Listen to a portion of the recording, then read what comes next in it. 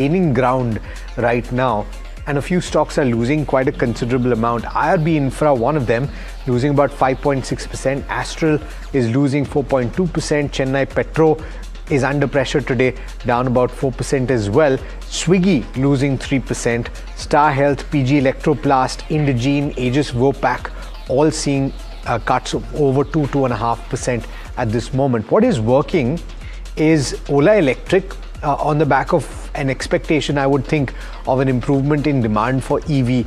It's up and about. It's gained in the recent past as well. Bear in mind, though, that the fundamentals have not been great for this company, and so have a sense that this is a highly volatile stock. So we'll ask Kush about it in just a bit. Trent is something that is working. We pointed this out to you. It's up about 4.3%. Adani Power is doing okay. Bank of Baroda from the banking pack is doing okay as well. But you have the banking pack, Nifty Bank, and pull up the intraday chart if you can for the Nifty Bank, because it's lost quite a bit of ground and then once again moved back up. It was down about 0.8% at one point when I saw it, and it's rebounded just a tad bit to trade with cuts of just about 0.4% or so. Kush, very quickly on Ola Electric, because the stock is up as much as 7%. Would you be cautious with this? Absolutely. So I would avoid Ola Electric. There could be, a momentum. There could be a rally. Volume also on Thursday and Wednesday, by the way, was pretty healthy. So yes, there could be this uptick that could continue. But when you speak about a more structural move, I think Ather Energy is something that I would prefer over Ola Electric. So yeah, I mean, if you have a position at lower levels, you could hold it with a trailing stop loss on Ola. But Ather is something that you want to consider as a steadier positional bet. Got it. All right. On that note, gentlemen, thanks so much for taking the time. Pleasure having you as always. We're joined this morning by Vinod Karki, Head of Strategy at ICICI Securities. Vinod, thanks so much for taking the time and good morning to you. The sense that we're getting is that there's a considerable amount of uncertainty. That's the only thing that you can have absolute clarity on. And a lot of people looking at the price of crude oil as a barometer of where this entire situation is heading, and we're well above $100 to the barrel. And so therefore, the question to you at the onset, as a keen watcher of the space and somebody that researches this very closely, what are the top few talking points that you are focused on, or data points that you are focused on when you look at the market and fundamentals today? Well, thank you. And rightly pointed out, it's the price of crude which reflects all the sum of all fears, if you may say so. So I think from a base case perspective, we are almost 1 month past this crisis which started. It appears to be a case where this will be a 2-3 month affair where oil prices can remain above this $100 level for maybe a quarter, 2-3 months, which effectively, I think the market has taken due cognizance of that. If you see from the point where the conflict started, the market cap erosion has been close to 50 trillion rupees, which is almost 13-14% of GDP. So the market, I think, is kind of pricing in this base case Gulf crisis, which I think could last for maybe 2-3 months. So it's there in the price. It's not as if while the noise is there, I mean, all the incremental data points make you, worry, and fear is there. But you have to also remember that you have shaved off close to 50 trillion rupees worth of market cap, which is almost 13-14% of GDP due to this effect. So a lot of it is there in the price.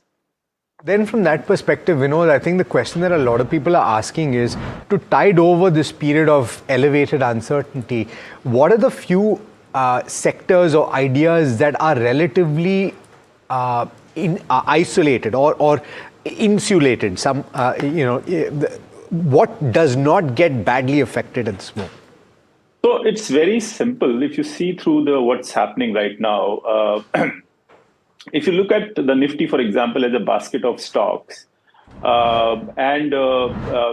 It's an energy crisis where there's energy shock. Prices, I mean, you're not getting enough fuel, and prices are rising.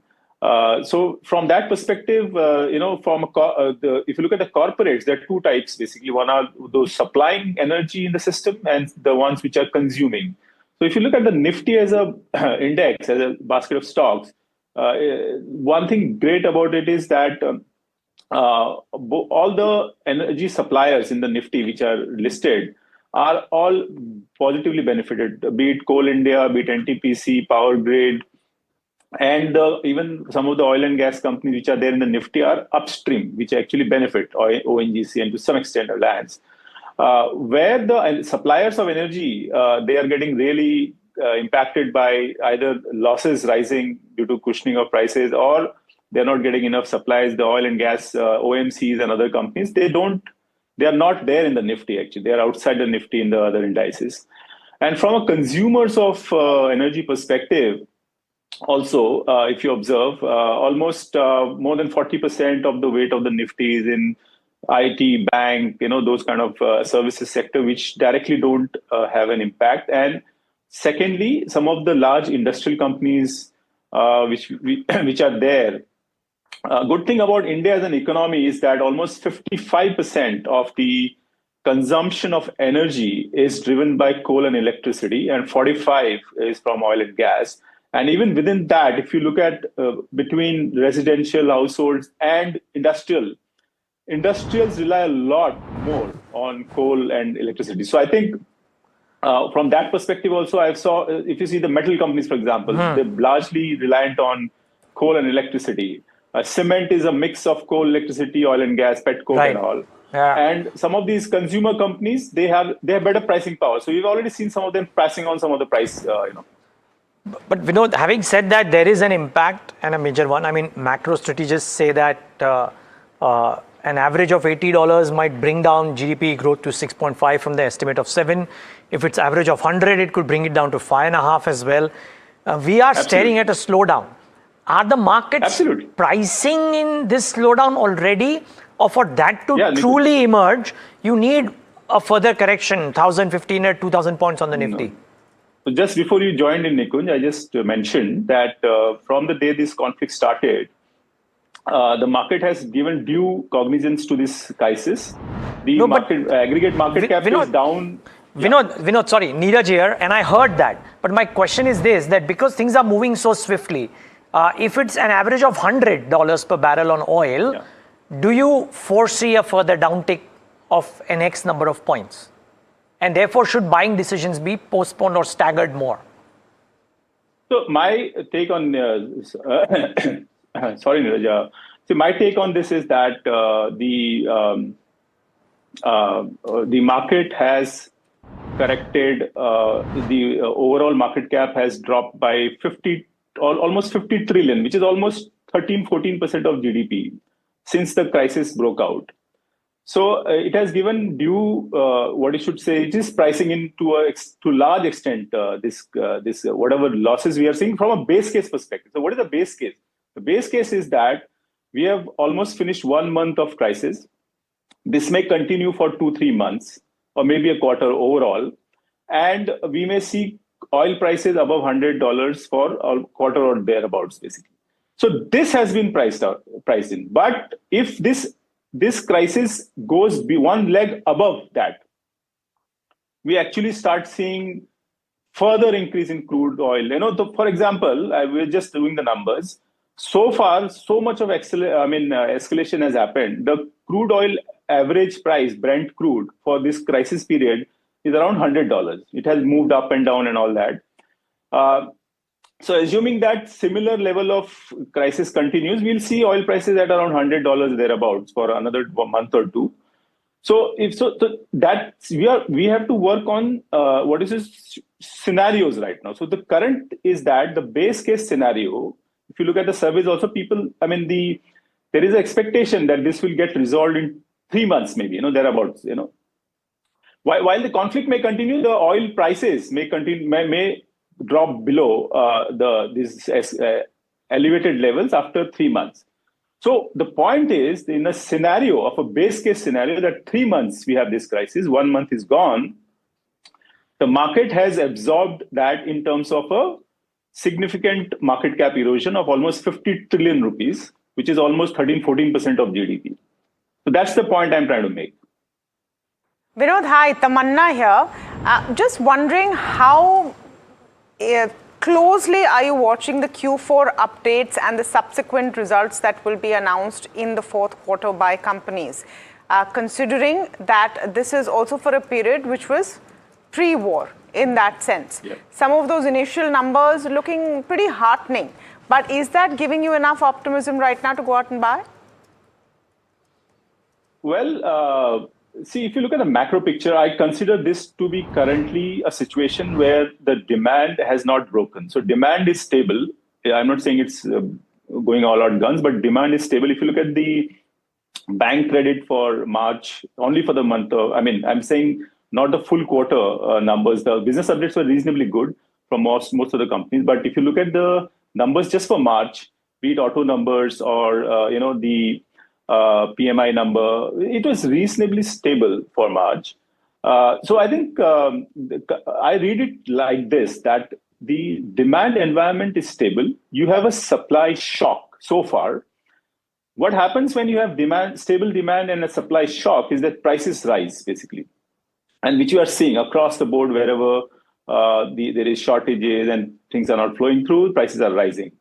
Now, there are two ways to look at it, positively and negatively. Positive is that, as I said, if it's a base case scenario, that 2-3 months of supply shock, and you get an inflation kicker. So if you remember, pre to this period, this crisis period, we had this other issue that inflation was just not picking up in this country. WPI, CPI, and it was, and that's why the nominal numbers, if you see, were looking pretty weak, 8%, 9% nominal GDP numbers. Now, this, if it kind of gives a kickstart to inflation, but remains a short-term problem, then it is actually, it may turn out to be a little healthy in terms of kickstarting the inflation to some extent. But that's where the good news ends, that if the base case scenario is not held and we get into a very bad situation where what will happen is this stable demand environment starts cracking, in the sense that prices rise so much that there's no longer the demand will be stable. It will start falling because the prices rise so much.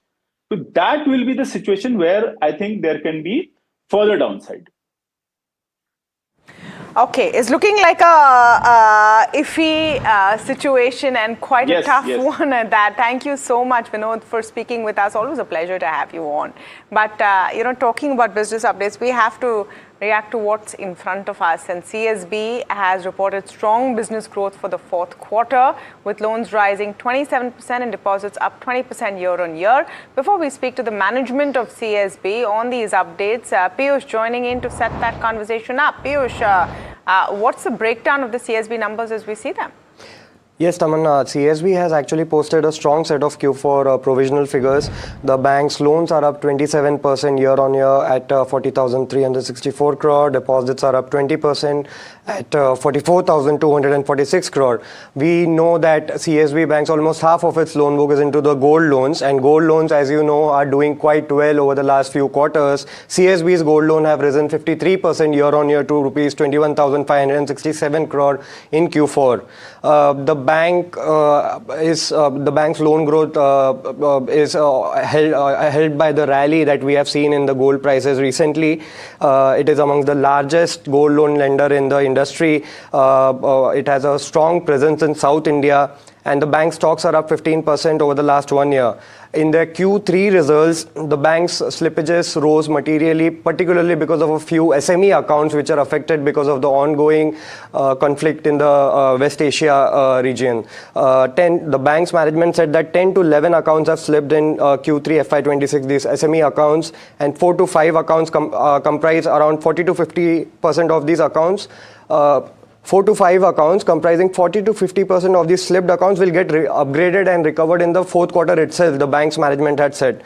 The bank's management says that no SMA2 or the delinquent, the stressed loans will be in the gold loan. And finally, the NIM is expected to be stable at around 3.7 in to 3.9%. fact, Piyush will take some of those questions to Mr. Pralay Mondal, the MD and CEO at CSB Bank, who's with us on the show right now. Mr. Mondal, very good morning to you, and thank you so much for speaking with us. I think everyone looking at these Q4 updates very closely in light of everything that we've seen in the last few weeks as per what's happening geopolitically. So before I come to these updates, wanting to understand if there is any kind of exposure or any kind of impact that you've had, especially from NRIs. Good morning, Tamanna and viewers. From a NRI perspective, I don't think there is any major issue at this point of time. Of course, the NRI deposit book has not grown as much as the deposit book has grown. But in terms of any other, whether it is remittance, whether it is stability of those deposit books, I don't think there is any issue. So I think we are pretty good on that. And as far as the Q4 is concerned, what has stood out for you, sir? I think Q4, 2-3 things. One is I think we have remained consistent in our growth, whether it is on the deposit side or on the asset side. And we have sort of outpaced the market growth significantly, the way you have done it in the last few quarters.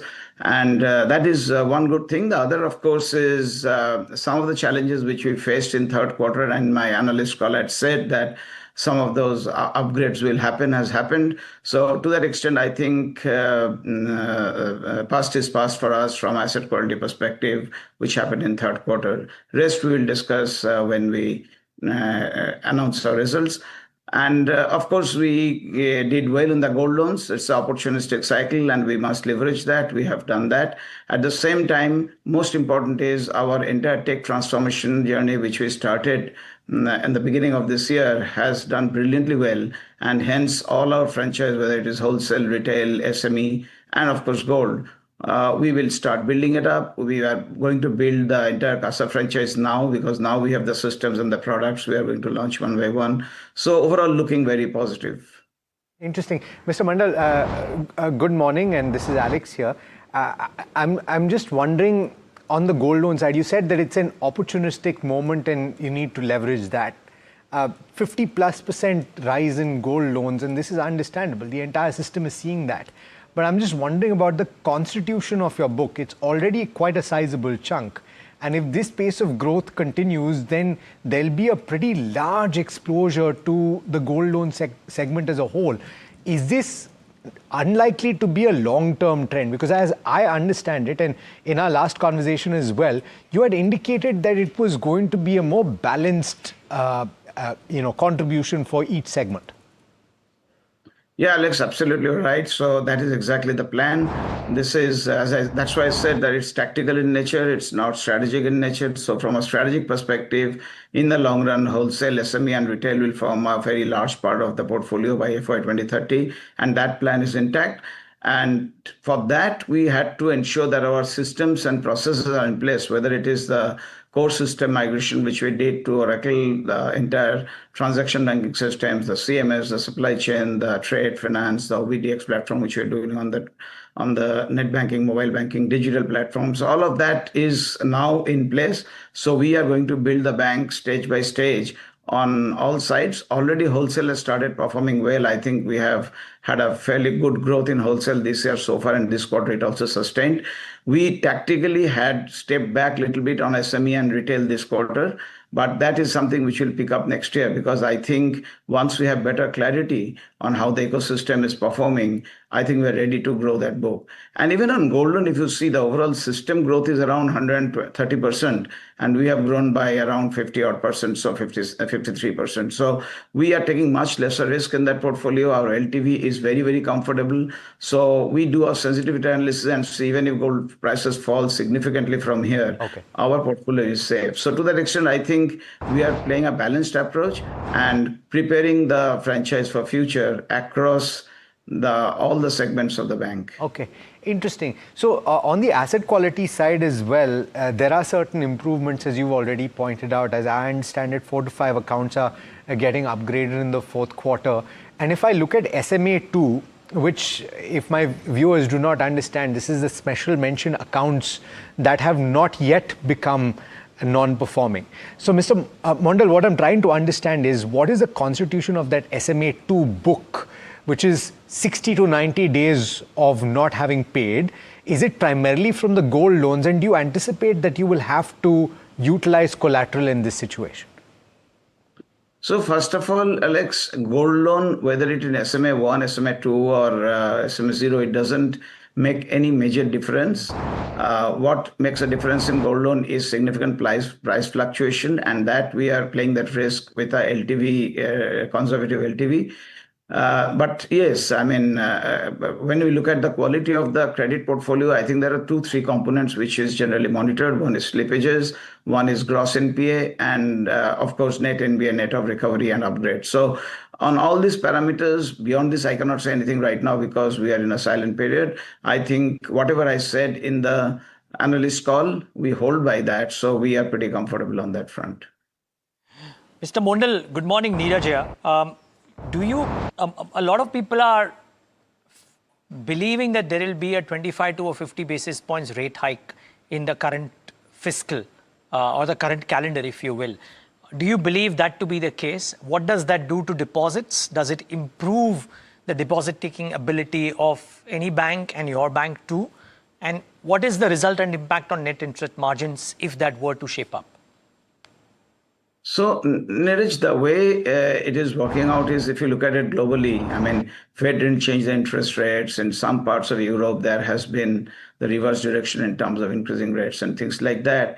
We'll know in 2 days' time what RBI is going to do. But general consensus is that I think it's a wait and watch kind of a scenario at this point of time because global volatility is changing every day. We will know only late night today and tomorrow what is happening there in terms of the threats which are there. So from that perspective, very difficult to predict what is going to happen, and we have to wait and watch.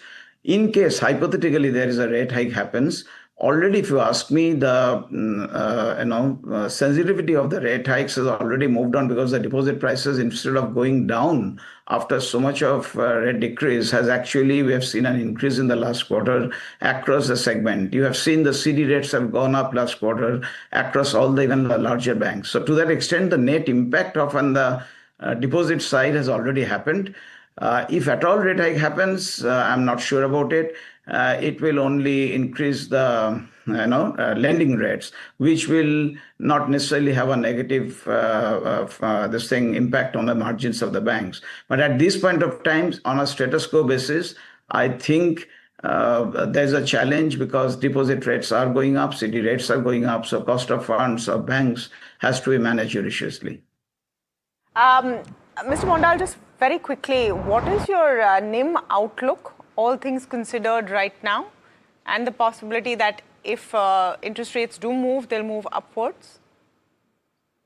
I think we have said that our interest, NIM will be in the range of 3.7 to 3.9. I think I hold to that for a quarter or two. And after that, we'll see how the global scenario plays out and we will figure that out. So for us, some of those projections don't change much at this stage. And we will be in that range of 3.7 to 3.9. Hopefully this quarter will be on the slightly higher end of that, but we have to wait and watch. Are you seeing any sort of distress calls yet from the business side because of the whole Iran war? In any sectors or segments? No, not really, not yet. And we may not be the right people to comment on that because our overall portfolio size is small and our exposure may not be in all the segments which could be affected. But for us, we have not seen yet. Fair enough, but with whatever you have seen so far, you're not seeing any sort of SOS or concerns so far, especially from the SME size. And I know your SME book isn't that big, but nevertheless, whatever exposure you have. You're not seeing that? No, not really. And whatever little bit cautious approach we took last quarter, I think some of those have come off well. And we are pretty stable from that perspective. So far, so good. Let's hope it stays that way. Thank you so much, Mr. Mondal, for speaking with us. Pleasure having you here with us on NDTV Profit this morning. So, so far, so good is the word coming from CSB Bank. But of course, there is a preparation at all ends for what's happening across the world and to make sure India is secure. So the government held a meeting to step up production of induction cookers and petrochemicals last week as the Middle East conflict continues. We're going to be speaking with StoveKraft on what this means to us. But Rishabh joining in for more details. Absolutely. What you had is, like you said, a preparation on all fronts. And one of those preps involves sort of amping up the domestic production of key products like induction cookers as well as critical petrochemicals. So what the government's POV is, it is to sort of look ahead, even if the war continues for a few months, starting now, the availability as well as the affordability of critical supplies like induction cookers should not stop. So in that vein, there was a meeting that was held between DPIIT, DGFT, various other ministries had representation as well. And what they decided was on that there will be some sort of a boost in production, and various ways to boost that production were also discussed. What we've also already seen from the government is a cut on import duties on various petrochemical products that are critical to other, that are actually critical raw materials to other products. So that's what we're seeing from the government, is this sort of proactive approach wherein more and more interesting and more important products are being sort of lined up, even at the sort of taking care of the worst case scenarios that are also coming up if the war continues. Thanks, Rishabh, for that. Let's get in Mr. Rajendra Gandhi. He's Managing Director of StoveKraft. And start off, Mr. Gandhi, with a macro view. Good morning. This is Neeraj Shah here. There is a need for the products of this nature, of all everything subscribing to energy saving, to go up. Is one, we understand there is a push by the government as well to do that. Is there capacity and is there enough raw material to accede to this push and ramp up production, or will it take time? Good morning, Neeraj. Yeah, as you will the market is witnessing a movement to use consumption of induction cooktops to ensure that the households do not suffer from delays in supplies for LPG gas. Yeah, there is a huge surge in the demand of induction cooktops, because about 50% of the inputs, around 50% of the inputs, we are depending on imports, particularly for electronic parts and for crystalline glass. The supply chain itself is global. So it will take some time when all this is made available in the country. There is a timeline when producers in the global markets produce this and supply this, and by the time it reaches our factories. So definitely there is a shortage of these components, and I think in the next 15-20 days this should stabilize. Why do you say that it should stabilize? I mean, are there some real supply confirmations that have come about? On the component side, yes, we have reached out to our suppliers to at least at the company's level, we have tried to double our capacities on production, and our suppliers to develop on their quantum of supplies that we source from them. So to that extent, we are assured. But overall, as a market, there is a demand across the Southeast Asian markets. And so even the suppliers are finding it, there is a huge surge in demand at their end. So it may be overall as a country, I believe this is going to be not very easy. It will take some time to stabilize. But at StoveKraft, we'll be able to double our production from what we were doing. We were manufacturing about 200,000 pieces a month, which we are confident of achieving a 400,000 pieces a month capacity on production. When, sir? By when, Mr. Gandhi? 400,000 by when? Yeah, this month we will achieve this number. Yeah. Okay, I did want to ask about the glass top, and you mentioned that you as a company are importing. I'm just wondering whether there are local suppliers available, whether there's a possibility, if you are increasing production to this extent, whether there's an option for localization, Mr. Gandhi? As of now, there is no capability and capacity for manufacturing the crystalline glasses that are used in the manufacture of induction cooktops. But even if someone wants to put up a facility, it will take 4 to 6 months to establish this. Got it. So let me ask you this. So you've reached out to your suppliers to increase supplies and you anticipate that you will double production.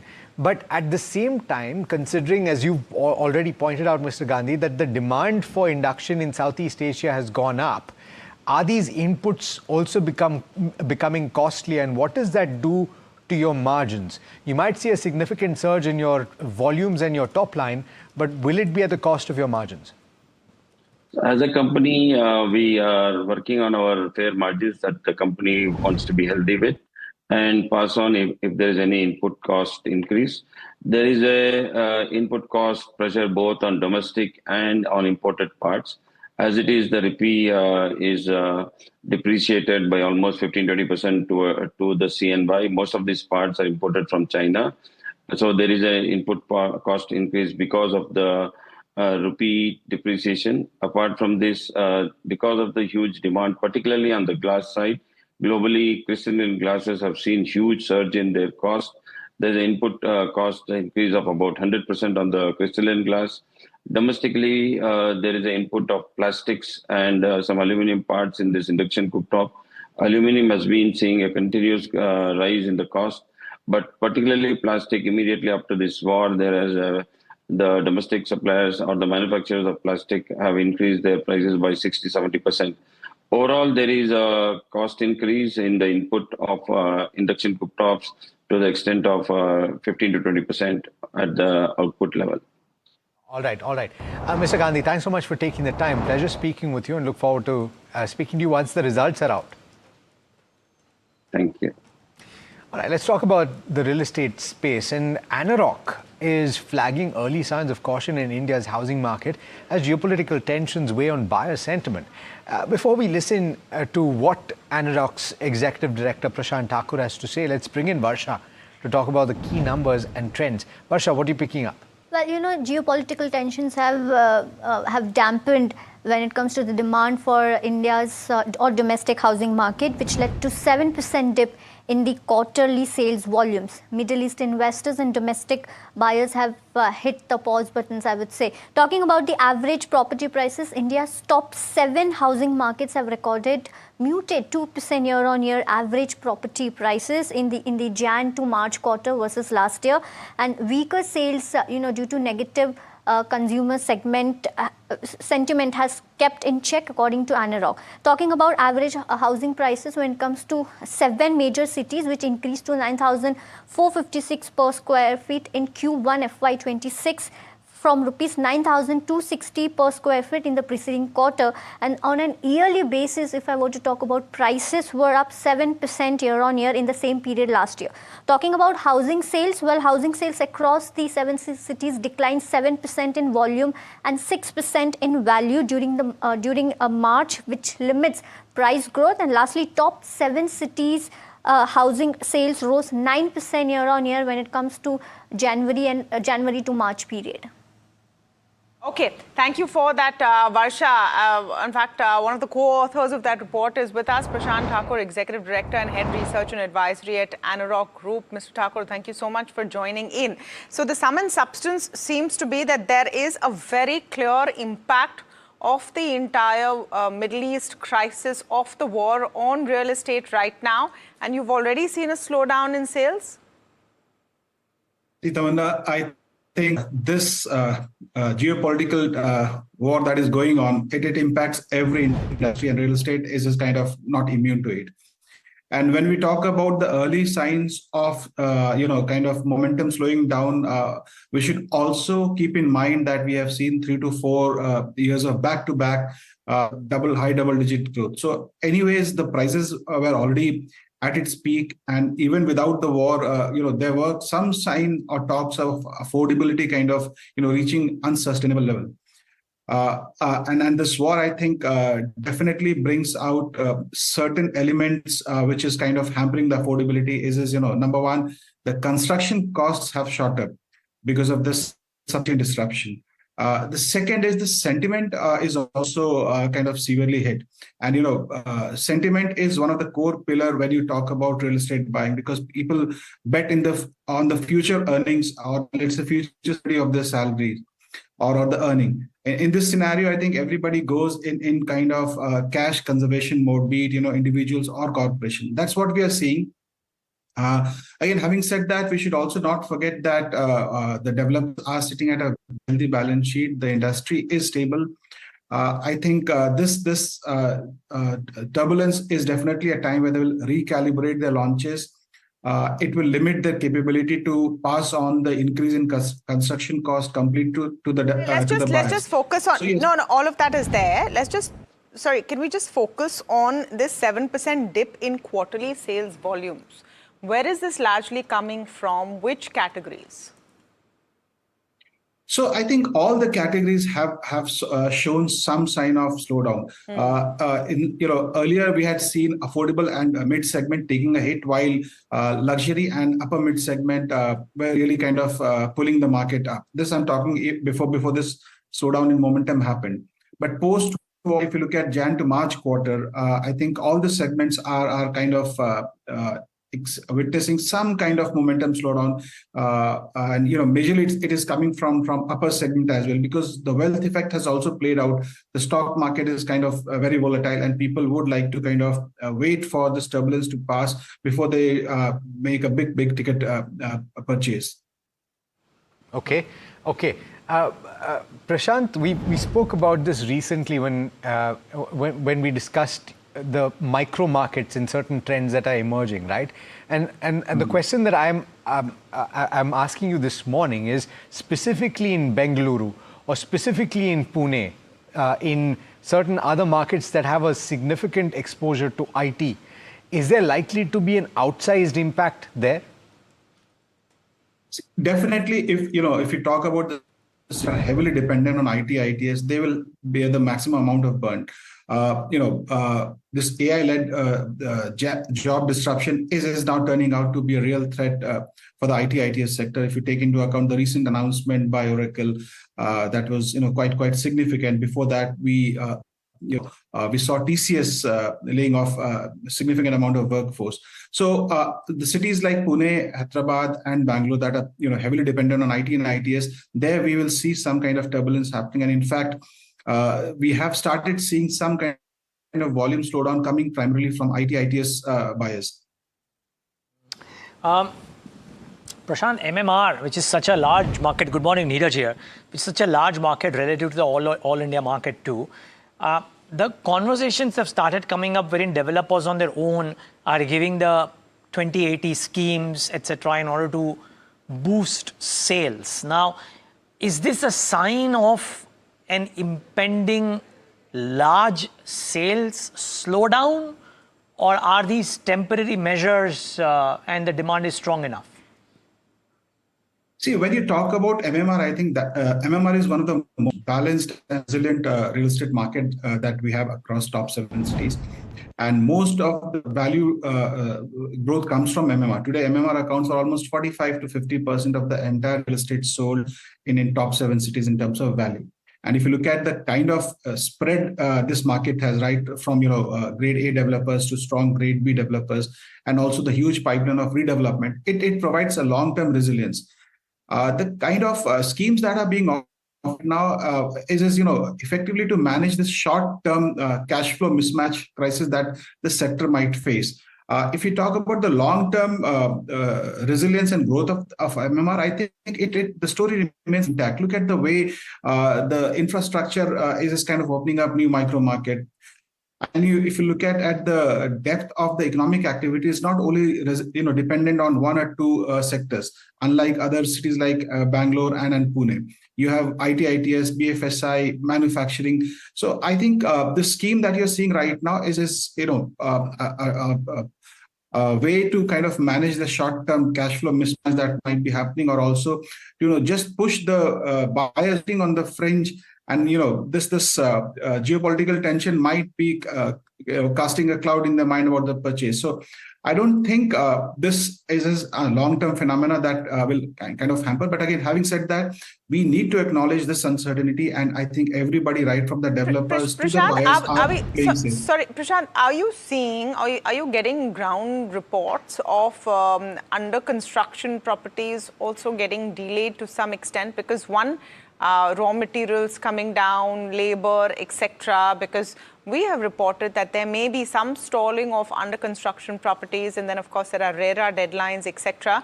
Is that one area you're also watching out for?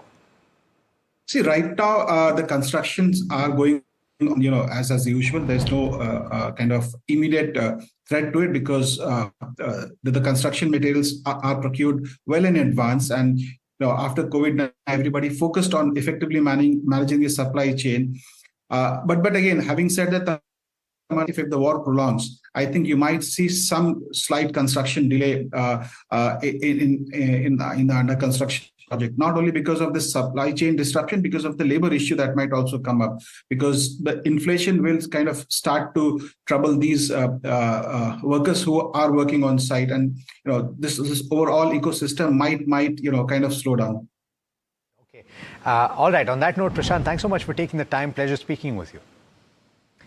Thank you. These are trends that we're going to have to study very closely in the coming weeks and months. But more recent and more immediate, you have the equity markets that are at the low point of the day for the benchmark Nifty 50. Now cuts of about 0.6% at 22,570.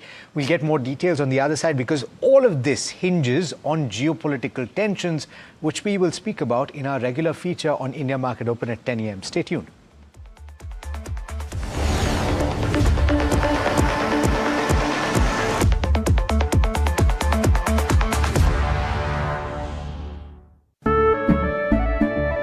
केसरिया से मन जोगी हुआ रे दिल झूमे देखो मतवारा हुआ रे केसरिया से मन जोगी हुआ हर पल मनाओ केसरी त्योहार विमल बोलो जुबान Kesari.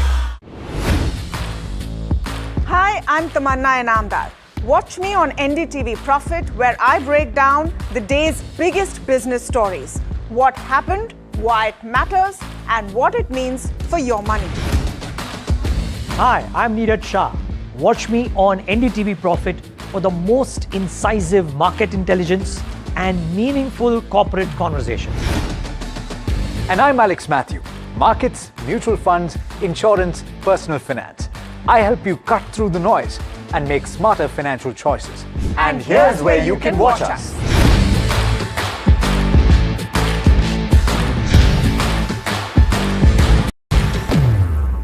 Presenting the all-knowing, all-powerful Tech Guru. Whoa. Guru? I'm no guru. Okay. I'm just a guy who loves his tech. A show where the mysteries of megabytes and motherboards shall be unraveled. Bro, nobody talks like that anymore. This is all about connected ecosystems, EVs and AI that you can use in your daily life. That's what we do on Tech 360. Real talk, real reviews, tech that you can actually use.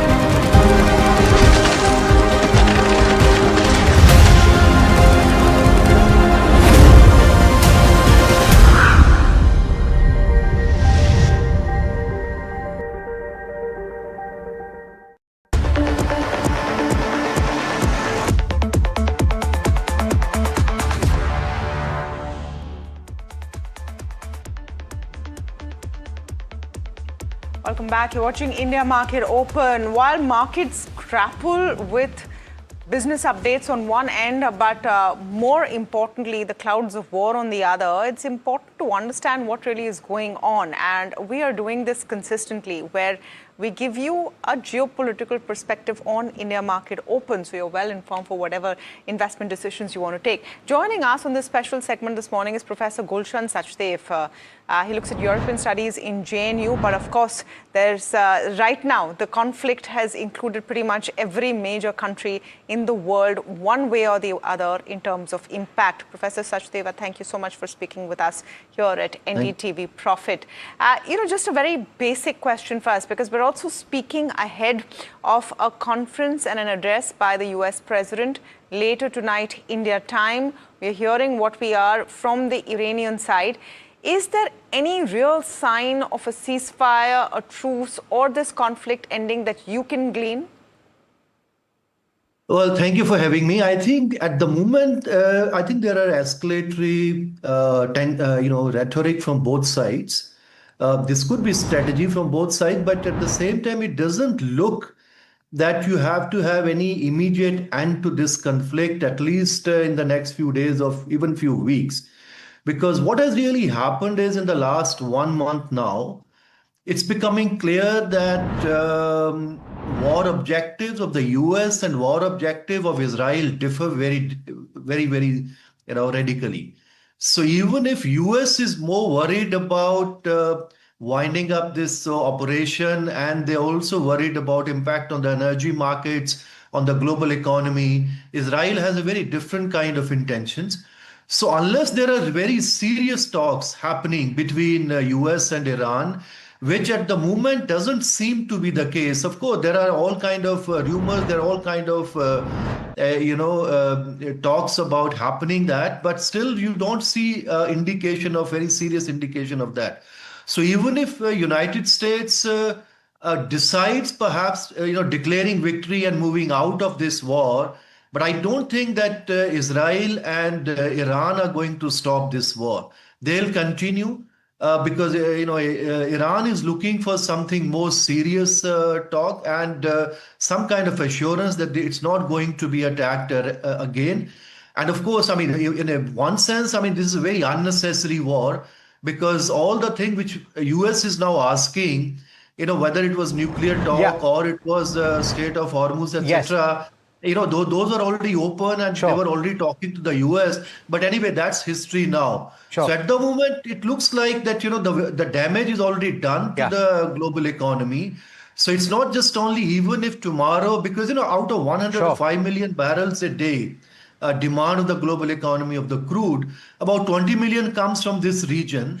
And in any kind of scenario, if one is looking now for at least in the next foreseeable future, at least 10 million oil crude is going to be missing. But the question is, Professor Sachdeva, the question is based on what we've seen over the weekend as well, and the tone and tenor of the messaging, particularly from the US president, there does not seem to be any off-ramp in sight. And so therefore the question is, can you unilaterally, even if you do announce a victory, are you going to be able to extricate yourself? There is a significant loss on the military side as well of equipment for the US now that it has to bear. Well, that's right, because every day it's I mean, according to certain estimates, about $300 million the cost of war is on the US economy.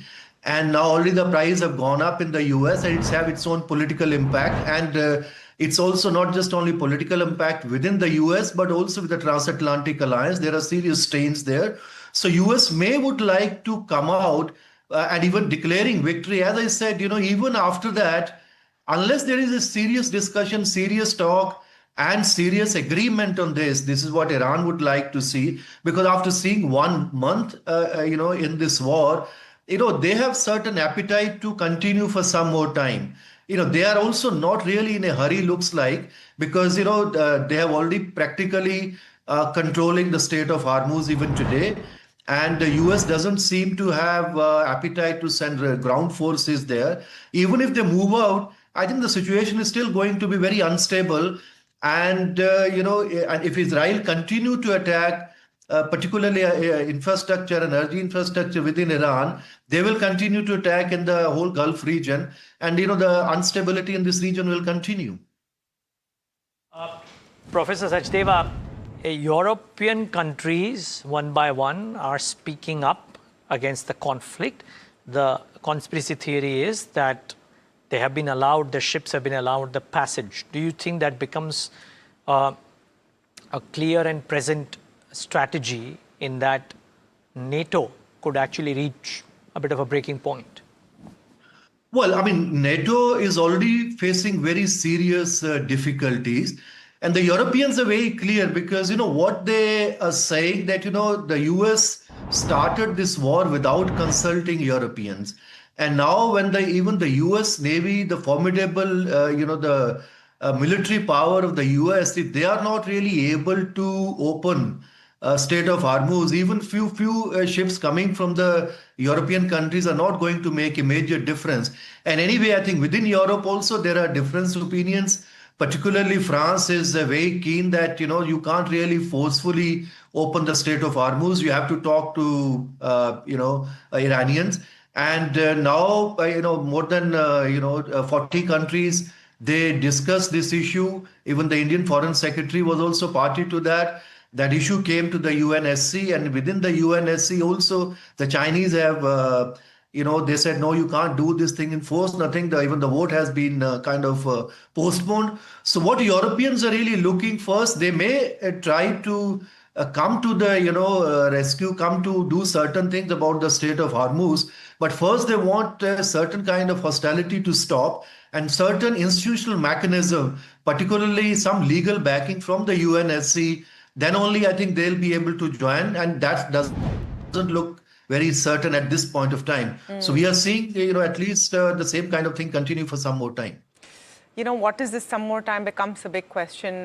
Professor Sachdev, thank you so much for speaking with us. But a prolonged, painful war with this kind of a situation is definitely not what was required. Let's move on to our big conversation this morning on Talking Point. Harsha Upadhyay, CIO of Kotak Mahindra AMC with us. Harsha, very good morning. Always a pleasure to have you on. And I think one thing that's coming out very clearly through all of the data that we're getting is that even while FIIs have decided to look at other pastures, Indian investors are continuing to keep the faith in markets. Now, do you think that that's justified right now with what we're seeing? There seems to be an underlying sense that this will end at some point and then you should be well placed to make the most of it. Would you agree with that? Good morning, Tamanna. I think clearly what you said is right. If you go by the flows that the industry has seen during the month of March or the first few days of April, it's clear that the domestic retail investors have continued to participate in equity market and continue to pose faith on Indian equities. Yes, we are in the middle of volatility. Very difficult to take a call in terms of where it's going to end, exact impact of the war, etc. However, time and again, we have seen that when you're in the middle of a crisis, it's always difficult to take a call. And once the crisis ends, the businesses will start to do better. And that's what people who are invested into equities believe at this point of time. And of course, on a like-to-like basis, there has been a fall in the market compared to where we were at the end of April, at the end of February. So to that extent, yes, the additional investments are also going in at lower levels, which of course would discount some of the damage that has been done to earnings trajectory because of the war. So all in all, I would say that anyways, in equities, you cannot predict the short-term return trajectory, or you should be looking at short-term in the first place. And if you are a long-term investor, if you are going to make staggered investments, I think the lower valuations that have been offered by the market is another good entry point to do that. No, but the concern and question is where, because the nature of what we're seeing is so unprecedented, Harsha. There is a fear that some things may change in a more permanent or long-term fashion. In that context, what are the sectors that you see more likely to bounce back first or safer bets? I don't think there is any safer bet in that sense at this point of time, except for maybe the defense segment, which will continue to receive orders despite what's happening around the world. That's the only segment where you can be very confident in terms of the demand continuing at the same pace or at higher pace. Most of the other sectors could get impacted if there is a prolonged war. It's all about not just about the price, right, Tamanna? Right now, the issue is more about the price rise and how it's going to impact margins and all of that. However, if there is a damage to oil infrastructure, which is going to lead to a medium to long-term impact on the overall production of oil and derivatives, then that's where the market would take it as a medium to long-term negative and start to price in. At this point of time, I would say that most of us are expecting it to be more of a short-term impact just on the pricing rather than on the availability. Yes, there are logistical issues, but it's hoped that those logistical issues will get resolved at some point of time. in the future. However, if there is an impact on the infrastructure, then it would take time to rebuild those assets. And to that extent, then the earnings trajectory could have a meaningful damage depending on what happens, etc. So that's not something that we are pricing in at this point of time. Harsha, morning. Speaking about pricing in, this is Alex, by the way. What do you think the market is currently pricing in? Which is that you've seen a depressed market for quite a while now, and you've seen quite a crack, particularly over the last 1 year across the board. But what is the market pricing in on the earnings side, in your opinion? There is obviously a shock, but what is projected? Alex, clearly, market was trying to price in a recovery in terms of earnings at the end of January or February. To that extent, that notion is somewhat getting tested at this point of time. I would say that the market is probably pricing in a similar kind of financial year as compared to financial year 26 now, as we speak. However, it all depends on the extent of war and the damage that it would leave on a medium to long-term basis, right? Right now, when we are in the middle of the war, it's very difficult to really put a figure in terms of what's going to be the earnings number for the full year. It all depends on how long this continues. But it's fair to say that at least a couple of points of earnings will get shaven off because of the war. And if it extends, of course, there is going to be more damage to earnings. The reason I was trying to get that is that I think a lot of people are building that consensus that now is a good time to start taking a greater exposure to equity, particularly because of the valuation argument, right? And so if we are pricing in a lower earnings situation and then there's a resolution over the next 3 to 4 weeks, say, then there could be a significant up move if those estimates are correct, or maybe even a little more pessimistic. That's what I was trying to get at, but I guess it's too early to say. How much, Harsha, of a bearing could monetary policy have? Because at this juncture, globally, you're seeing a situation where the markets are pricing in the possibility of interest rate hikes. In India, I'm not certain how much of interest rate hikes are going to be possible, because we're yet to see the price of fuel at the pump go up. You're right, Alex. As far as India is concerned, the transmission of the high prices is going to take a little more longer time compared to global counterparts, I would say. And as you rightly mentioned, at least for now, we are not expecting any change in the interest rate regime. Of course, we cannot expect further cuts in interest rate, which was the case even earlier, I would say. We were expecting a longish pause in interest rate trajectory, and that's what seems to be continuing at this point of time. However, it all depends on what kind of retail petroleum prices would start to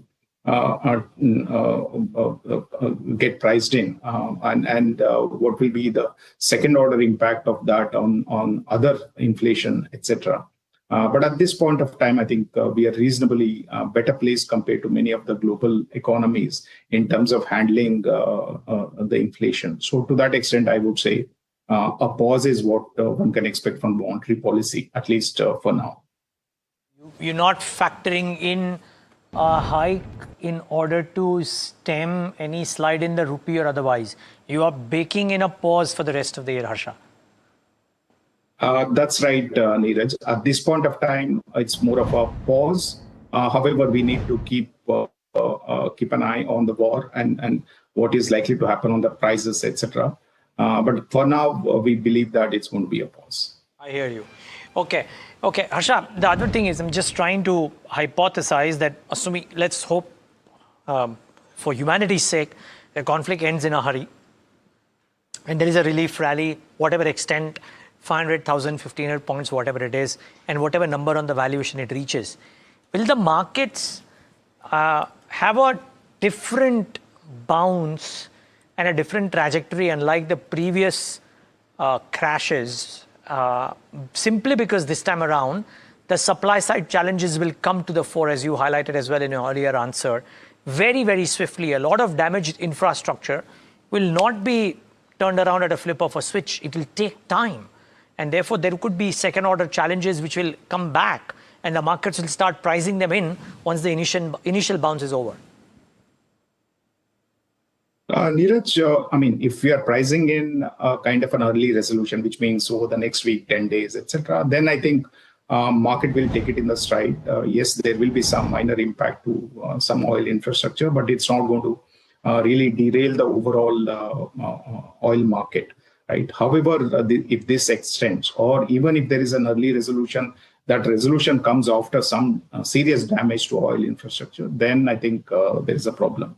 Right now, markets are kind of pricing in the logistical issues that most of us are experiencing in terms of availability of oil and a little bit of higher prices, which at the moment seems like it's more of a short-term blip rather than a structural change from a medium to long-term perspective.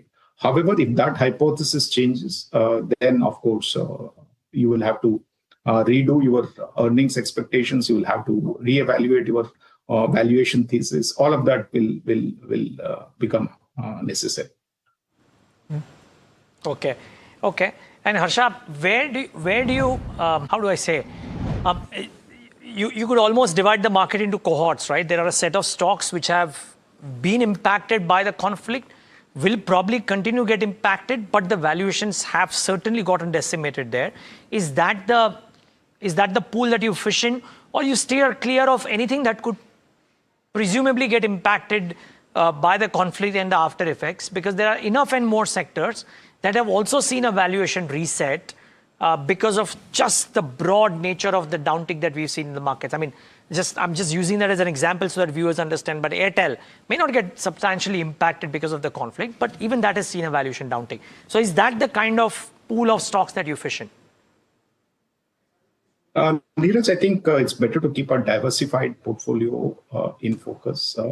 While there could be a very, very strong pullback in some of the segments where there has been a larger impact because of the war, for example, oil marketing companies, aviation stocks, or some of the chemical stocks, or some of the areas where fuel becomes a larger part of the overall margin profile, etc. There could be a sharp bounce back if there is an early resolution to the conflict, but we'll have to, again, as you rightly mentioned, we'll have to evaluate from a bottom-up basis whether those changes are sustainable or not, right?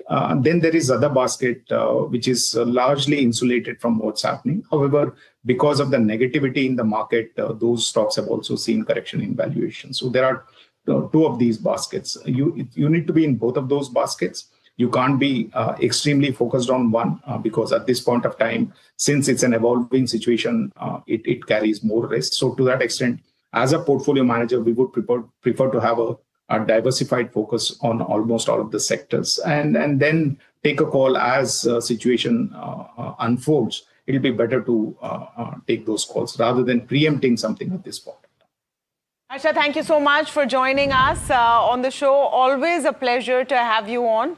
Harsha Upadhyay, there, CIO, Kotak Mahindra AMC. I mean, of course, the wise money would tell you that these kind of situations are in time to buy in a staggered fashion with a very long-term view. But if you're looking at your screen on a more regular basis, yes, there is reason to wonder what's happening. Having said that, the kind of response to business updates, I think, is quite optimistic, and it's heartening to see. I mean, pull up a Trent. Decent business updates, strongest in the last 2 quarters. Trent over 6% up right now. Pull up a Nykaa. Again, good business updates. These are pure play consumption and discretionary consumption companies, right? 3.5% on Nykaa as well. I think we were showing Nykaa before that. That's the detail on Trent. Let's show Nykaa, 3.5% up as well. So the domestic businesses and the Q4 updates are good. Having said that, it's also a fact that FIIs seem to be fleeing.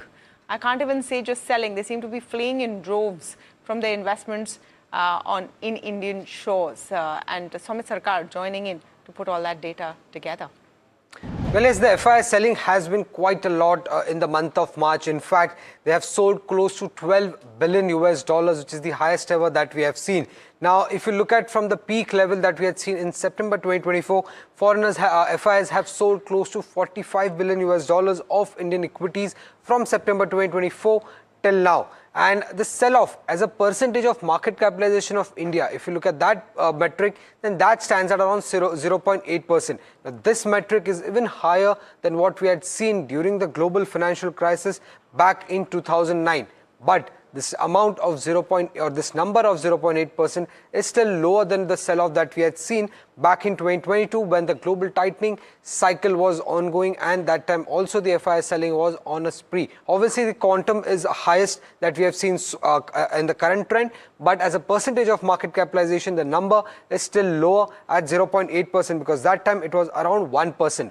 Now, Goldman Sachs here has done this assumption, and they are saying that if the current outflow hits the 1% of market capitalization mark, then that implies that there could be further selling of around $12 billion in the Indian equities going forward. And they are also expecting that because of this Iran war, there could be a much more FI selling that could come in, but that could be limited to around $12 to $13 billion as per Goldman Sachs that we could see now going forward.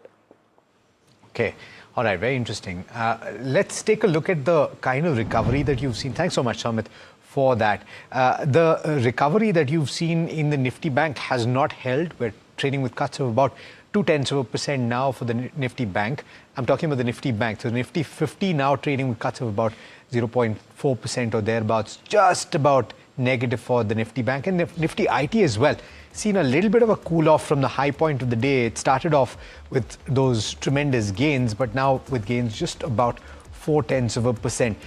The other factor, of course, is the Indian rupee, which has moved even higher today. So pull up that ticker on the Indian rupee, now trading at 92.88, moved above and holding well above that 93 mark.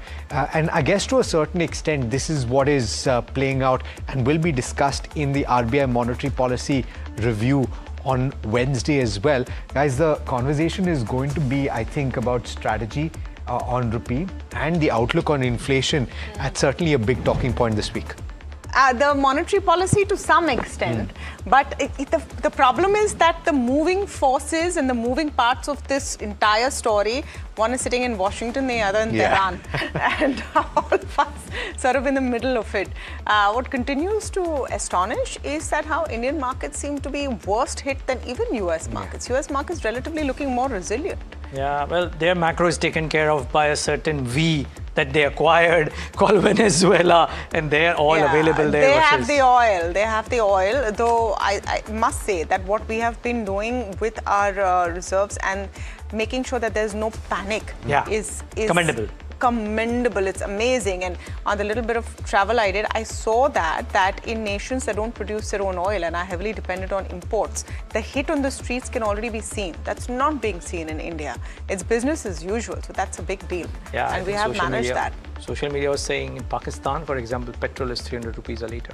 Wow, yeah, really? So that cushion has come in. We've managed to shore up enough so that people are not suffering right now. LPG cylinders are in place, no panic in place. So we've managed to hold out, and that's important as well. Well, markets are also hopefully going to manage to hold out. No big cuts this morning, but that's pretty much all the time we have on India Market Open. Stay tuned. Your questions on your portfolio will be answered up next on Ask Profit. Thank you for watching.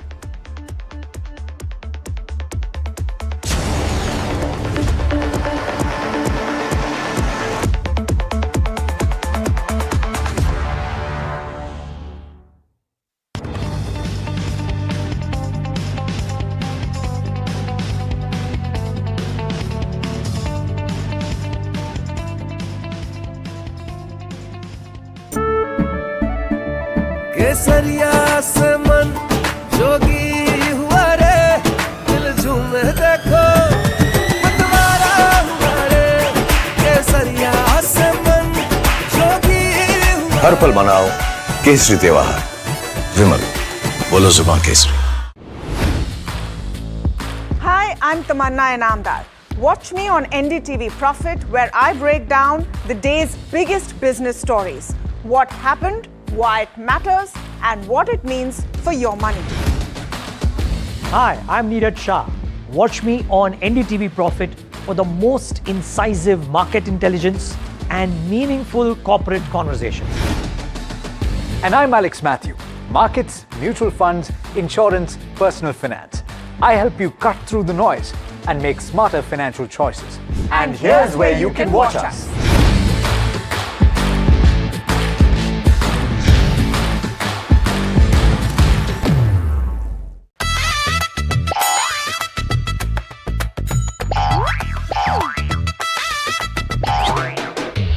To understand the Tamil Nadu twist, join me in the midst of our people, language and politics. Vanakkam Tamil Nadu, here we come.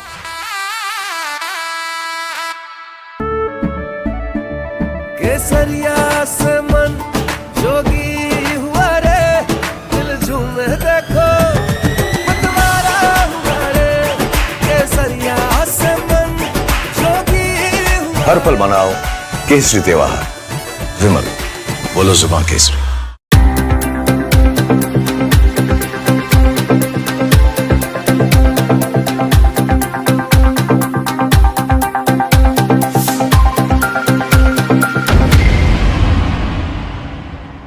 Presenting the all-knowing, all-powerful Tech Guru. Whoa. Guru? I'm no guru.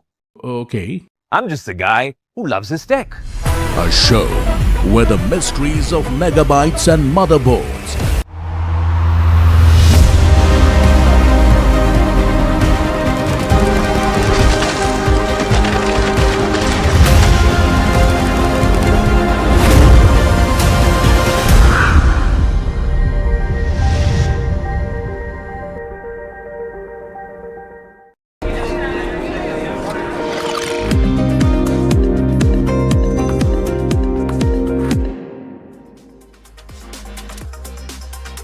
Hello and welcome to NDTV Profit. You're watching Ask Profit, where all your queries get answered through a technical and fundamental guest. But before checking on the market, you can WhatsApp your queries or even call us about all your queries. Well, moving on, let's see what markets are up to.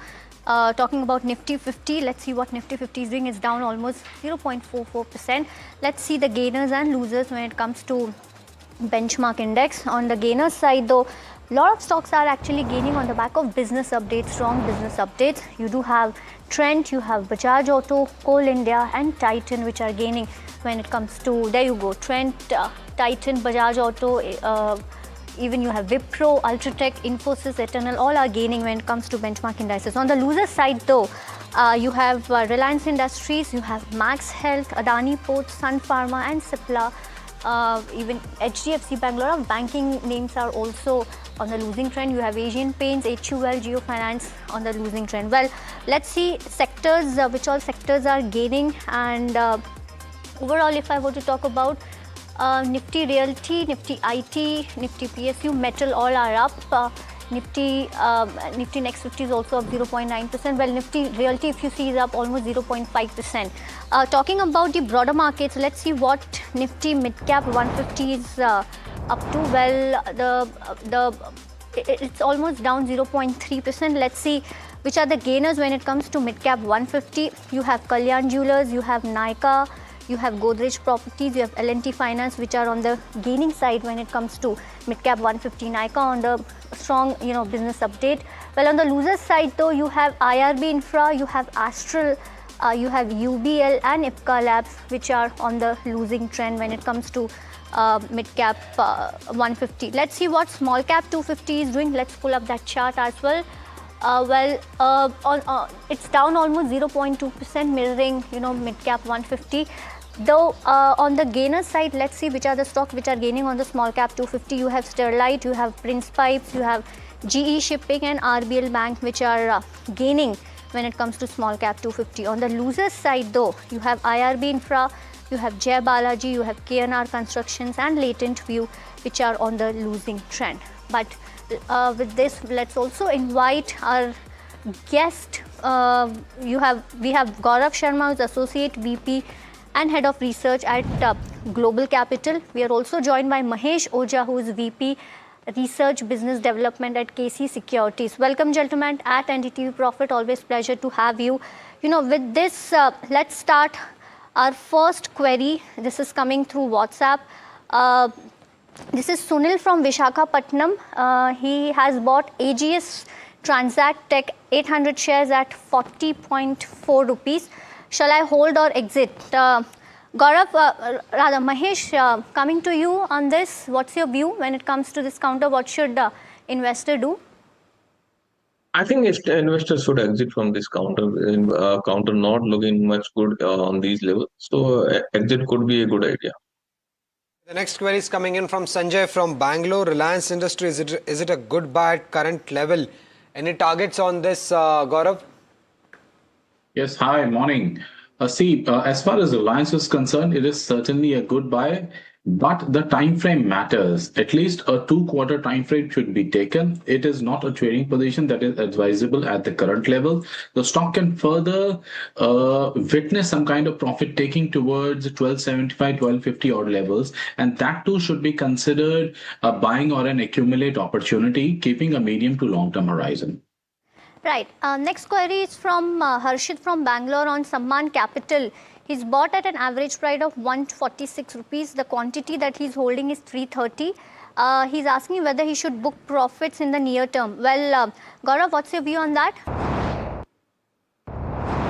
From the NBFC space, yes, Samman Capital did outperform because it stayed in a range. It hasn't corrected much, while the larger peers in the similar pack, that is Bajaj Finance, Shriram Finance, that have been otherwise doing really and exceptionally well, have corrected a lot. So, yes, good amount of resilience is visible. I'll advise him to take a stop at 135 and hold the position. The next query is coming in from Naga from Hyderabad. He's a long-term investor and he wants to know, should he add more shares of Genius Power at current levels? Any view on this, Mahesh? They can add further on these level. Genius Power is doing fundamentally good counter and company doing very good. So in the longer term, I think they can hold further. If anyone want to add on these levels, they can add further. The next question is on GMDC. Investor wants to know support levels and right time to enter into that. Gaurav, this question is for you. Firstly, it is very well placed. Yes. GMDC is very well placed. The metal pack is otherwise doing good, not at all an issue. The support levels are placed at 520. These are the long-term supports I'm talking about. As far as some short-term supports are concerned, it is 560. Good time to hold, good time to keep it in your portfolio, and even fresh long addition can be considered at these levels. Okay. Sridhar from Coimbatore is holding 100 shares of Vedanta, bought at a price of 683. He wants to know whether should he continue to hold this counter or should he book profits, and also the stock split will be happening. So what will be the impact of this is what he wants to know. Mahesh, should he continue to hold? Should he continue to hold till the stock split? What would you advise? I think they can hold further. Actually, Vedanta is doing very good and good dividend. I think in a longer term, they can create more wealth on these counters. So I think probably they can hold further. If anyone want to add on these level, they can add further. In a longer term, I think still have a chance for upside. Next query is from Venkat on NTPC Green. He's bought at 96 of 500 shares. He wants to know short-term view. Gaurav, what's your view on that? Short-term perspective, it is a avoid. The stock is still trading in a range of 92 on the downside, 100, 102 on the higher side. Till the point this range is not breached, I do not see any kind of meaningful upside here. Once 102 is surpassed, 106 and 112 are the immediate upside levels. So wait for the breakout to happen, then only enter. Anil Singh wants to invest in bank. He wants to know whether should he buy Canara Bank or Punjab National Bank. Mahesh, your view? I think Punjab National Bank is a good buy from these level. Further, if your horizon is a longer term, looks attractive on these levels. So Punjab National Bank can be add on these level. From Canara Bank, I think 4 to 5%. If any correction, 4 to 5% downside from these levels, they can add further in Canara Bank. Right.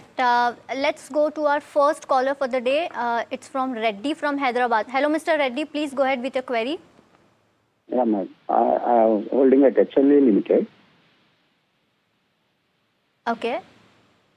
Buying price at 16, average price 80,000 quantity. I'm holding or average buying, any suggestion? Mr. Reddy, you want to hold it for long term. What's your time horizon? If you could please help us with Long that. term. Long term. Long term. Mr. Mahesh Oja, this question is for you. Mr. Reddy is holding HLV shares at rupees 16. He wants to hold it for long term. Please let him know your view. In a longer term, if you are looking from these levels, some upside can become. But if you are looking from this current sector perspective, I think ITC hotel is better of place in the value terms. So slowly they can switch in. If any upside in these HLV, then they can switch in Indian hotel. Sorry, ITC hotel. Queries from Ahmed from Delhi. He wants to know, in the auto sector, which stock should he invest? Should it be Maruti Suzuki or M&M? Given the fact that petrol and diesel prices are expected to go up, will there be interest in buying cars? Mahesh, any view on Maruti or M&M? I think M&M valuation wise, M&M looks good on these level. Some downside could become, but yes, fundamentally strong counter and having a much more value in M&M. So I think if anyone want to add M&M on these levels, they can add further. But if M&M looks 20 to 25% upside from this level.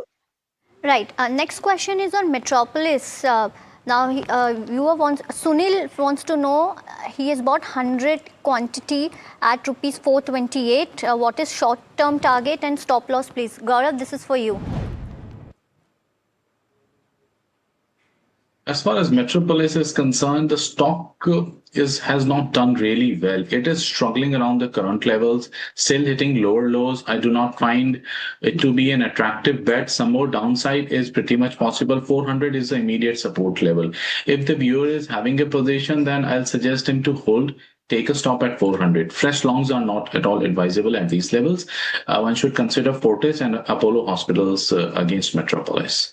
Right. The next query is a caller query coming in from Hyderabad. Satish, you can go ahead and ask your query. Yeah. Hi, Sumit. Good morning. Good morning, Satish. Yeah. This query is regarding Allenbury Industrial Gases. Okay. So in the recent fall, I bought some 455 shares at an average price of 208 rupees. So can it become one more Linde India, or does this company has? I'm sure of the industry as an industry. I'm aware of what it can go up to, but as a company, how will it be placed after 5 to 7 years? Okay, Mahesh, any view on Allenbury Industrial Gases? Is it a re-rating candidate? Yes, I think Allenbury Gases is well placed. Some upside in the longer term can't be denied. I think if you are holding from a 3 to 5 year horizon, then I think the wealth can be created in Allenbury Gases. So from my perspective, they can hold further. If anyone want to add on these levels, they can add further. Right. Well, the next query is from Karthik Kumar from Bangalore. He's holding IDFC First Bank 125 shares, which is bought at 85 rupees. And shares, if you see, is down almost 30% as of today. So he's asking, does he require to hold, since Haryana government has already empaneled this bank? Gaurav, what's your view on this counter? That news came in, the stock witnessed steep hammering, and yes, it has corrected reasonably from the buying price of the viewer. I think he should hold on to the position now.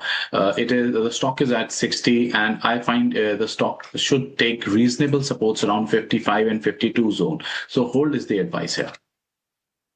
The next query is coming in from Siva from Amravati. He's holding 1,000 shares of Hindustan Aeronautics, bought at a price of 5,050 rupees. He wants to know whether should he continue to hold this counter or sell in the next 6 months. Gaurav, any view on Hindustan Aeronautics? Absolutely hold. From a next 6 months perspective, I see it heading towards 4,200, 4,300 zones. Right. Next query is from Animesh from Kuala Lumpur. Well, it's about JK Lakshmi. He has 144 shares at rupees 687. Should I average it down? Gaurav, what's your view? In the light of the recent updates that we have seen, a 20 to 50 per back price hike is likely within the cement sector, and JK Lakshmi will also announce the same. Also, the stock has corrected reasonably, and now it is available at attractive levels. hold and add is the view from my side. The next caller query is from Andhra Pradesh. Prasad, you can go ahead and ask your query. Sir, my query is Ashok Leyland, sir. Last week I have sold out at 147. Re-entry levels, sir. Tell me the re-entry levels. And this is for short term, I believe, right? Yes, sir. Long term, sir. For long term. Okay, long term. Mahesh, should Prasad buy Ashok Leyland at current levels? I think if from a shorter term prospect, I think they can accumulate in these levels, not in one shot. So accumulation are advisable on the Ashok Leyland. Right. Next query is on Tata Motors, and Mahesh, this is for you. Umesh from Bangalore is asking, he's bought Tata Motors PV at rupees 357.98. Should I average it or sell for long term 10 years plus? Mahesh? I think they can accumulate further on these level because I think stock has a much more potential in the longer term horizon. So it's advisable to accumulate slowly in the Tata Motor PV. Tarkaram from Tirupati wants to know whether is it a good level to buy latent view. Gaurav, any view on latent view? Samit, in the previous trading session, latent view went up to hit the upper circuit 20% mark.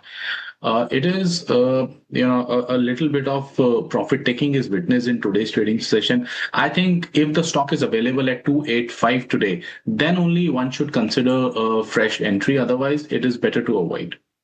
Okay. Right. Well, the next query is from Shushila. She's asking, she has MRPL shares at rupees 179. Please tell me short-term targets. Gaurav, what's your view on that? Very attractive at current levels. Short-term targets are 200 to 210. The next query is from Chennai, where Vijay is holding few shares of Cummins. Again, he wants a short-term target on this. Gaurav, any view? Cummins?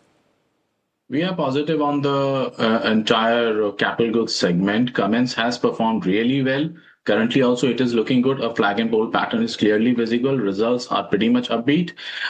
He can consider adding even at current levels. Take a stop at 4350. Right. Well, before we move on to our next query, it's time to dive into the FNO market setup and the cues shaping trade today. Let's bring in Sharad for more details.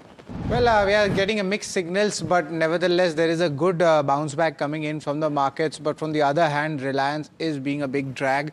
Consumption names back on the Q4 updates and certain BFSI names also doing well in the green, but the concern is definitely Reliance, that's down almost 3%. That is why it's kind of pulling the Sensex down, and also the pressure is coming in the Bankex as well. The India VIX, a mild jump coming, nothing much to be there, but remember 2 to 3 days is very much important, especially on the geopolitical front, and RBI MPC meet also comes in. Let's pull out Bankex and see what's happening here. Seems like the Bankex structure might be a little bit better than Sensex because of the updates coming in. Long build up for the jewelry related stocks. Trent and Kalyan Jewelers, both of them seeing a good volume pickup. Both stocks up more than 5 to 6% short covering seen in Bharat Dynamics and Bajaj Auto as well. Of course, Bajaj Auto has also come out with its March numbers. Long unwinding, no clear trends coming in. I'd just like to point out Astral. This is something where we are seeing a sell-off happening and a reversal of sorts. And lastly, I'd like to point out the important short build-up, and of course Reliance makes it to the list, and also Force Motors comes here. Little bit of profit booking was also something which we are seeing from the long-term investors. But net, no major trend is coming in the FNO space as of now, as geopolitical tensions and RBI MPC is something which you'll be watching out for. So expect a range-bound movement in the markets. Thank you, Sharath, for that setup. Moving on to our next query coming in from Bangalore.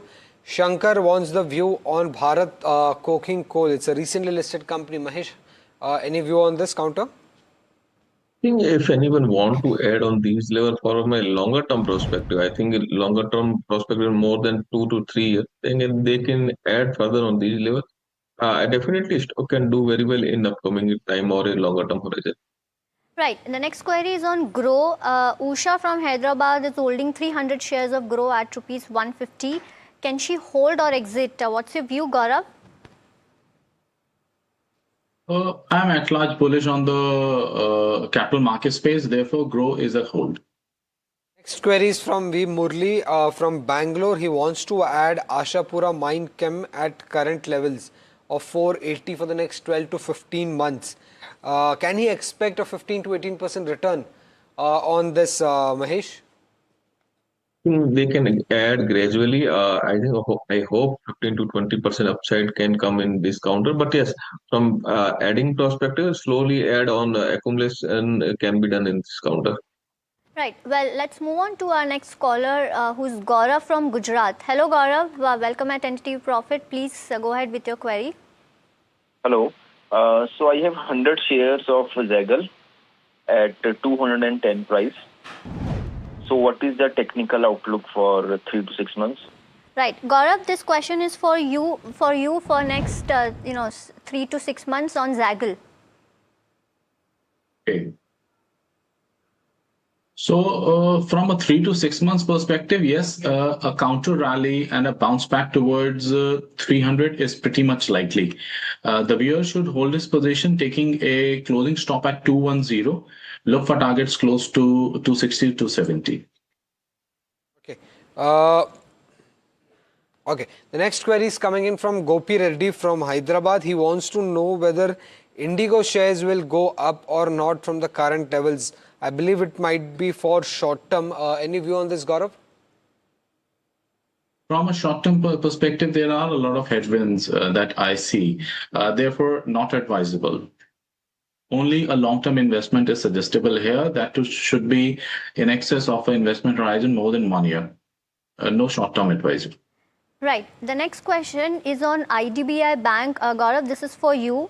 Anil from Pune has bought 500 shares. He wants to know whether he should hold or sell. Buy prices at 68 rupees and he needs to know 1 month view. From a 1 month perspective, I think he should utilize any bounce towards 70 to 75 levels to exit his position. The stock has been beaten down very adversely and take a stop at 65. Next query is from Sudhakar from Bangalore. He wants to know the view on WeWork India. He's been holding 23 shares right from the time of IPO, but the share price have been continuously falling. Mahesh, any view on WeWork? I think stock is continuously down, and if any upside they can exit from the stock. I don't think the in a medium term the stock can do very well. So from my perspective, if any upside they can exit from the stocks, and many more stocks are available in low PV, they can look on the sell. Right. With that, it's time to start our first rapid fire segment. So would request Gaurav and Mahesh to keep your answers as short as possible. Starting with Lokesh from Bangalore. He wants to buy Ajax Engineering for a long term. Mahesh? They can add further in this this level. Pawan from Andhra Pradesh is asking, is it good time to buy Reliance Industries for long term? Mahesh? Yes, Reliance Industries looking promising in longer term horizon, not for medium term, but yes, longer term horizon they can add on this level. Ramu from Andhra Pradesh is holding a few shares of Airtel. Should he add more or book losses, Gaurav? Add more. Murli from Bangalore is asking to add Ashapura Mine Chem at current level of 480 from 12 to 15 months. Mahesh? Yes, they can add further on these levels. Azim from Guntur is holding shares of Excelsoft Technology. Should he hold or exit? Mahesh? They can hold from a longer term prospect. Right. On JK Lakshmi, 144 shares at 687. Should she average it? This is. Yeah. Mahesh? Yes, they can accumulate in lower level if anyone they are getting. From the current perspective, wait and watch can be better. In lower, they can accumulate. Anil from Jalandhar wants the view on Union Bank. Gaurav? Yes, stock is looking promising at current levels. Take a stop at 165, hold your position, add above 180. Right. Kavita from Australia is asking, she's bought Pidilite 200 shares at 1,470, short term 3 to 6 months view. Gaurav? Some more jitters are likely if crude continue to rise. More downside is possible. Caution is advisable at current levels. Anil from Guntur is holding few shares of Aarti Industries, currently sitting on a loss of around 40 to 50%. Should he continue to hold or exit? Mahesh? these level we are not advising from booking losses. So if anyone want to add on these level, they can gradually add. 30 to 25 to 30% upside can come in the 12 to 18 month perspective. So from that perspective, they can add further in lower. Right. Azim is asking, he's holding Excel Shop Technologies average price at 126. Should he hold or exit, Mahesh? Can hold. Mukund from Bangalore is holding 1,000 shares of Prestige Estates, bought at a price of 1,510. It's been falling. Should he add or sell? Any view on this, Gaurav? Exit. Right. Siju from Qatar is asking, he's had 80 shares of Coforge at buy price of 1,013 rupees. Right time to buy more shares at current price level or should wait? Mahesh? Yes, they can definitely add on the Coforge, can add in this level. I think longer term or medium term Coforge can do well. Satyan is holding few shares of Sterling and Wilson. He wants to know the fundamental view. Should he add or sell? Mahesh? Yeah, slowly, gradually, Sterling Wilson can be accumulated on these level. From a longer term perspective, we are positive on Sterling Wilson. Well, with that, we end our first rapid fire segment. Thank you, Gaurav. Thank you for joining us and giving us your view. Mahesh, stay on. We'll get more viewer queries post that.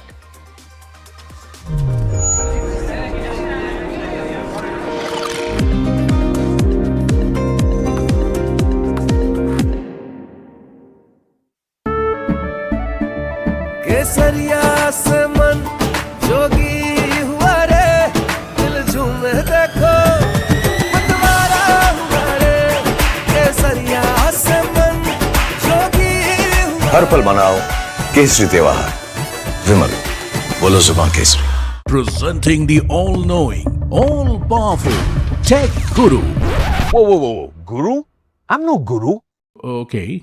I'm just a guy who loves his tech. A show where the mysteries of megabytes and motherboards shall be unraveled. Bro, nobody talks like that anymore. This is all about connected ecosystems, EVs and AI that you can use in your daily life. That's what we do on Tech 360. Real talk, real reviews, tech that you can actually use. Tech has changed. So should your tech show. Hi, I'm Tamanna Inamdar. Watch me on NDTV Profit, where I break down the day's biggest business stories. What happened, why it matters, and what it means for your money. Hi, I'm Neeraj Shah. Watch me on NDTV Profit for the most incisive market intelligence and meaningful corporate conversation. And I'm Alex Matthew. Markets, mutual funds, insurance, personal finance. I help you cut through the noise and make smarter financial choices. And here's where you can watch us.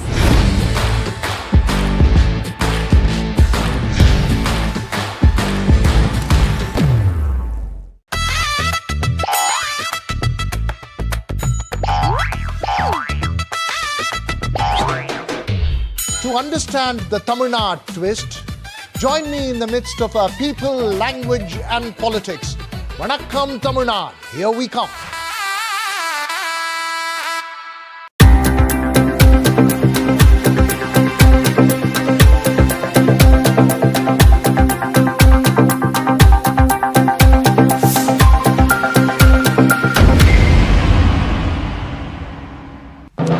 When others are warming up, I'm raring to go.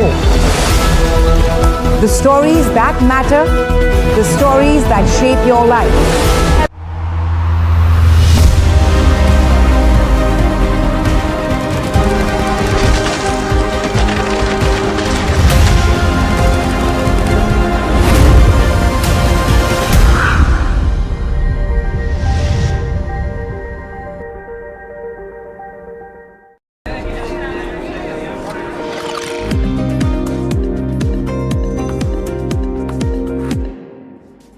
Welcome back. You're watching Ask Profit, where all your queries get answered through our fundamental and technical guests. With that, let me also invite the second guest to our show, which is Ajit Mishra, who's Senior Vice President at Research Religare Broking. Welcome, Mr. Mishra. Always pleasure to have you at NDTV Profit. Well, Let's move on to our next caller, who is Dilip from Hyderabad. Hello, Dilip. Welcome at NDTV Profit. Please go ahead with your query. Hi, good morning. So my query is on Gravita India. Currently, I'm holding at 1650 rupees, around 1,000 shares. I'm sitting at 3 lakhs around loss. So I'm looking for a view. I'm looking a view on this. I would like to hold at least 3 to 4 years. Okay, Mahesh, this question is for you. The Dilip wants to know about Gravita India for 3 to 4 years.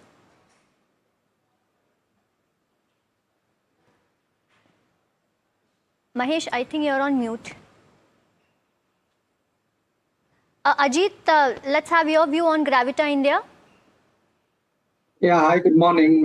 So what we are seeing that the stock has been experiencing profit taking phase for almost like 1.5 years. And since he has been holding it from roughly around 1600 mark. So it's still a very reasonable level considering the kind of stock has witnessed the performance in past.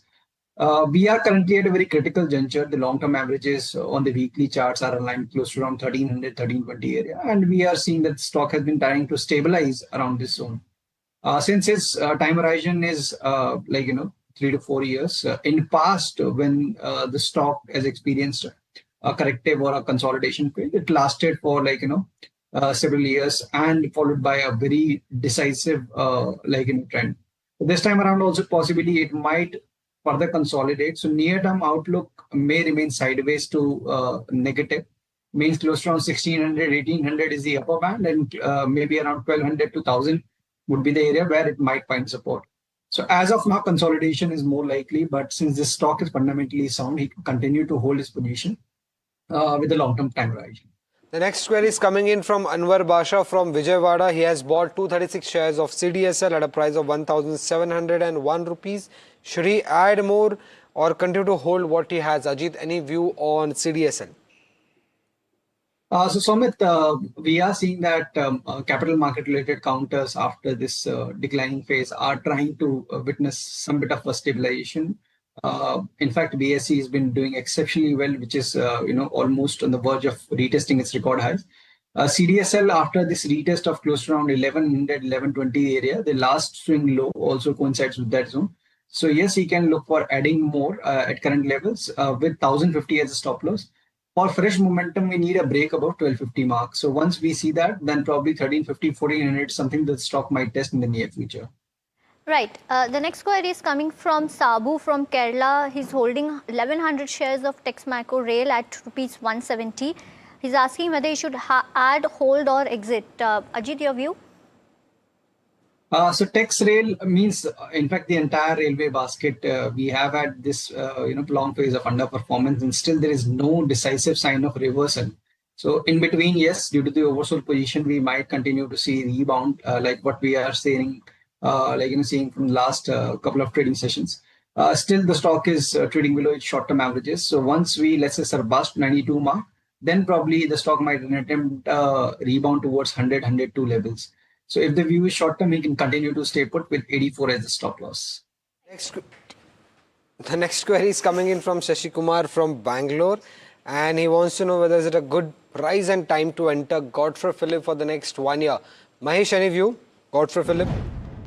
I think they can add further on these levels. Godfrey Phillips looking good from a longer term horizon. I think this should keep you more than 18 to 24 months. I think the stock can do well in the longer term horizon. Our next caller for the day is Vinay from Pune. Hello Vinay, please go ahead with your query. Yeah, good morning. See, I am holding Larsen and Toubro shares, large quantity since long time. It has corrected from 4,400 to around 3,600 now. So my question is, how long can I hold it for 1 year or 2 years, and what would be the target? And second is, whether can I replace it partially by any other semiconductor stocks? Mahesh, what's your view on that? See, the Larsen is basically down from higher side. due to Middle Eastern concerns. So I think they can hold further in longer term horizon. Price is already beaten down. If you're far escalating, so then stock can read it further and stock can up more than upside. I think 4,500, 4,600 level could be achievable in a longer term horizon. From my perspective, they can hold Larsen. If anyone want to add on these levels, slowly they can add further. The next query is coming in from Shivakumar from Bangalore. He is holding shares of Central Bank, currently sitting on a loss of 10 to 15%. Should he continue to hold this, Mahesh? They can hold further. Right. The next query is from Piyusha Kanodia. Well, she's asking, she's holding 210 shares of PG Electroplast at 542 rupees and currently incurring loss of 18%. Should she hold, average or exit at current juncture? Mahesh, what's your view on that? If any downside, they can accumulate in PG Electroplast. If from a longer term perspective, I think 640, 650 level could be achievable easily. After that, they can review further. From current view, they can add in the NED. Ismail from Hyderabad is holding few shares of Suzlon, around 500 shares, bought at a price of 42. Mahesh, outlook for the next 3 to 5 years on Suzlon? Definitely, company is doing very good. Balance sheet has improved a lot in last few years. So order book is also good. So I think if anyone holding from a longer term perspective, Suzlon is very good. From mid-term perspective, stock can consolidation can be done in stocks, but yes, after 52, 55 level, we can see some more upside. So from longer term perspective, yes, Suzlon can be added on these level, and if anyone have, they can hold further. Right. Well, the next query is on HBL Engineering. Investor want to know the entry level and is it good time to enter? Well, Ajit, what's your view on that? So HBL definitely is among the top performing names. Means though the stock has retraced considerably from the record highs, but comparatively, the structure still looks positive. Means short term, it might continue to face pressure on rise close to around 700, 750 area. But broadly, if you see that since the trend was almost vertical in the past, so it's just time-wise correction that the stock has been experiencing. So in my opinion, he can continue to stay put. 600 should be the closing stop. Once we, let's say, surpass the 750 barrier, then probably the stock might edge toward 850 to 900 levels. So he can continue to hold at current levels with 600 as a stop. Okay, viewers, before we go on to our next query, you can call in us on the numbers that has been flashing on your screen, and we'll take your queries live with our guests. So do call in on the numbers that is just flashing on your screen. The next query is coming in from Ravi from Mumbai. He wants to know, at the current market scenario, from medium term, which is the best pick in the pharma space. Ajit, any view here? So large cap names, Amit, they are doing largely well. It's just that we were seeing a bit of a profit taking last week. The pharma index was down roughly around 3.5%. So it's a normal profit taking that we are seeing after retesting the record highs of 2-week high in most of the names. I believe that Lupin is one such stock which, after retesting its record high, is witnessing a bit of a consolidation. So it's a good opportunity to accumulate. So in this range of around 2270 to this 2200 mark, it's a good area to accumulate. 2100 on the closing base should be a stop loss. And above 2400 mark, the stock can inch toward 2700 plus levels. So the risk reward is still favorable. He can continue to look to accumulate on dips. Right. Well, the next question is from Bangalore, from Mr. Govida. He's bought 200 shares of large revenues, that is Exico, at average price of rupees 189.5. Can he hold for next 6 months? Ajit, what's your view? Can you please repeat the name? Yeah, it's La Trenverence, Exico. See, if I'm not wrong, it's a penny stock, and we usually don't track such stocks, so I can't comment. Okay, the next query is coming in from Baburao, and he wants to know whether can he make a fresh entry into IRB for long term. Mahesh, any view here? See, the valuation are there, and if you are looking from an IRB perspective, stock is just trading at 20 level. So I think 24 to 25 level can be achievable in longer term horizon. Stock has valued So they can hold further from my perspective. Right. Well, the next query is from Vinay, who's from Pune, and he wants to invest 20 lakhs in semiconductor, data center, defense, and alternative energy and AI stocks. Any recommendation, please? Mahesh, what's your view? See, from a defense perspective, BEL, HAL, BDL are good advisable on these level. From a semiconductor perspective, many more names are like Anant Raj in data center story. Anant Raj is preferred. So from these sector perspective, yes, they can go ahead and invest in this sector. Okay. The next query is from Karthik from Hyderabad. He has bought 15 shares of ITC at a price of 633. Should he buy more or average or sell? Any view on this, Ajit? Sumit, we are still seeing that stock has been gradually drifting lower with every passing week, though the pace of decline has reduced a bit. Volume have also dried, so maybe we might see a rebound attempt. But since the overall trend is negative, I wouldn't recommend to go long at current levels. In fact, in case of rebound, a 300 is going to be the critical area to watch out for. In case if the stock fails to recover and sustain above this mark, you can consider exiting his position on rise. Right. Well, the next query is from Hemant Jethwa, who's from Pune.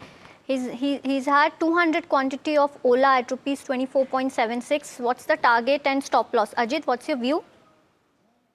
So after this long, underperformance, we are seeing the stock has been experiencing a rebound from its record lows area. Of late, the stock has already witnessed a decent recovery. Means we are very close to the resistance mark. So since we have bought it at 24, at least partial profit can be booked at current levels, and for the remaining, he can maintain a trailing stop at 27. The next target could be close to around 33. Okay, the next is a caller query coming in from Bangalore. Vikas, you can go ahead and ask your query. Hello, hi, good morning. I'm having point share what is quality at the rate of 2282. Okay. So I want to know, can I hold it for at least 1 year or is it okay? Okay. For the next 1 year, Mahesh, any view on Polymed? Polymed counter is good. If anyone want to add in lower levels, that is advisable. So from my perspective, in longer term, they can hold. If you are looking from an add perspective, then add gradually on this level. Right. The next question is from Abhishek. He's asking on Hutco. He's got 281 quantity at average price of 254 rupees. Should he hold an average from long-term perspective? Mahesh, what's your view? From Hutco perspective, I think they can add on these level. Hutco looks promising on these level. So stock can do well in longer term horizon. Yes, they can go ahead for add. Okay. The next query is from Jai Krishnan from Kerala. He has bought few shares of Galaxy Surfactant at a price of 2015 rupees. Should he continue to hold this counter for the next 6 to 9 months? Ajit, any view on Galaxy? So the stock has been experiencing consolidation after this phase of decline. So probably it might consolidate further. So if the view is very short term, he should avoid. In case if the view is long term, he can continue to stay put. Right. Well, the next question is on Godrej Properties. Satish from Bangalore is asking, is current price okay or any levels for purchase or any other share in realty sector? Your advice, Mahesh? From Godrej property specific looking counter, that is levels are okay. I think 1,500, 1,570 range could be accumulation range. So if you're looking from a longer term perspective, yes, stock has a valuation. We are positive on Godrej properties, so they can hold further on these level. If you want to add, if any dip from these level, they can add further. Okay. The next query is coming in on from Rajesh, and he wants to know whether should he buy IEX, that is Indian Energy Exchange, for long term. Mahesh, what's your view on IEX? I think IEX is not looking promising from a longer term perspective. So if any dip from these levels, then they can look for the same. But yes, from a longer term perspective, I don't think so much more valuation can be done in IEX. So from longer term perspective, we do not advise on IEX. But yes, in the medium term, if any spike or if any changes, they can look on the from trading perspective. Right. The next question is on CMPDI, the recent IPO. Well, Arvind is asking, is it a good buy in the long run? The IPO has slided by over 15 rupees on the opening day. Bought 240 shares at IPO rates. So, Mahesh, what's your view on this IPO? Recently listed counter, I think they can hold further from a longer term perspective. Company's fundamentals are good, and stock is available at 150 range. So I think the stock can do well in the longer term horizon. From that perspective, they can hold.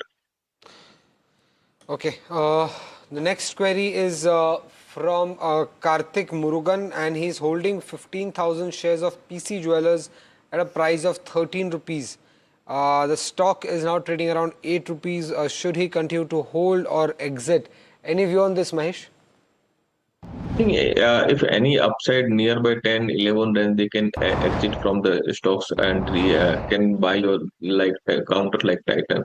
So from my perspective, exit on high. Well, let's move on to our next caller, who's Purav from Pune. Hello, Purav. Please go ahead with your query. Question is regarding the power sector and power ancillary sector. Is the fundamental analyst is bullish on the power and power ancillary sector? The second is I hold BBL, Bharat Bijli, from long time, more than a decade. So I have seen a top of 5,500. Presently it is hovering around 2,100 to 2,200. Now it's almost one third of the top from the top. So what is the view of the fundamental analyst on the particular stock? Well, Mahesh, this question is definitely for you on Bharat Bijli and overall your view on power sector, considering a huge loss to Purav when it comes to Bharat Bijli. Definitely, BBL has a much more downside from higher level. But if you are holding from a longer term perspective, I think they can hold further. If anyone want to add, then they can gradually add on these levels. Stock can do well in a longer term horizon. I think a 2 to 3 year horizon minimum need to kept on these stocks. But from sector perspective, I think power sector, we are preferring power sector. Power grid are looking good. If your PFC are looking good. So from power sector perspective, yes, we are bullish. So if you're looking for power sector perspective, you can go ahead and buy some stocks in power sector. Sarun from New Zealand has around 1,000 shares of IDFC First Bank, bought at a price of 70 rupees. What is the short-term view on this, Ajit? So after this sharp cuts, Sumit, we might see a bit of a breather, means a rebound attempt towards 63, 64. And since his view is short-term around that area, he can consider exiting his partial position. And for the remaining, he can maintain a trailing stop at 60. Once, let's say, we surpass this hurdle, then probably around 70, 72 is something also that the stock might attempt. So as of now, it's a hold with 58 as a closing stop, and close around 64, 65, he should review his position again. Right. Well, the next question is on LIC. User bought LIC at 43 shares of LIC at 950 rupees each, which has gone to 1100 now at 750. Should he hold, sell, or book loss? Mahesh, what's your view? LIC has in a longer term, if you're looking from LIC perspective, LIC has a good value in longer term horizon. If you're looking from add on these levels, definitely they can add, I think 1150 to 1200 level could achievable in 12 to 15 month horizon. So our perspective on LIC, we are bullish on LIC. So on these levels, they can hold. If anyone want to add on these levels, they can add. Okay, the next query is coming in from Jeff from Goa. He is holding 810 shares of Ashok Leyland, bought at a price of 198. Should he continue to hold this counter or exit? Ajit, any view? So this correction is sharp, when it comes to Ashok Leyland, because in past we were seeing a very steady uptrend in Ashok Leyland, Sumit, and after this correction, though, we are seeing a bit of a stability in the auto index, and that is what reflecting in the Ashok Leyland price also. Volumes are still high, during the down days. So it's not a good sign. So let's the stock to stabilize. Around current levels means close to around 140, 135 zone is what we are seeing at the next support area. So that should be the stop loss zone. And in case of recovery, the first level could be close to around 165. So as of now, it's a hold with 135 as a stop loss and use recovery towards 167 to 172. Review your position. Right. Well, the next question is from Arun. He's asking, is it right time to add Avenue Supermart, planning to invest 1 lakh?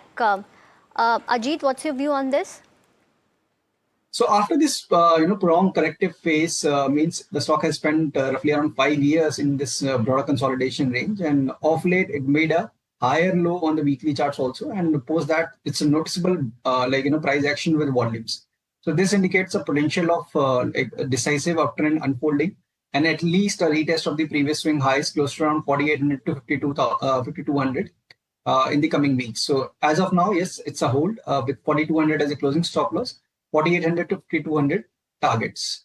Krishna from Chennai is holding 600 shares of Utkarsh Small Finance Bank, bought at a price of 56. Should he continue to hold or exit, Mahesh?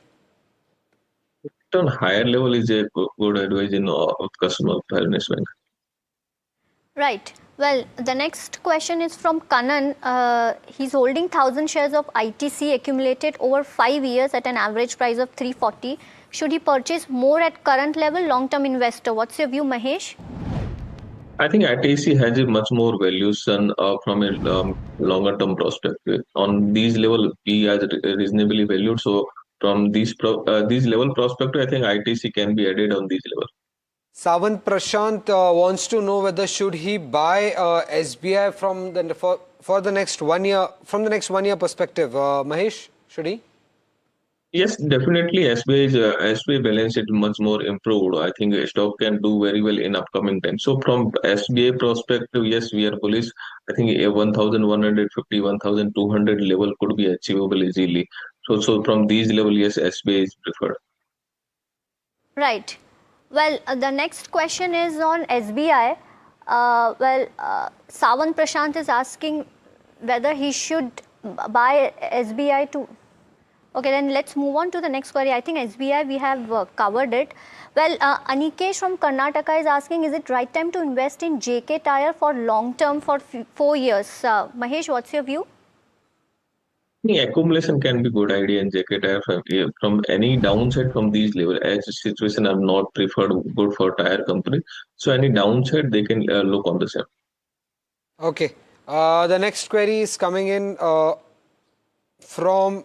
the next query is coming in from Sankara Ramayan from, in fact, he's a retired AGM of SBI. He's holding around 75 shares of Chola Finance at a price of 1,498. He's a long-term investor. Any view on this, Mahesh? Should he continue to hold Chola Finance? Definitely, they can hold Chola Finance doing very good. So I think they can hold further from a longer-term perspective. Right. Well, the next question is from Vijay. He's asking, what's the medium-term view on HDFC Bank? Need to switch to Axis and ICICI Bank. Mahesh, what's your view? See, if you are looking from a private sector banking, all three counter are reasonably valued. From current level, medium-term perspective, I think Axis can do well from these level. As a technical setup, our Axis is positive. So from technical medium-term perspective, yes, Axis can be looked. After that, Axis ICICI is preferred. Okay. Okay. The next query is coming in from Achal, and he has bought Tata Tech shares, around 30 shares he's holding from IPO, but the stock has been falling. Should he continue to hold this, Mahesh? I think stock has down much more from higher levels. So from these level, if your horizon is more than 2 to 3 years, then they can hold. Let him start. Okay, we start our second rapid fire segment. Mahesh and Ajit would request you to keep your answers short to buy, sell or hold. Starting off with Abhin from Kerala, he has few shares of Tata Power. Should he buy or average here, Ajit? Hold. Right. Well, holding 1,600 shares of Blue Clouds at rupees 20 each, at 20 per share. What's your view, Ajit? It's a penny stock, please avoid. Okay, let's skip that. Let's take in the next one. Akhil wants to know whether is it a good time to enter Eicher Motors for the next 2 to 3 years. Any view here, Mahesh? Definitely, they can add on these level from ICER perspective. If any dip, they can add. From a longer term perspective, I think ICER can do well from these level also. Well, George from Cochin is holding 500 shares each of HDFC and ICICI Bank, and he wants to sell any one of two.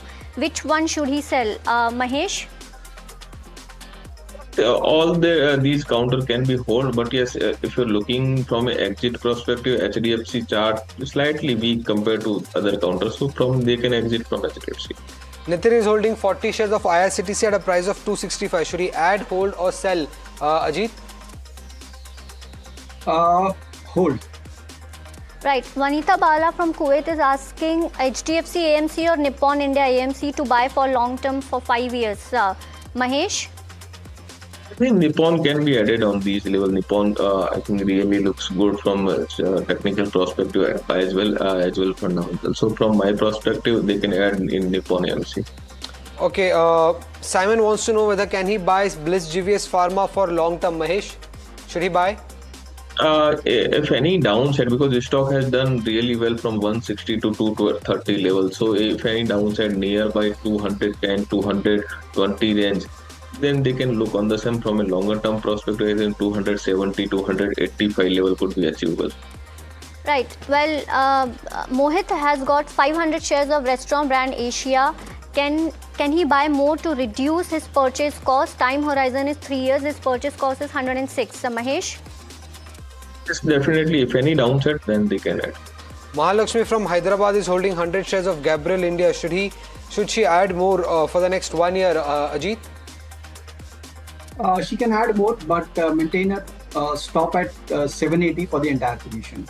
Lalita is asking, is it advisable to buy consumer durable shares at this moment, TTK Prestige or StoveKraft? Which one is a good buy? Mahesh? StoveKraft can be added on this level. Ravi Shankar from Bangalore is holding 36 shares of Hyundai, bought at a price of 2,189, currently sitting on a loss. Ajit, should he book losses? Rather, he should hold and use recovery to reduce. Well, right. It's well. Thank you so much, Mahesh and Ajit, for joining this conversation and having our viewers, helping our viewers for the queries. But viewers, it's time to wrap this edition of Ask Profit. Stay tuned to NDTV Profit.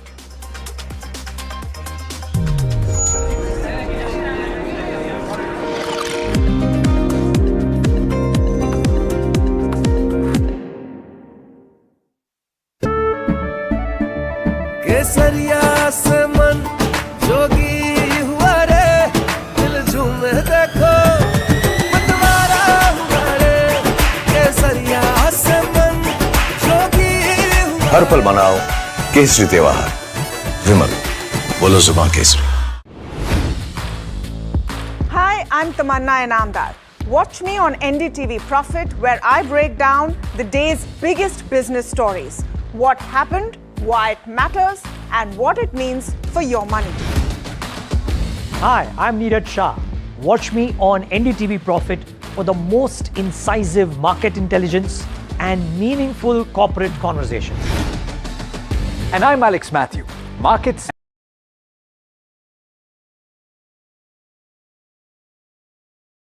financial choices. And here's where you can watch us. Financial choices. And here's where you can watch us.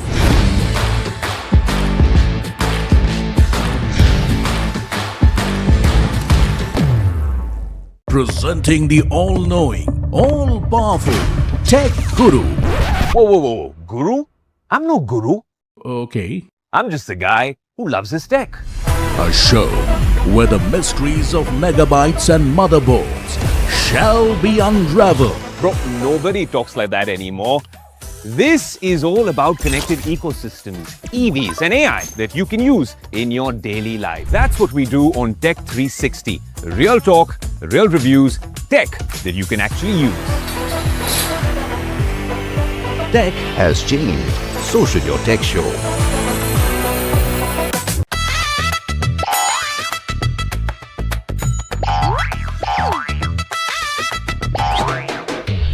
To understand the Tamil Nadu twist, join me in the midst of people, language and politics. Vanakkam Tamil Nadu. Here we come.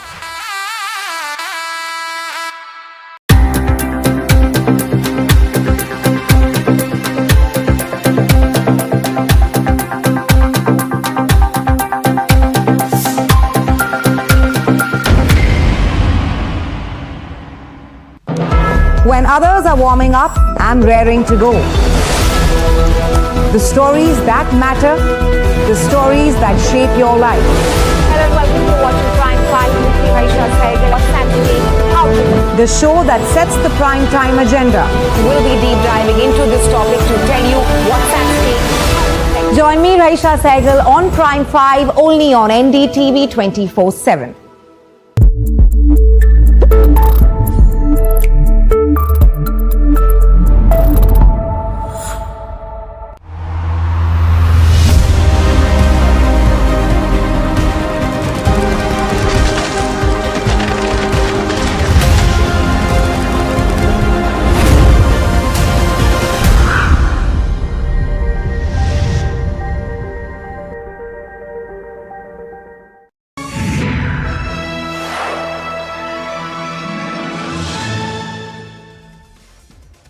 Hello and welcome to KYC. I am Sharad Dubey and you are watching NDTV Profit. Let's start the show. I'll give you some hints about this very interesting company which I have got. And also the first one hint is it's a pet waste recycling company. You heard it right. It's a new industry. Let's get in more details about it. The second hint I would like to give you is a big government boost and was announced, and that's why there has been a good rally in the stock. Highest ever volumes were seen recently in this, and you will be surprised the stock is up more than 62% from January 2026 lows. Very interesting company, but I would like you to understand what the company is all about, and the company's name is Ganesha Ecosphere. But apart from this, let's also talk about what are the key important developments coming in for the company and why are we calling this company. Is company mein khas kya hai? That's the main question. It's a small cap company, but I'll get you more details about it. The new government mandate on recycled PET, will it accelerate the adoption? And if that happens, will it benefit this company? Of course, this is one of the larger players in India in this segment. Of course, the market share and the key triggers for growth, what are those, especially on the capacity expansion, is something which I would be watching out for, especially the Odisha plant. Of course, the impact of elevated crude prices on the raw material and sourcing, is it impacting the company or the spreads which are increasing actually benefiting the company? We'll be having a watch on that. The expansion and growth plans, especially on the Odisha plant, that is what the street wants to know. By when will it be completed and how much incremental benefit will be coming to the numbers? Capex plans going ahead and the capacity utilization. How much are the current capacity utilization standing for the company? These are the important questions we'll be asking for Ganesha Ecosphere. And overall, the margins growth outlook will be also important because the margins have been under a pressure, and let's see if that has bottomed out or not. And the big question is on the ROC improvement because the company is focusing on high margin value added products. And to give us more perspective, Yash Sharma would be there. He's the director at Ganesha Ecopet. Now, this is the 100% subsidiary of Ganesha Ecosphere, and a lot of action is happening in this subsidiary. So that's why we have taken this subsidiary's spokesperson to give us entire perspective. So Yash should be there with us, joining us later on. But company करती क्या है? कानपुर की company है ये, Ganesha Ecosphere. Interesting name, very modern, to be honest. The company is, especially, but look at the foundations. It happened in 1987, so it's not very old also. The thought process, it was there from 1987 onwards, so very nascent industry still now, I would say. Recycles over 16 to 18% of India's PET bottle waste. That's so much important. Ganesha Ecosphere is his 100% subsidiary of Ganesha Ecosphere, where we'll be discussing about the company and also the legacy businesses as well. The new business, Ganesha Ecopet, is your PET for packaging mandate related. So this is what the overall view is for this arm. The manufacturing units are there in 3 places, Kanpur, Rudrapur and Bilaspur. So it is separated properly, at least for the sourcing on this space as well. Apart from this, let's look at the cumulative capacity, and that's strong, 118,800 tons per annum, likely to go up on the next 2 years. We'll have our eyes on that. But आगे क्या करते हैं? Customers, Coca-Cola, PepsiCo, HUL, Bisleri, Asian Paints, anything which is bottled, which gets crumbled, gets processed, then it comes under various fibers and yarns. This is how simplifying this entire story of Ganesha Ecosphere is. These are the key customers you should be watching out for. And going ahead, what has actually been there? This product is used where? It's used in manufacturing of textile related products and fillings. This can be your everyday wear, this can be technical textiles, and Q3 numbers were but very disappointing. The standalone business was offset by the down growth in the arms operations as well. Some kind of issues were there in the capacity utilization, especially on the Warangal plant.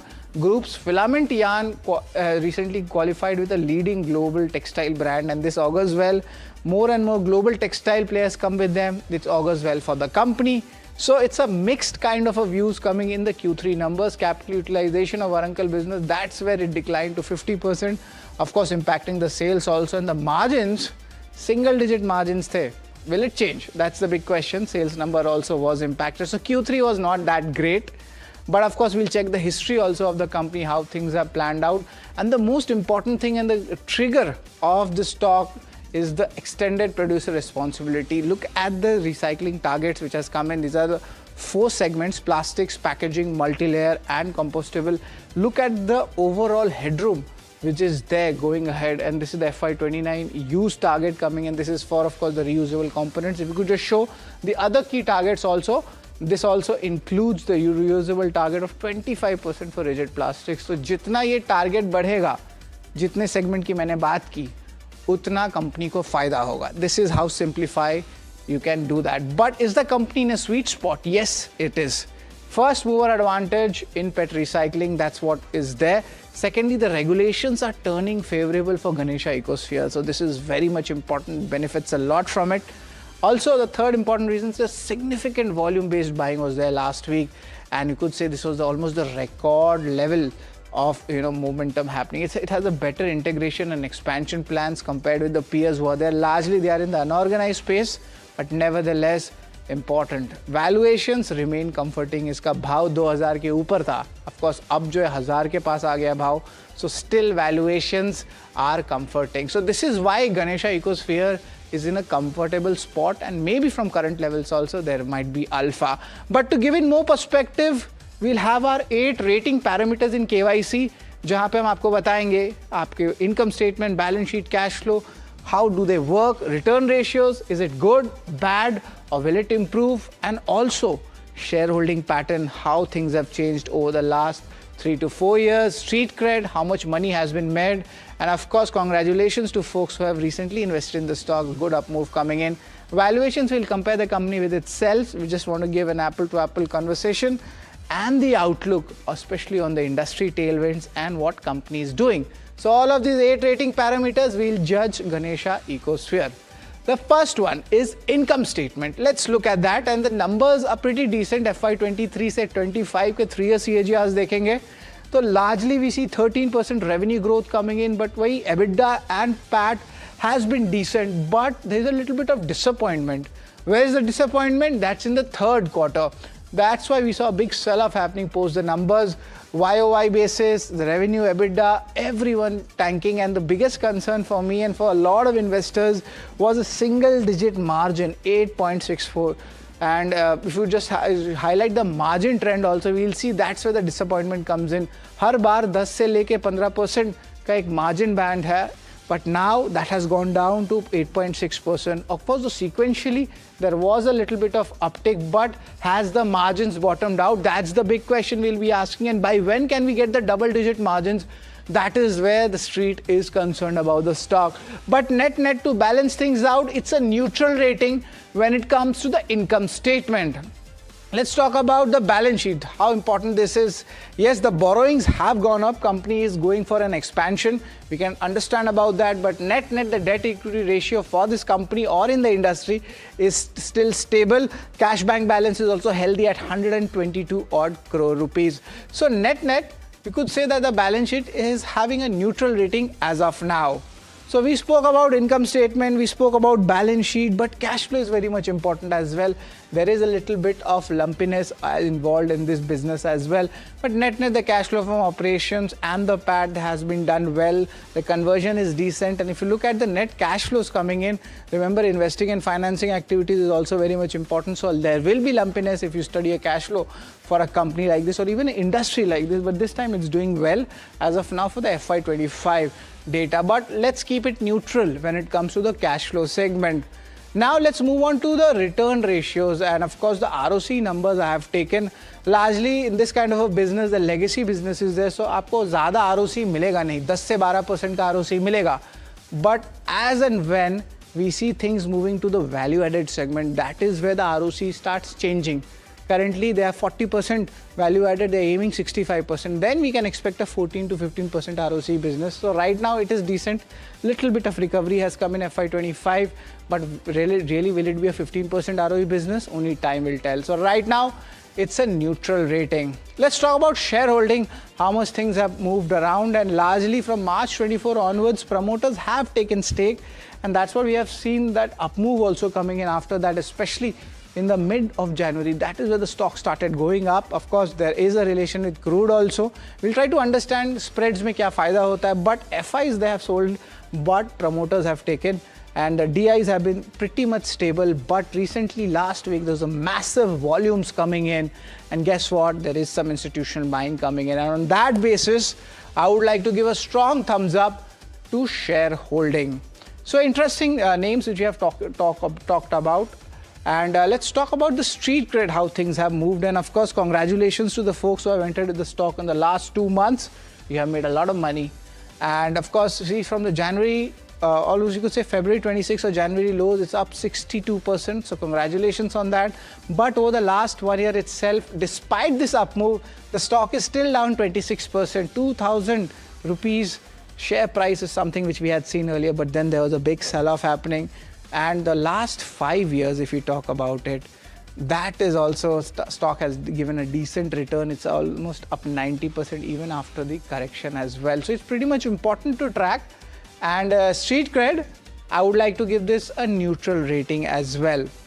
So street cred is done. Let's talk about valuations. And in our valuations, I've taken the 12-month trailing P ratio. So there was the euphoria regarding this recycling theme 2-3 years ago, and the 5-year peak, look at that, 135 times. But after that, normalization happened of the industry. There's of course a lot of dynamics at play for a company like this, and there is a gestation period as well. And the 5-year average was 49 times. And even after the up move which has come in the stock is still trading at 27 times. It's a 12 months trailing P ratio. That means valuations are now also pretty much there for a re-rating, and they look attractive. So net, when it comes to the valuations, I'll be giving this a strong thumbs up as well. Let's talk about the outlook. Outlook is very much important. This is one of the reasons why I've got this company in KYC, so that you understand where the future is lying. The government's new PET mandate to accelerate its adoption, that is where the trigger has happened. And a lot of other factors are coming in. The second one I'd like to point out, the key outlook, is the increasing PET granules capacities, which the company has already announced in its exchange filings. When does this happen? When is the completion of it? That is what we'll be looking out for. The third important thing in the outlook to look at is the target revenue contribution of the value-added products to 65%. Currently, it's around 40%. And if that happens, your margins and the ROEs both improve going ahead. Apart from that, the capitalization on the regulations, and one of the few companies to have a large B2B unit, they have backward integration also. So the moment this industry goes up, the benefits and the higher market share gains is something which Ganesha Ecosphere will have. And that is something which I will also be focusing on, but it takes time. There is a gestation period to it. Nothing happens so fast in this industry, and that's what we have seen. So we see a strong thumbs up coming up for the outlook. But let's revise the KYC ratings. What numbers we have given? Kya ye company pass hua hai ki nahi? That's the big question to be asked. Of course, the numbers we see were pretty decent. Income statement, balance sheet, cash flow, return ratios. It looks very stable, but nothing out of the park. Neutral rating. Let's see what else is there here, where can get some value out of our analysis. This also includes the shareholding. That is where the volumes are picking up. Promoters are buying stake in the company. Valuations are very much sustainable right now at these current levels, and there might be a re-rating. And the outlook, that is where the alpha is there, especially where the government mandate has started coming in.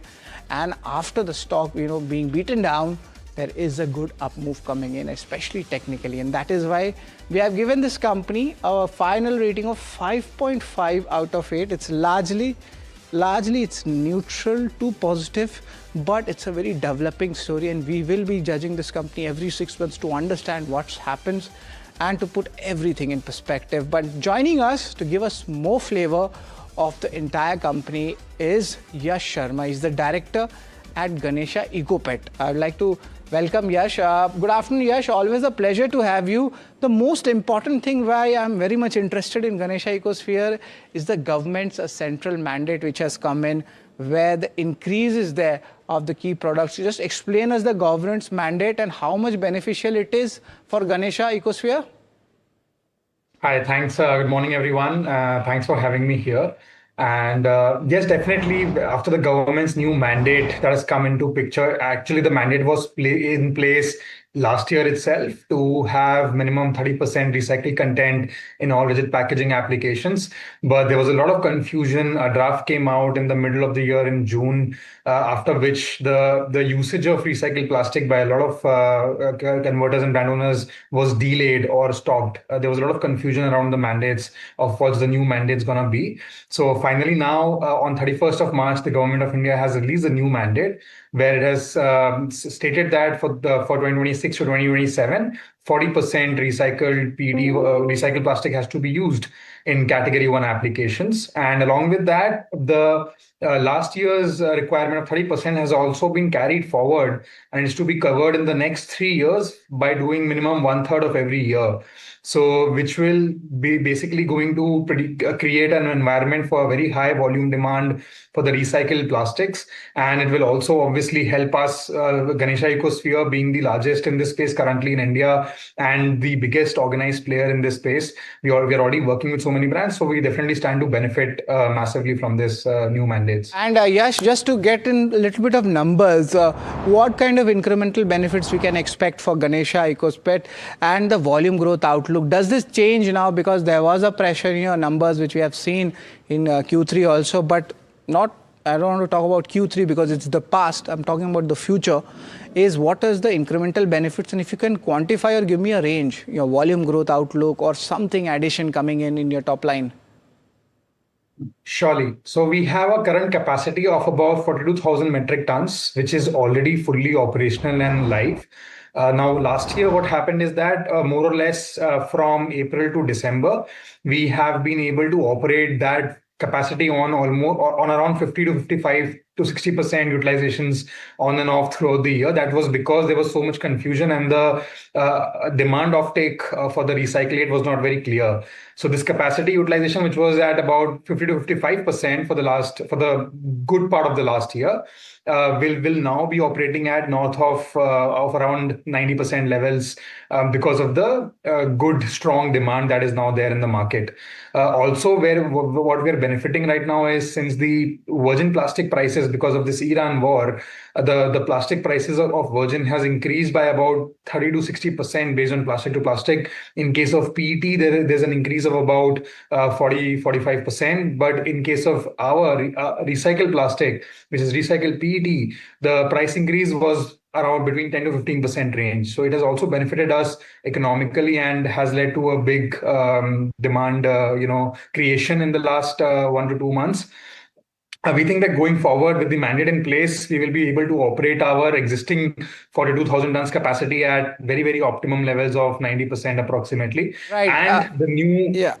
Right, Yash. Just a query on that. Right now, you're having a 90% capacity utilization coming in. Everybody is wanting to know about the Odisha plant. What are the date lines? What are the capacity addition which will be coming in? Because there was an overhang in the stock because we needed extra capacities to come in, and it takes time in your industry to make things happen. It's not something like happens in 2-3 months. It takes 12 to 18 months, 20 months. There are some delays which we understand. I've tracked the company for the last 2-3 years. But now, What are the key timelines? Everybody is wanting to know that. So what we had done is we had changed our strategy because of the last year's muted demand. We changed our strategy and we have now divided the capacity expansion into brownfield and greenfield. So we have already have upcoming about 45,000 metric ton capacity expansion in brownfield expansion at our Warangal unit itself. And the Odisha plant, though it was delayed last year because of the muted demand, we will now be going forward to take the right decision of how we want to go forward with it. Obviously, now with the mandate in place and the clarity in place from the brand owner side, we'll be going forward and, in the next 2 years, we see that we'll be able to do more greenfield expansions. Right, and just could you give us some numbers to it? What can that be with Odisha, especially the completion? You said next 2 years. So by when it can get operational? By FY 27-28, we think it will be operational, the new greenfield capacities. Right. So it's another 2 to 3 year odd story coming in for Ganesha Ecosphere. But Yash, I just want to understand with the raw material pricing, you spoke about the recycled plastic has not gone up as such. But for you, your sourcing costs are also a bit can get higher, right? Because there's a lot of derivatives that play from crude. How much of that will impact on your margins, especially in Q1 or Q4? So definitely the raw material cost for us also has gone up by 10 to 15%. But then what we do is we have a understanding with our customers in terms of having a pricing formula which takes care of the increase in the raw material prices. So, it's obviously during volatile times, it's very difficult to manage, expectations on all the sides. But once things are stable, I think we'll be able to achieve our healthy margins because we have a very close relationship with our customers to be able to, adjust the raw material, price fluctuations in the final granule prices. Right. Of course, the granule price is something which we spoke about. But Yash, just try to understand the margin outlook. This Q3 numbers was below the 10% mark.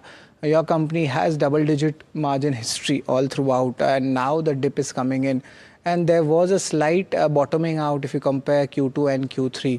But yes, is it now that we are back to the double-digit margins in fourth quarter, or would you like to wait it out, say, from the second quarter of FY 27?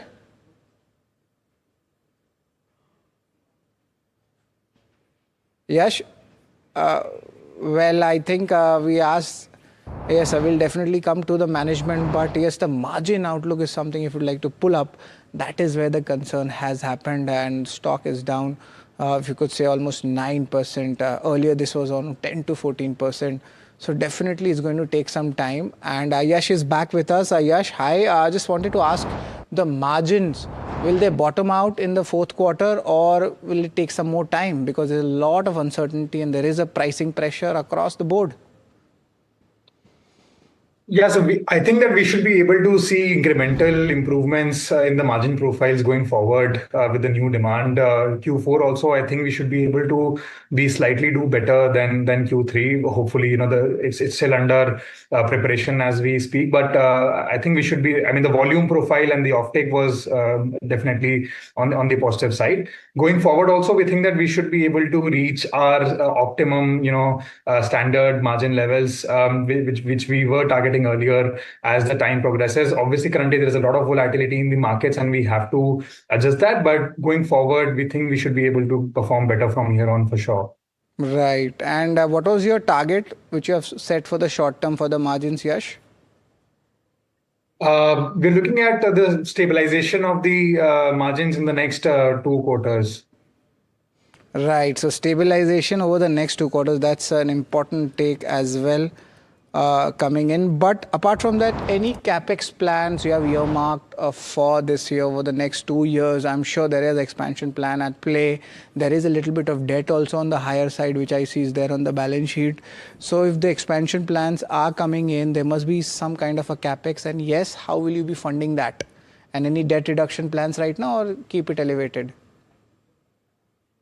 So we are obviously going forward with our capacity expansion plans already. And if you remember last year in 2025, February, we had already done a QIP round of about 350 crores and a promoter-led preferential allotment of about 150 crores. So we have a good, already a good war chest ready with us to be able to fund our, forthcoming capacity expansions for now. For the next 2 years, I think we're already sorted.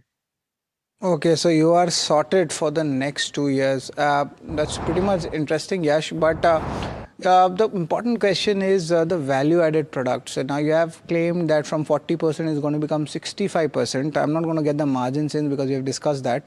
The ROC numbers in this kind of business has generally been between 10 to 12%. But now if you move, say, in the next 2 years or 3 years, 65% is achieved.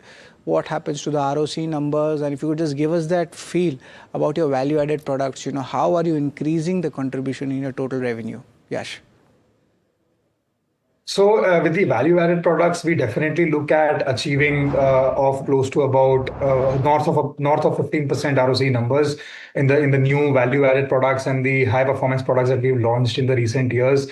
As the shares of these value-added performance polymers goes up for Ganesha, definitely we'll be seeing we'll be seeing the improvement in the ROC margins as the product market share tilts more towards the high-end products. So we think by that we'll definitely will be able to increase significantly our ROC profile from here on. Right. So ROC profile, Ganesha Ecosphere is targeting 15% plus. If you're talking about the value-added products, the margins will stabilize in the next 2 quarters. And of course, the demand offtake is coming in, is giving us clarity, especially for your Warangal as well as your Odisha plants. Interesting timelines coming. But Yash, I just want to ask one more question. There are a lot of other industries also which needs recycling, and of course you are part of one of the subsidiaries of Ganesha Ecosphere.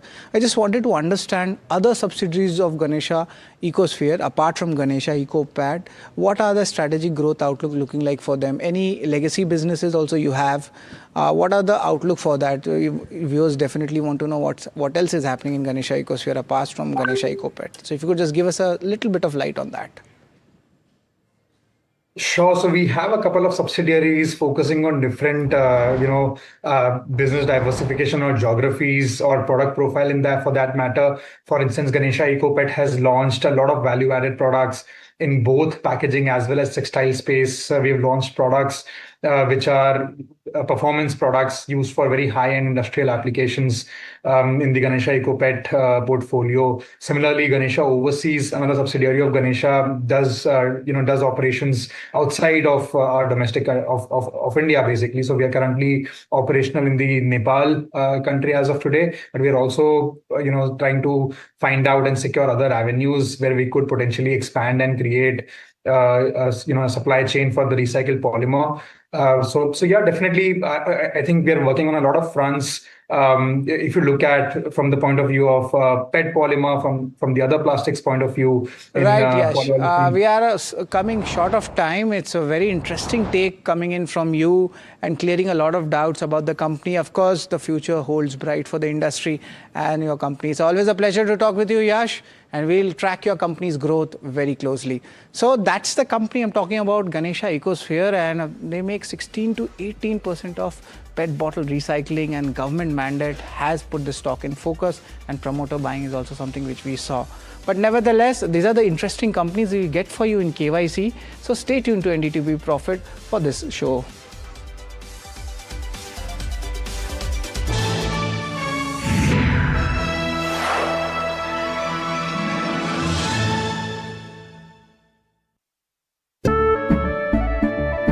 केसरिया से मन जोगी हुआ रे दिल झूमे देखो मतवारा हुआ रे केसरिया से मन जोगी हुआ हर पल मनाओ केसरी त्योहार विमल बोलो जुबान Kesari.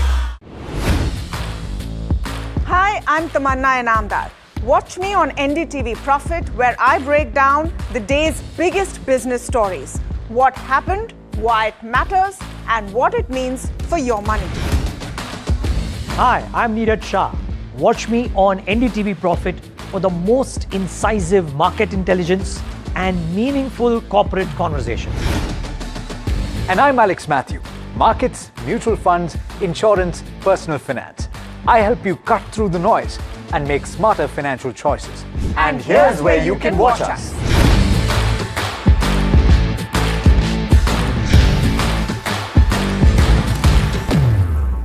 Presenting the all-knowing, all-powerful Tech Guru.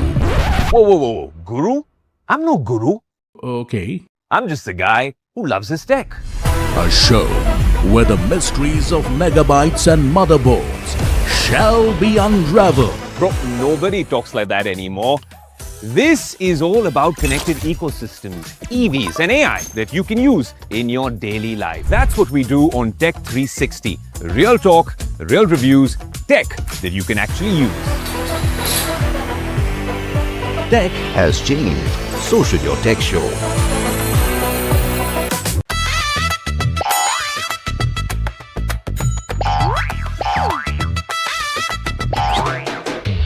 To understand the Tamil Nadu twist, join me in the midst of our people, language and politics. Vanakkam Tamil Nadu. Here we come.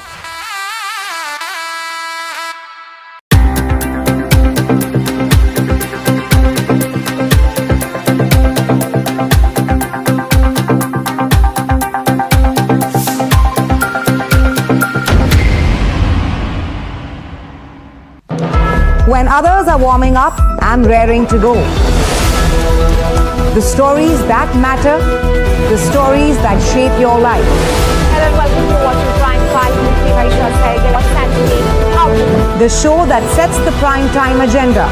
We'll be deep diving into this topic to tell you what's happening. Join me, Raisha Sehgal, on Prime 5 only on NDTV 24/7.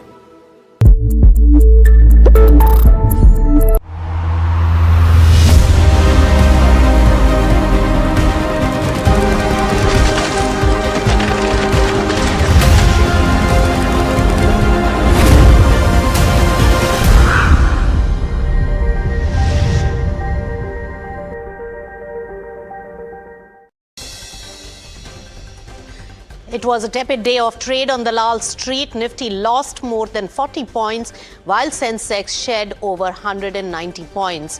Advance decline ratio is tilted sharply in favor of the advances. As Q4 updates start trickling in, banks continue to repost sluggish deposit growth, while the CD ratio continues to rise. Avenue Supermarts emerged as an outlier in the consumption space with sturdy performance. Trent abuzz after a strong set of operational updates in Q4. Standalone revenue rises 20% YOY, also clocks in more than 100 store additions in the quarter. Sun Pharma under pressure after Trump slams fresh tariffs. Patented medicines will face a 100% tariff entering the US. However, companies can still avoid the taxes by striking deals with the administration. Wipro pulls off a big-ticket win, bags $1 billion AI-powered transformation deal from the Ola Group for 8 years. Acquisition is expected to close by Q1 of FY27.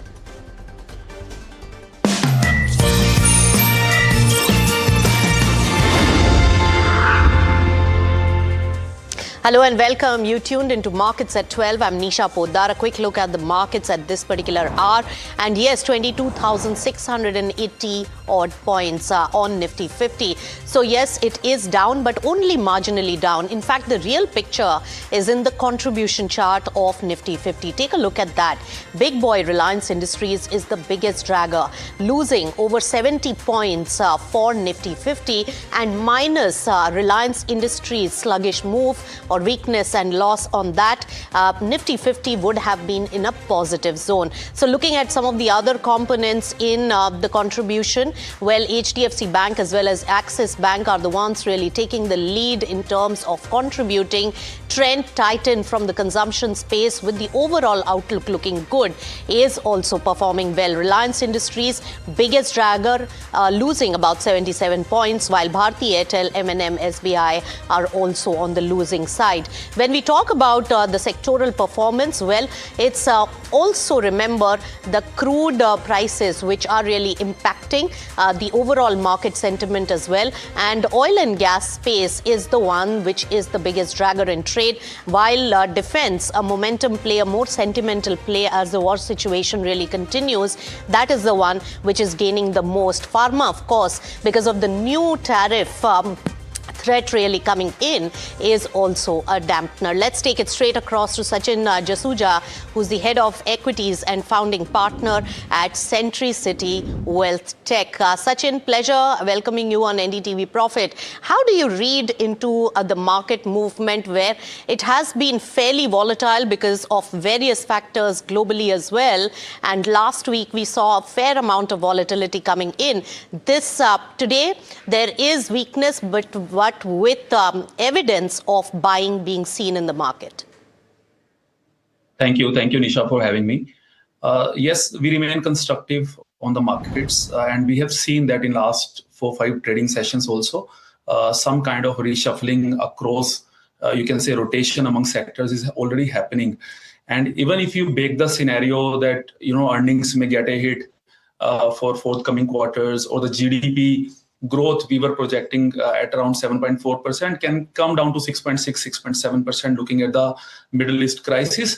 But yes, the markets have also corrected, and we see sectoral rotation, a lot of selling happened because of the FII sell-off, and the money is also shifting towards some specific sectors also, so giving us the confidence that valuations are reasonable. And and we have seen in the last previous crisis also, whether it is global financial crisis or COVID, first 1 or 2 months caters to 90% of the selling, panic selling, you can say, and after then rotations happens, and money starts moving towards sectors where the market feel comfortable at that particular time that yes, the valuations are reasonable and the growth can come in those particular sectors. Yes, but when you look at the defense sector, Sachin, that has been also a sentimental play. How do you look into this sector and any stock picks at this particular time, and the way this sector has gained because of the Middle East tension sentiment? See, even if you don't cater, even if you don't factor in the Middle East crisis, and you look at an independent basis to the defense sector, now from last 1 year, I mean, we have been growing in the export side also. The data come just, I think, 2 days back, that the defense export has touched 38,000 crore. In FY 25-26, vis-a-vis almost 20,000 crore in FI. So it was almost 60-70% gain from FY 24-25.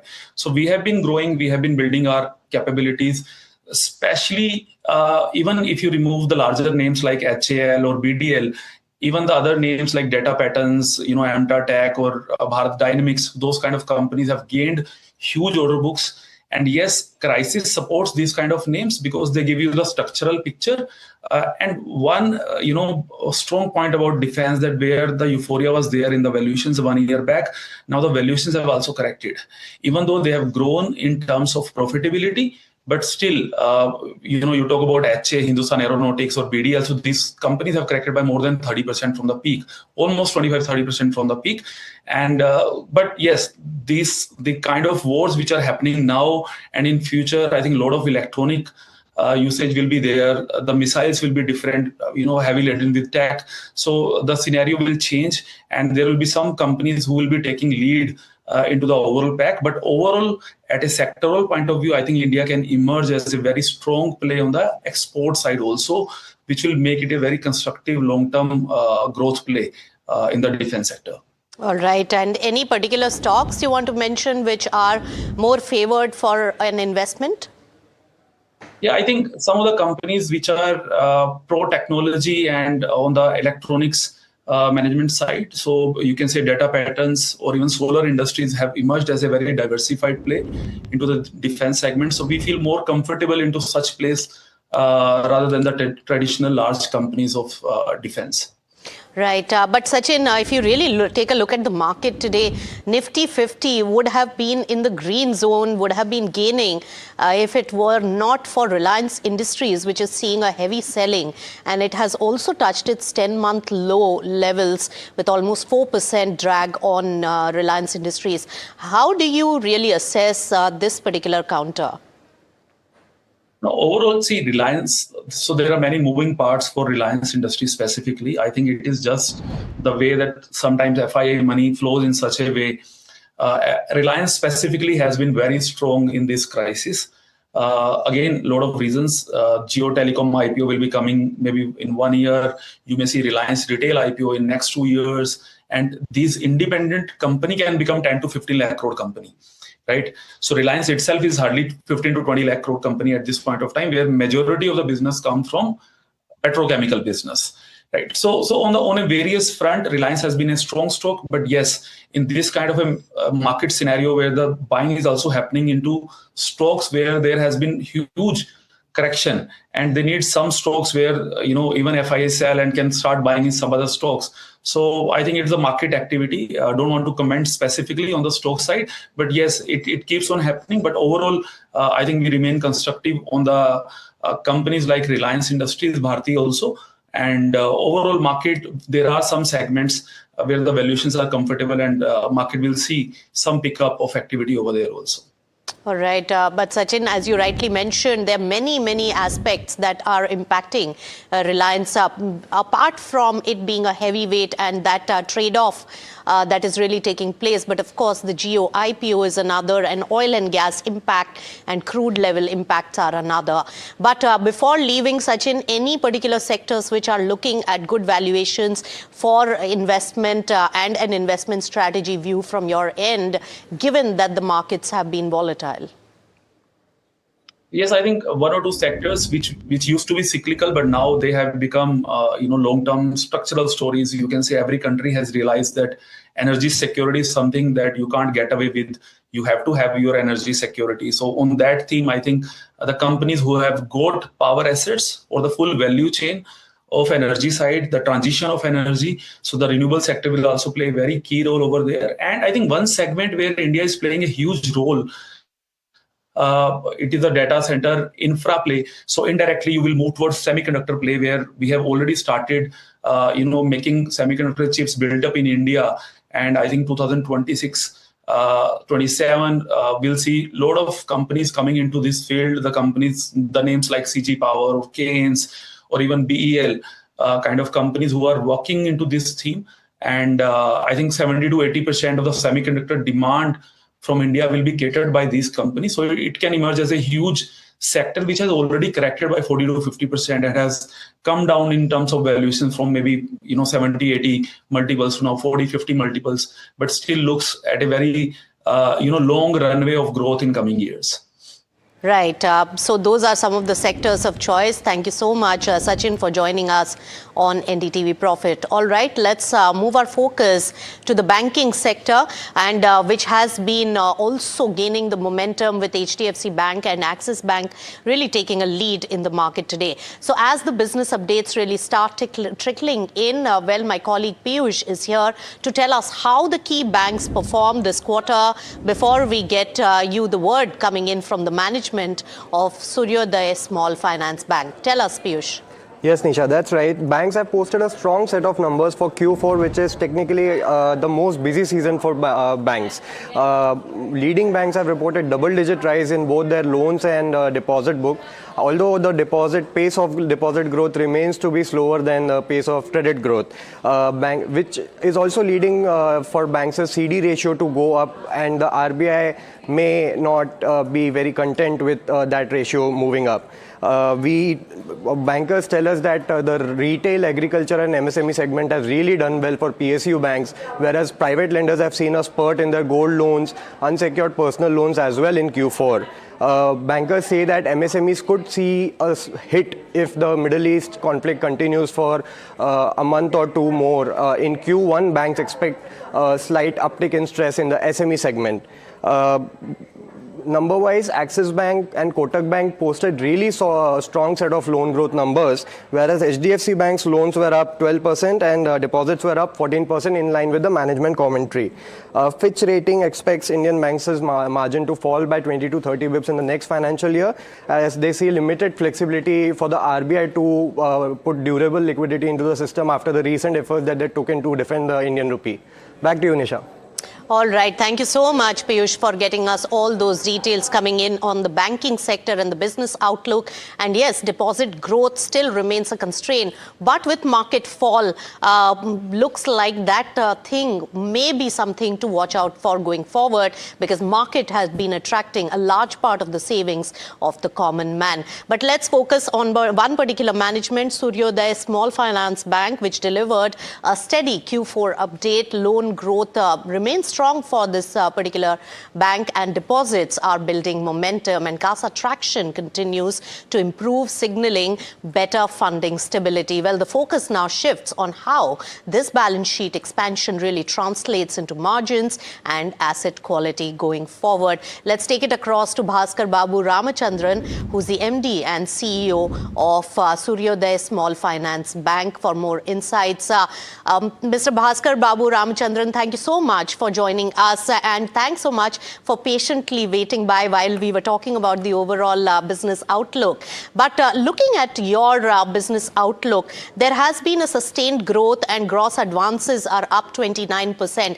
The entire banking system is faced with one particular aspect, which is the deposit growth is not taking shape as it was earlier.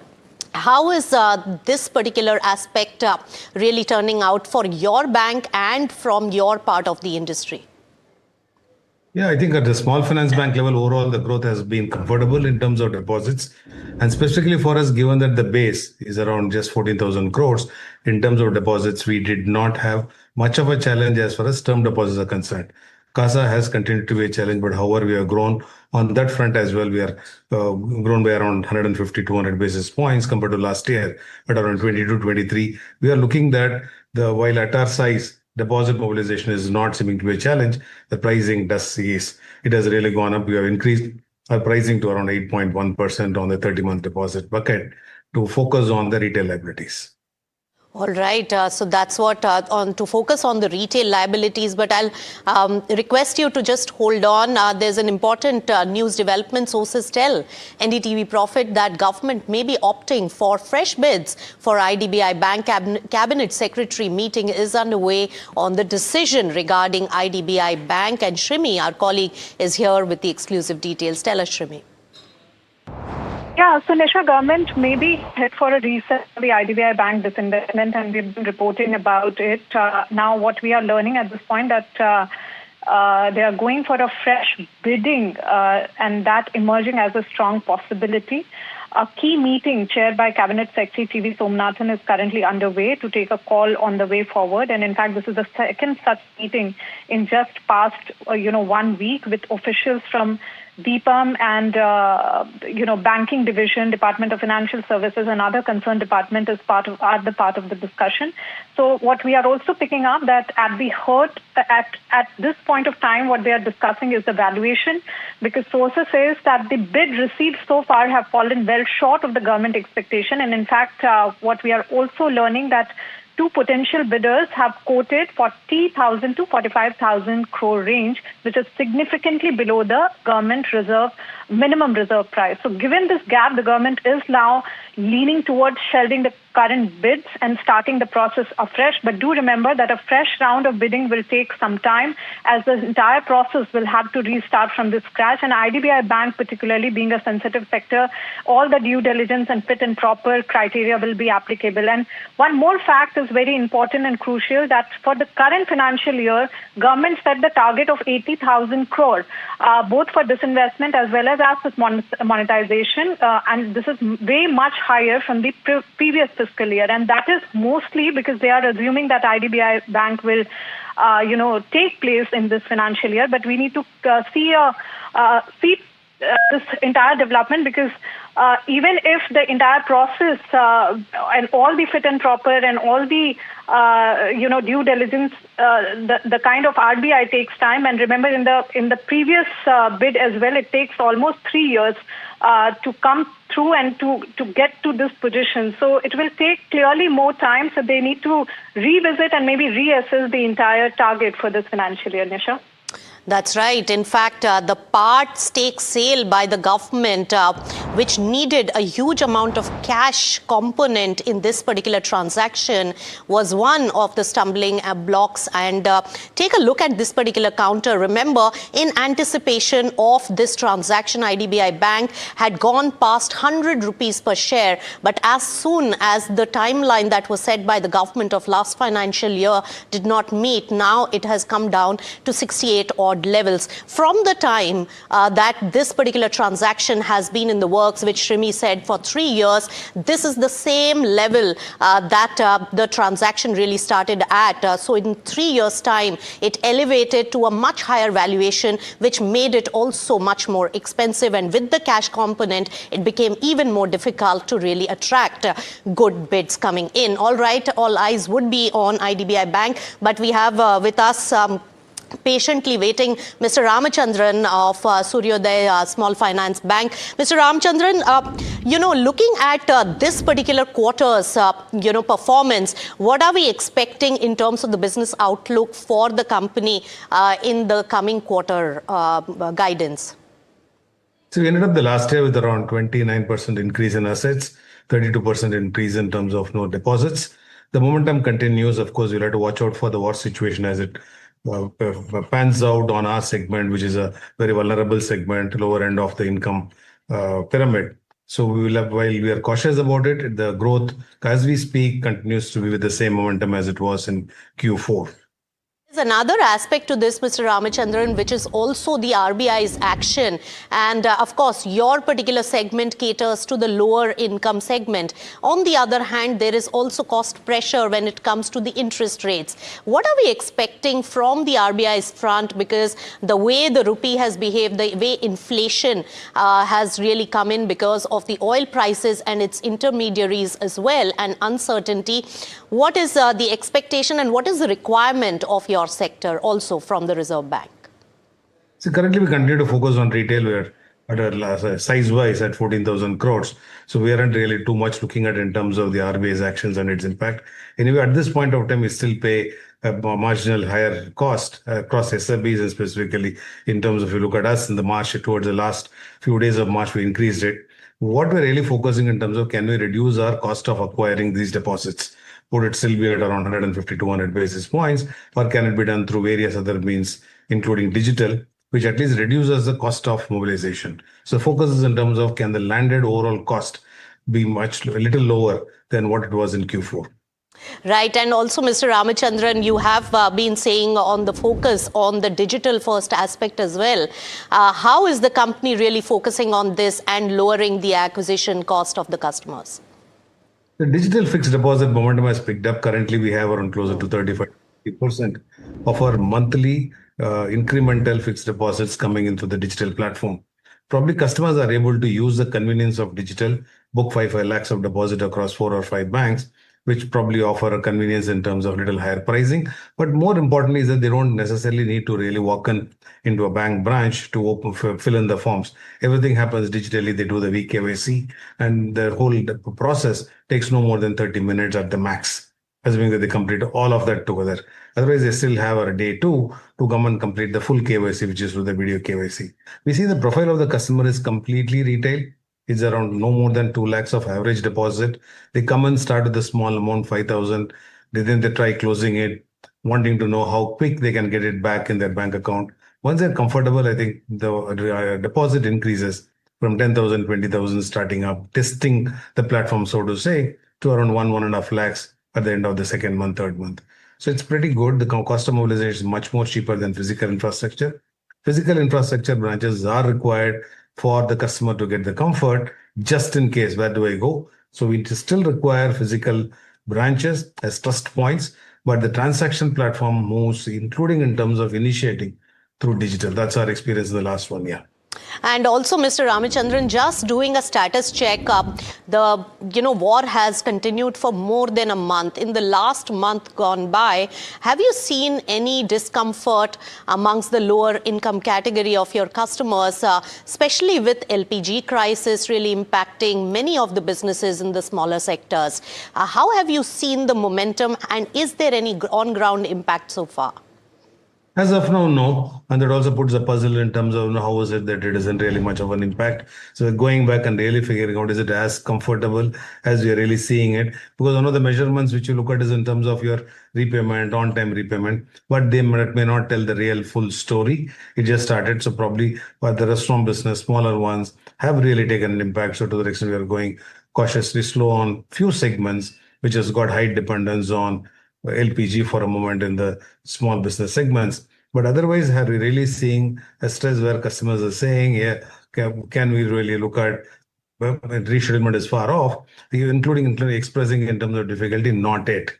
But that doesn't really mean that we take it as a pure green signal. We'll go back and still keep figuring out what exactly would be the stress points. As of now, the answer is not yet. Not yet, but those stress points will have to be assessed and asset quality will have to be reassessed. So we'll reach out to you, Mr. Ramachandran, when you have a lot more clarity and, of course, during the results. Thank you so much for joining us right here on NDTV Profit. All right, let's shift focus to the IT sector, and Wipro is in focus after the company secured a long-term transformation deal with Ola Group. And Jasmeet is right here to share the deeper contours of this transaction and what it means for Wipro. Tell us, Jasmeet. Well, thank you for that, Nisha. If you look at the overall deal, company signs a long-term transformative deal with Ola Group, and while this engagement is spread across 8 years, and this engagement also has a minimum guaranteed revenue of $800 million spread across the 8-year span. While this deal is for transformative services where they will use the AI-led operations to help the company and transform their services.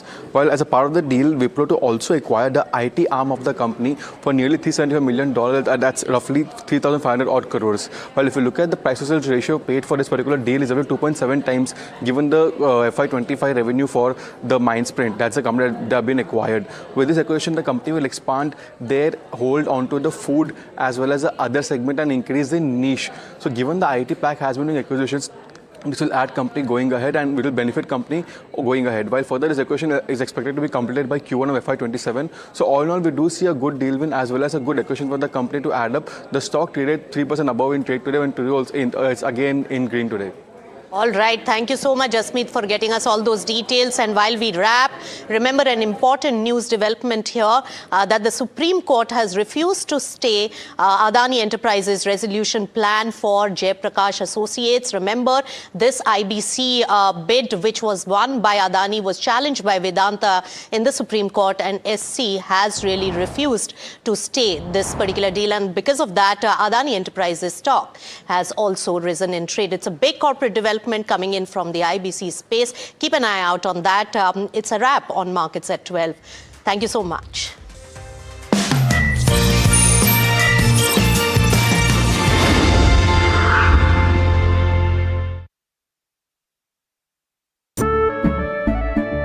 केसरिया से मन जोगी हुआ रे दिल झूमे देखो मतवारा हुआ रे केसरिया से मन जोगी हर पल मनाओ केसरी त्योहार विमल बोलो जुबान Kesari.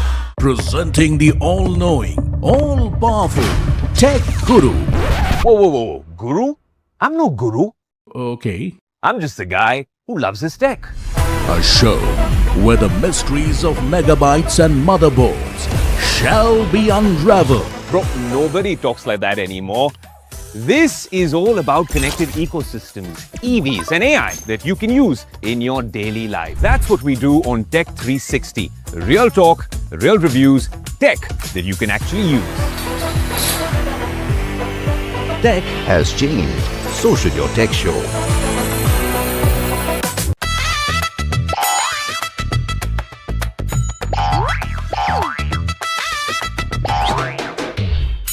understand the Tamil Nadu twist, join me in the midst of people, language and politics.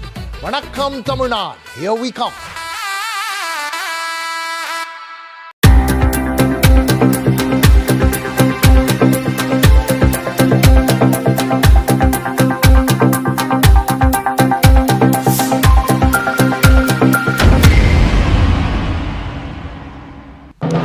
When others are warming up, I'm raring to go. The stories that matter, the stories that shape your life. Hello and welcome to watching Prime 5 with me, Ganesha Ecosphere. What's happening? How to win? The show that sets the prime time agenda. We'll be deep diving into this topic to tell you what's at stake. Join me, Ganesha Ecosphere, on Prime 5 only on NDTV 24/7.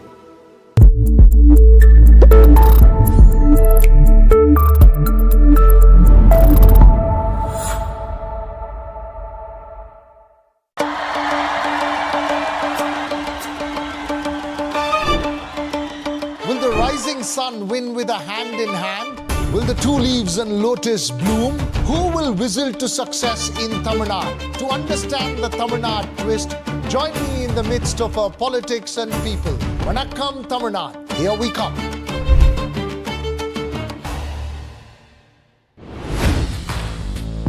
Hi, I'm Tamanna Inamdar. Watch me on NDTV Profit, where I break down the day's biggest business stories. What happened, why it matters, and what it means for your money. Hi, I'm Neeraj Shah. Watch me on NDTV Profit for the most incisive market intelligence and meaningful corporate conversation. And I'm Alex Matthew. Markets, mutual funds, insurance, personal finance. I help you cut through the noise and make smarter financial choices. And here's where you can watch us.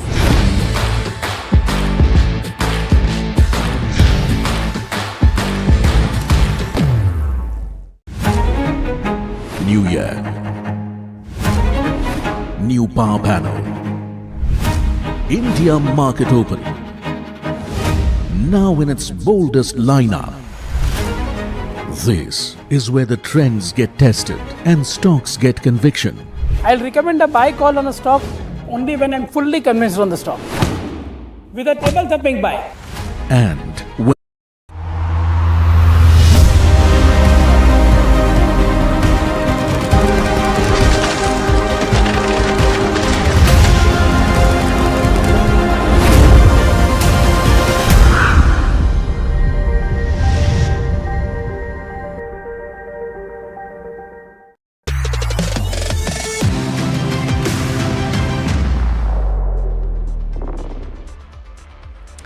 Hello and welcome to NDTV Profit. You're watching Trending Stocks with me, Hiral Dadia and Sharad Dubey, standing at the profit market pit with all the action in the markets today.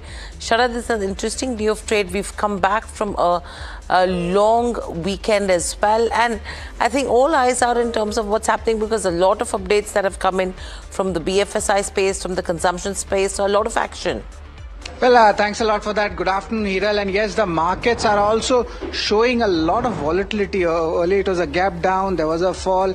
Then the market's trying to do a recovery. Of course, there's a big drag happening from the heavyweights as well. Q4 updates, as Hiral spoke. Nifty just turned green, but there is no clear direction in the markets. Nifty Bank, however, if you look at it, a little bit decent coming in because Reliance is definitely not there, but there is a recovery at play for Nifty Bank as well. And VIX also not going up so much as we expected. There is a fog of war and there's a fog of uncertainty as well in the markets. Let's pull out the factors and see what's actually happening here, what's dictating the factors right now. And you can expect a lackluster day of trade, no much volatility. Reliance is dragging the Nifty index, and Nifty Bank's technicals are still better than Nifty if you compare them. But today is the day for the broader indices. That is where the breadth is strong. Value buying is coming in the SMIDs again, and the sell-off which we have seen, not a lot, but Pharma and FMCG is there. That's where the sell-off is happening. But most of the sectoral indices are in a very tight range. Geopolitical tensions are dictating the uncertainty in the markets. and expect a very narrow range-bound movement, especially in the indices. Hiral rightly pointed out the Q4 update is something which we are watching out for. Brent crude is elevated and rupee has weakened in the opening trading session. Last week, remember, there was an RBI intervention as well, and today is a very important time. Trump's press conference comes at 10:30 p.m. Indian Standard Time, so we'll be watching out for that. But as of now, things are looking hunky-dory. Things are looking hunky-dory, and today Trump's press conference at 10:30 p.m. is going to be important. But let's quickly take the viewers through the watch list at this hour. A strong business update coming in from Trent and Nykaa, both of these counters buzzing in trade along with the Senco and DMart. Dabur and AWL Agrios, the stocks have been flat, but the business update has been pretty much in line with what the street was estimating. Hindalco, aluminium prices are rising, and they have also reported their business update for the third quarter. Pretty flat is what I'm seeing in terms of production and sales. IEX, they've received the highest ever electricity trading volumes in this quarter, so that stock is buzzing. And Wipro, on the back of an acquisition, is in focus as well. In fact, the IT pack itself is in focus on the back of the potential buyback through open markets, as the SEBI has been mulling. Axis Bank, HDFC, Kotak Bank, strong operational numbers that have been reported by all of these three, so strong moves coming in there. And Bajaj Housing and Bajaj Finance, they've seen a double-digit AUM growth for the fourth quarter, I beg your pardon. Sun Pharma, 100% tariffs on patented drugs is what is putting pressure on this counter. And Aurobindo, seems that the street is not really happy with the buyback of 800 crores and the pricing that the buyback has been announced at. I think 1,475 is what you're watching out for. Bajaj Auto has posted a strong set of numbers in spite of weakness coming in when you talk about the export side of the business. And you have Supreme Petro and Astral that are in focus on the back of the PVC price cut by 10 rupees per kg. Goldman Sachs has also upgraded a TVS Motor, so watch out for that one pretty closely in trade. But let me get across to Sharad to take the rapid fire with Kunal Rambia of the streets. Thanks a lot, Hiral, for that. Good afternoon, Kunal. It's always a pleasure to have you. We'll start our rapid fire.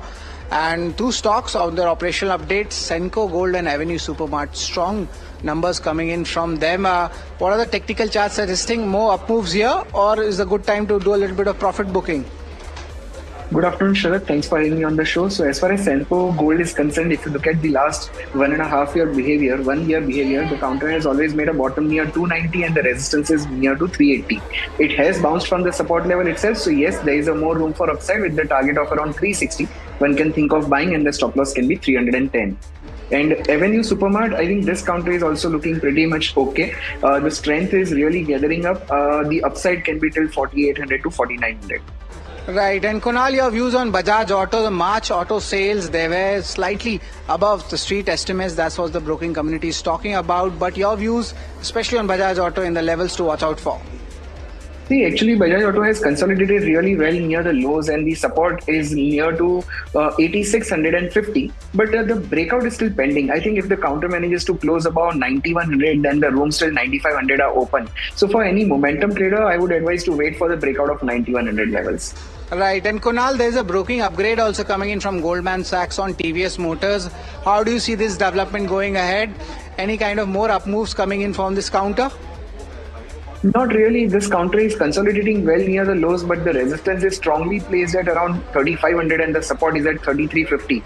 So I'll wait for the breakout again. Until this breakout comes in, I think the sideways consolidation is likely to continue. And Kunal, Reliance on a intraday fall that fell almost 4%, a big sell-off, it seems like happening in this counter. Important stop losses for Reliance?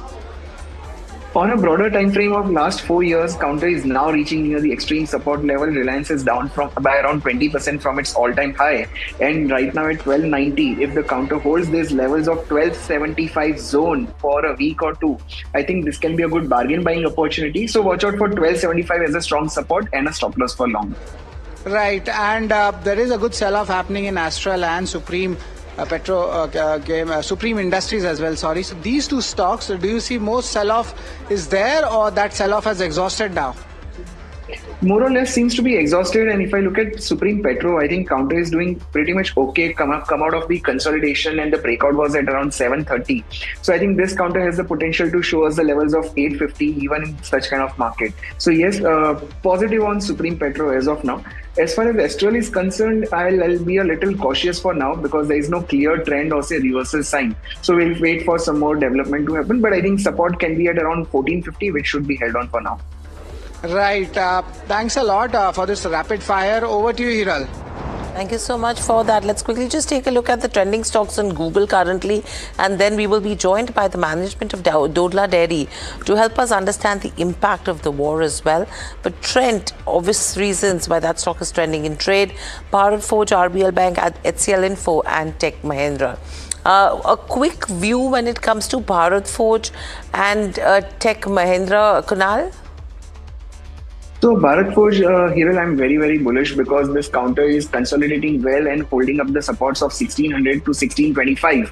If this counter manages to continue holding these levels, and if we see the uptick above 1700, then I think this can be a good falling wedge breakout on the hourly chart. The targets can be as high as 1850 to 1900. So yeah, it's very bullish formation right now.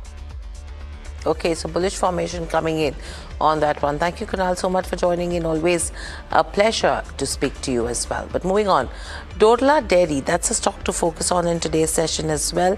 Let's quickly pull up the counter on the screens and see what's happening. Now, there are conversations going on that the dairy sector could be under pressure on the back of the war. And that's because, one, inflated polymer-based packaging cost is something which could be troublesome because that is up around 47%. Disruptions could be coming in the form of logistics as well as input supply chain, and imminent price hikes for paneer and curd is something that could be on the cards. Now, there is weakness in terms of institutional demand and labor availability. Let's understand the situation. Mr. Sunil Reddy joins in. Mr. Reddy, welcome to the show. Always a pleasure to speak to you. My question coming to you is, first up, what is the impact in terms of where the Iran-Israel war goes? If you can just break it up for us in terms of elements that get impacted. Thank you very much, Hiral, for having me on your show. The war impact has been, I think the immediate impact, as you rightly mentioned, has been on the polymer plastic prices increasing, which although is not in terms of percentage, yes, seems to be very high, but in terms of the absolute number, it will be a rupee per liter kind of a scenario that moves up on the milk, and maybe on the other packaging of curd and paneer, which are a little more thicker and sturdier, the prices will be a little more. The second major impact we are seeing is because of the gas shortage, or the initial fear of the gas shortage being extremely high. The commercial consumptions, especially what I mean is that local tea shops, or which are also big customers, their sales have dropped. But for us being majority D2C and not much of B2B, we have not seen major impact as far as Dodla is concerned in terms of the sales drop that happened. Minor sales drops that were there. We have to look and keep post maybe a month, maybe will fuel prices actually go up, which is going to be then challenging in terms of how much of the prices are going to go up, because logistics will form a major part of the cost. And keeping these in mind, how much do we pass on to the customers? How much do we manage ourselves? How much do we be able to look at it from a farming community? It's a blend of all these. So I think it's more of the uncertainty that is dragging things along. Otherwise, it would have been easier for us to make a call and move forward with the pricing. Keeping this uncertainty in view is what we're holding on with the price restructuring, either from a customer point of view or from the farmer point of view. All right, Mr. Reddy, Sharad here. Good afternoon. That's the same question I wanted to ask is, any price hikes is there on the anvil? Because we have seen earlier also, last 4 to 6 months, there was a price hike coming in a lot of milk associations, which we had seen even in South, I could say Nandini also had taken these hikes.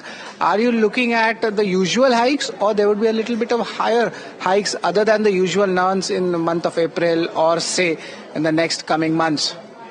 So currently, Sharad, thank you again for chatting up with us. And yes, we have all taken those smaller high price hikes just to keep up with these immediate price costs that have gone up. comparatively and trying to keep the margins the similar levels of what they were. But to see how much are we going to be actually impacting, like I said, we are not too sure yet. So we'll have to wait at least for a month till this yo-yo effects calm down, and then we know what we are passing on. Because we don't want to just keep on passing on prices to the customer, because it shouldn't impact consumption at the end of the day, right? Because when customers, as an essential commodity, have a certain amount of elasticity, they cannot do too much with just price increases. So I think 1 month is not going to make much of a difference, because we will have inventories of packaging material and other such things which we can manage it and go along with that, and then make a more stable call once we see how it plays out. Okay. Mr. Reddy, just stay with us. We have Mr. Tuhin Kanta Pandey, SEBI chair, who's just giving a quick bite to the media. Let's listen in to what he has to say in terms of the war updates as well. मैं comment नहीं करना चाहता हूं। मैंने पहले भी इसके बारे में बात की थी। आज भी मैंने जो अपने उसमें कहा है कि इंडिपेंडेंट डायरेक्टर्स की रिस्पॉन्सिबिलिटी है, बहुत इम्पोर्टेंट रिस्पॉन्सिबिलिटी है, और वो रिस्पॉन्सिबिलिटी है कि मैनेजमेंट को, जैसे मैंने कहा कि मैनेजमेंट्स की जो इंफॉर्मेशन है, इंसाइट है, गवर्नेंस है, कंप्लायंस ही नहीं, रिस्क मैनेजमेंट है, फाइनेंशियल्स हैं, उनको देखते हैं और उनके देखने के साथ साथ एक जिम्मेवारी ग्रहण करते हैं। और यदि मैनेजमेंट को उनको कुछ बताना होता है या उनको समझाना होता है, उसके बारे में भी बोर्ड में चर्चा होती है। तो बोर्ड में सब इस चीज़ों की चर्चा होनी चाहिए, लेकिन कंस्ट्रक्टिव अप्रोच है। और जो शेयर होल्डर्स हैं किसी भी कंपनी के या और स्टेक होल्डर्स हैं, वो कंपनी की परफॉर्मेंस और कंपनी के इवन जो मार्केट कैप के उतार चढ़ाव, उससे प्रभावित होते हैं। तो जिम्मेवारी का काम है। Sir, on disclosures, you spoke about shifting focus from disclosures to companies' independent directors. But of late, we have seen many companies not disclosing or making their own interpretations of material information. For example, in today's report, there was a story about Reliance disclosures. Earlier, there has been. Again, मैं कोई भी इस तरह के individual comments नहीं करते हैं। जो डिस्क्लोजर्स हैं उसका एक फ्रेमवर्क है, उस फ्रेमवर्क के अंतर्गत डिस्क्लोजर होता है। और उस डिस्क्लोजर्स में यदि कोई कंप्लेंट आती है कि उसके अंतर्गत डिस्क्लोजर नहीं हुआ है, तो उसका एक अलग प्रोसेस होता है। यूएस प्रेसिडेंट ने बोला कि रिलायंस इन्वेस्ट करेगा उनकी ऑयल रिफाइनरी में। मैं इसके बारे में कुछ कमेंट नहीं करूंगा। मैंने एक कह दिया आपको कि एक डिस्क्लोजर का या उसका जो भी कोई इन्फॉर्मेशन आती है उसके बारे में जो इन्फॉर्मेशन देना, एक सर्टन नंबर ऑफ आवर्स है, मटेरियलिटी है, वो एक फ्रेमवर्क डिफाइन है, उसके अंडर ही डिस्क्लोजर्स की बात होती है।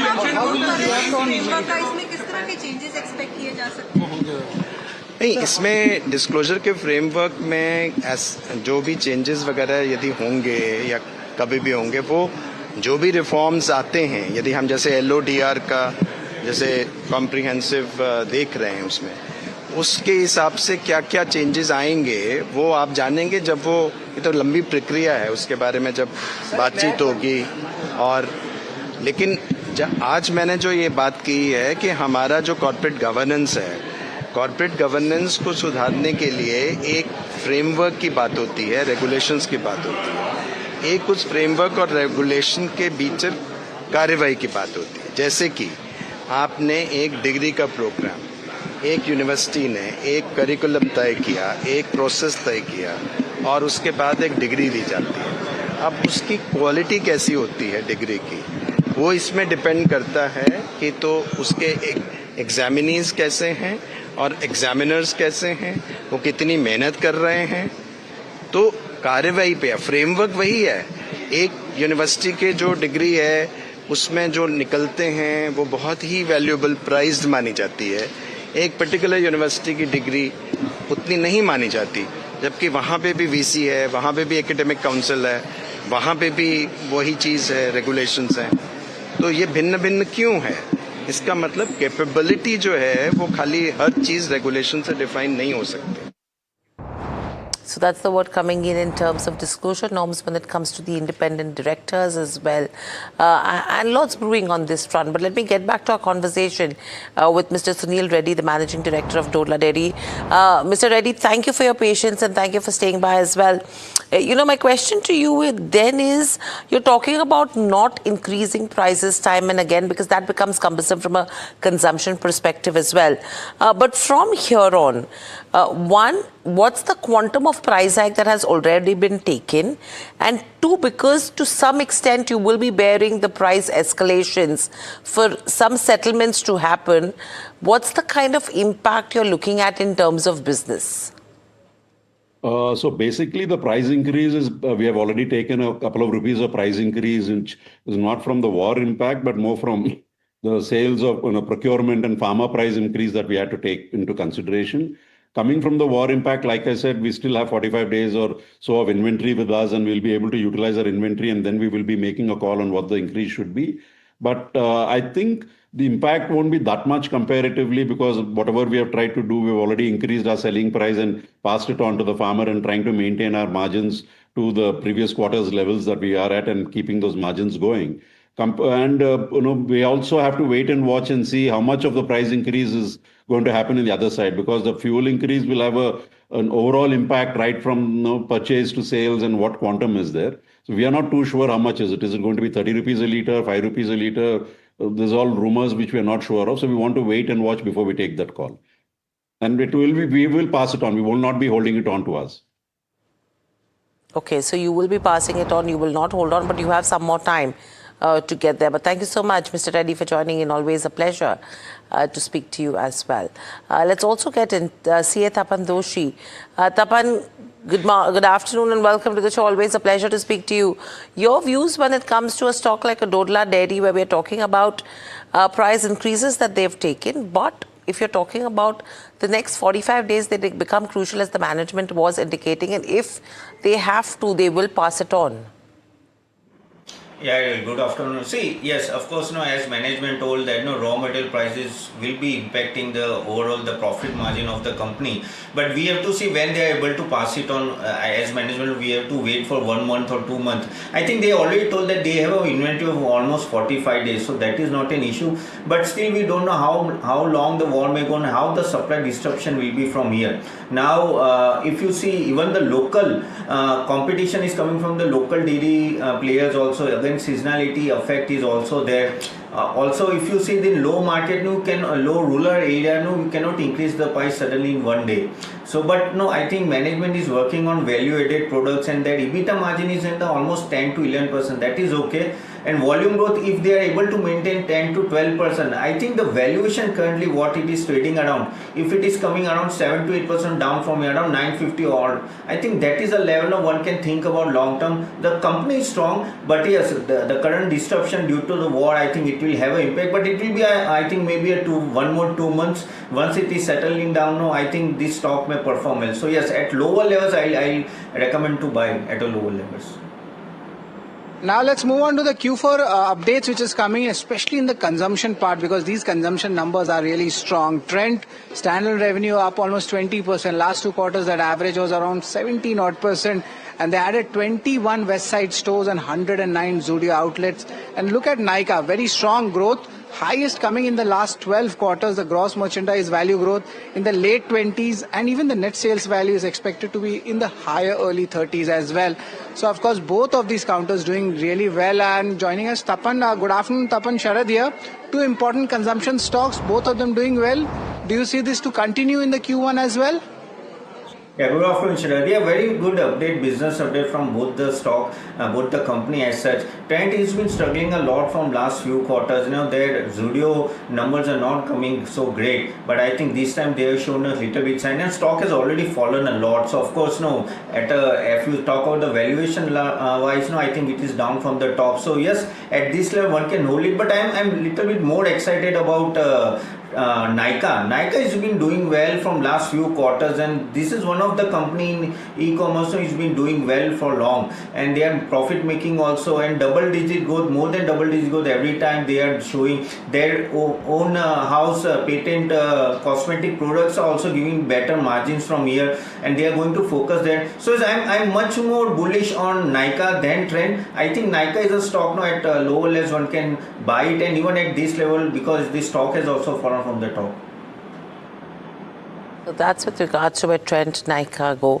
But moving on, on the back of the PVC prices, you have Supreme Petro as well as Supreme Industries and Astra that are in focus as well. And this is because the PVC prices have been cut by 10 rupees per kg. And this is a flagging trend reversal that we're seeing. And this is mainly because the agri demand is weak. They're expecting weak April demand, heavy channel inventory, as well as imports that are coming in from China that will be cheap because of the custom duty that has been reversed as well. So the first quarter of FY27, the volumes and the EBIT are at risk. That's what you're looking at. Both these counters are in focus. Tapan, your view when it comes to Supreme as well as Astral? But out of these two, I think I'm much more bullish on Astral. No, this stock has been doing well. Of course, the stock has fallen, but I think demand will be there in the coming quarters. And again, if you see the guidance on the management is also good. Overall, I think the margin expansion will be there in future. Hopefully, once the raw material prices get settled, and domestic demand may go up in once all these things is settled. So overall, I think Astral is a good bet. One can bet compared to Supreme. Yeah, I'm hopeful about Astral for long term. That's pretty much interesting. But moving on and taking a discussion to the IT space as well, especially a lot of deal making is happening all across. And also Wipro has come out with a very big $1 billion acquisition, it seems like. But what are the key details about it, Jasmeet? And by when this contract will play out? Give us all details about it. Well, sure, thank you for that. If you look at the overall contract that Wipro has won, it's worth $1 billion. That's roughly 9,300 odd crores. And this deal is spread across 8 years with a revenue of 125 million per year. And this deal also has a guaranteed contract value of $800 million. Now, under this deal, Wipro has to acquire an entity that's Olam's IT pack, that's Mindsprint. If you look at the overall Mindsprint as a company, it operates into IT space when you look at agri and food business. Now, Mindsprint, the overall acquisition made by the Wipro for Mindsprint is roughly at $375 million. That's roughly 3,500 crores, which comes up to 2.7 times price to sales ratio, which seems a bit expensive compared to the other acquisitions the company has done in the past. So all in all, we do see that this particular acquisition will add roughly 3,200 employees to the company, but will also make company's niche more clearer in terms of food and agri business altogether. So it's all in all a positive news for the company. The stock was up 2% and currently in green as well. Thanks a lot, Jasmeet, for that important development coming in. But Tapan, I would like to get you on this. I know you don't like the IT space right now because the AI confusion is there. But is there any value emerging? Even the rupee you can see is on the weaker side. Anything in the mid cap or the large cap? Yes, sir, if you talk about the rupee also, no, see in 2020 around, 2006 around, sorry, no, rupee was around 14, now it is 95, but the depreciated rupee has not increased the margin at all for the IT companies. The problem is, they get set off in the contract and overall the employee costs. So I don't think the rupee depreciating will help IT so much. And overall, if you talk about Wipro is among the weakest among the all top 4 companies. Of course, the stock has fallen a lot, so you can say that it's blowing at a very much lower level. So if someone want to hold, they can hold it. But I think still they may consolidate at this level for a longer time, maybe 1.5 year, and we come to know whether who is the winner out of this stock. Then only better to bet on it, because still AI disruption is there, and we don't know what type of margin they'll be getting in future. So still I'm negative on the large cap IT companies and Wipro especially. Okay, so that's with regards to where Wipro goes. In fact, IT will be in focus as well because numbers start trickling in this week. But moving on, Pharma is in focus, the 100% tariffs on Pharma. This does give relief to some companies, but some patented drugs is something that, gets impacted as well. Now, Nation pricing, US manufacturing gets 0% tariffs. Firms without pricing deal but investing in the US face 20% tariff. And the timelines of 120 days for large companies is what they are looking at, and 180 days for smaller firms. Now, European Union, Japan, South Korea, Switzerland, these are the countries where goods have been faced with 15% levies, and with UK is likely a 10% tariff. On the back of this, if you see a Sun Pharma, that is the one which is impacted the most on the negative side, and hence you're seeing a downtick because their branded exposure is around 20% of their revenues. Illumina may face around 15% tariffs, and the near-term earnings downgrade that could be on the cards. Companies like Aurobindo Pharma, Alchem, Jubilant, Zydus Life Science, Piramal Pharma, these are the ones who could actually benefit as well because of the US manufacturing players who gain an advantage. And with this, just let me address Aurobindo as well. They've announced a buyback of 800 crores at a price point of 1,475 per share. And this represents around 0.93% of the total equity. Record date is 17th of April. It seems the market is not really happy with the Aurobindo buyback because the stock is slightly under pressure. Tapan, quick view. Actually, we don't have them for a quick view, but all of these counters are in focus as well. But thank you so much, Tapan, for joining in. Always a pleasure to speak to you. A thank you from Sharad, the team that put the show together, and myself. Lots more lined up on the other side. Please stay tuned to NDTV Profit.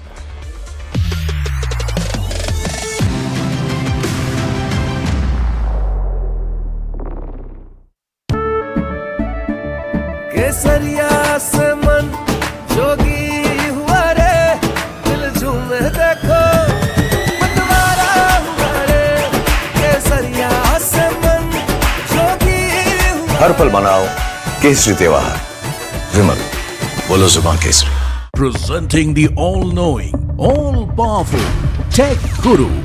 Whoa. Guru? I'm no guru. Okay. I'm just a guy who loves his tech. A show where the mysteries of megabytes and motherboards shall be unraveled. Bro, nobody talks like that anymore. This is all about connected ecosystems, EVs and AI that you can use in your daily life. That's what we do on Tech 360. Real talk, real reviews, tech that you can actually use. Tech has changed. So should your tech show. Hi, I'm Tamanna Inamdar. Watch me on NDTV Profit, where I break down the day's biggest business stories. What happened, why it matters, and what it means for your money. Hi, I'm Neeraj Shah. Watch me on NDTV Profit for the most incisive market intelligence and meaningful corporate conversations. And I'm Alex Matthew. Markets, mutual funds, insurance, personal finance. I help you cut through the noise and make smarter financial choices. And here's where you can watch us.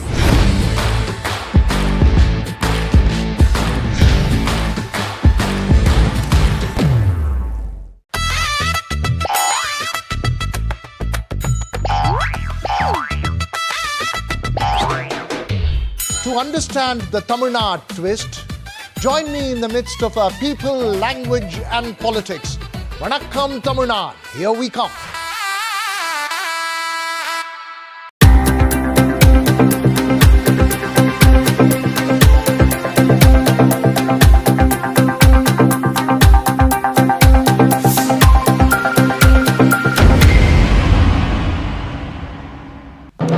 When others are warming up, I'm raring to go.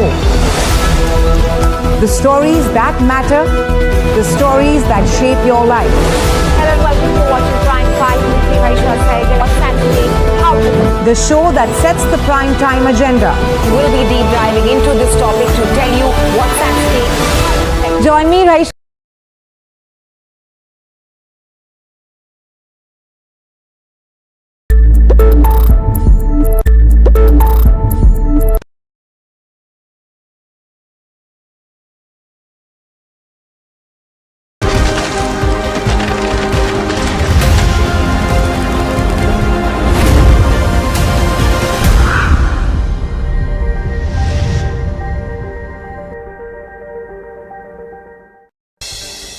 was a tepid day of trade on the Lal Street. Nifty lost more than 55 points while the Sensex shed over 200 points. Realty, PSU banks and IT led gains. Oil and gas as well as Pharma on the flip side were on the back foot. And as Q4 updates start trickling in, banks continue to report sluggish deposit growth while CD ratio continues to rise. Avenue Supermarts emerges as an outlier in the consumption space with sturdy performance. Trent a buzz after a strong set of operational updates in the fourth quarter. Standalone revenue rises 20% on a year-on-year basis, also clocks in more than 100 store additions in the quarter. And Sun Pharma is trading under pressure after Trump slaps fresh tariffs as well on the entire sector as a whole. Patented medicines will face a 100% tariff entering the US. However, companies can still avoid the taxes by striking deals with the administration. Wipro pulls off a big-ticket win, bags $1 billion AI-powered transformation deal from the Ola Group for 8 years. Acquisition is expected to close by Q1 of financial year 27.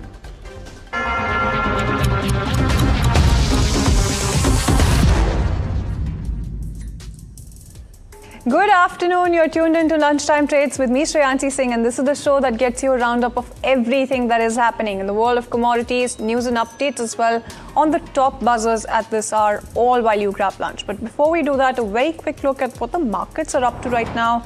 So when you talk about Nifty, you're taking a look at just a sharp recovery really coming in about an 88 point thereabout uptick that you're seeing against that tepid move that we had by mid-noon as well. When you talk about Sensex, about a 200-point recovery is what you're seeing right now. So that's the kind of picture that you're looking at right now broadly. Let's also talk to you about the sectors that are performing greatly and badly. So there's Realty that is leading gains, PSU banks in good shape, financial services, banks, IT. Those are some of the sectors that are leading gains right now. What's not doing so well is something like an oil and gas. Even Pharma is a little bit on the back foot at this point in time. So that's the kind of sectoral picture broadly that you're seeing emerge right now. When you talk about some of the stocks that are buzzing away in trade as well, something like a Trent is standing out with that 6.5% gain also coming in. Adani Green, Gravita India, Newland Bank, RBL Bank, some of the other counters that are buzzing away up anywhere between 5.5% to 6.5%. When you talk about the Nifty 50 pack as well, something like a Titan company is in good shape, Shriram Finance, Axis Bank, Coal India, Bajaj Auto, and even heavyweight HDFC Bank also in good shape right now. So that's largely the kind of picture that you have. On the flip side, there's Reliance Industries that's trading with a cut of about 3.7% in terms of the heavyweights. JSW Steel, ONGC, Max Healthcare, and Dr. Reddy's. Some of the other losers from within the Nifty 50 pack. But with that in mind, let's quickly get you the picture as far as metals are concerned, oil as well as gold prices, what they're up to right now. And we will also get you some insights. But when you talk about oil, you're largely taking a look at a volatile day of trade coming in for oil prices. And that's largely the kind of setup that you have. Now, you do have OPEC that has hiked the May output quotas by 206,000 barrels per day, and that's the symbolic hike that you're talking about right now. 8 members have gone ahead to have agreement on this particular hike, and that's something that you're seeing coming in terms of OPEC. But largely it's the commentary that they have that's quite important, and that's something that we'll be discussing with Kunal Shah as well. So Kunal Shah, Head Commodities Research at Nirmal Bang, is joining us right now. Mr. Shah, thank you so much for taking time out, and a very good afternoon. First things first, I'll start with the key commentary coming in from OPEC right now, because, they're talking about how there's signs of acute concern about the near-term supply. And other than that, they're also flagging the energy strikes that are sustaining supply loss right now. And that's something that they've, highlighted very, very clearly right now. Yes, I mean, obviously there are concerns regarding the supply, and you rightly mentioned, near-term supply. That is what the market structure is all about. So if you look at the structure of the futures market on the WTI, which is trading on MCX, the near month is trading at 10,370 rupees right now. The far month, that is the May contract, is trading at 9,280.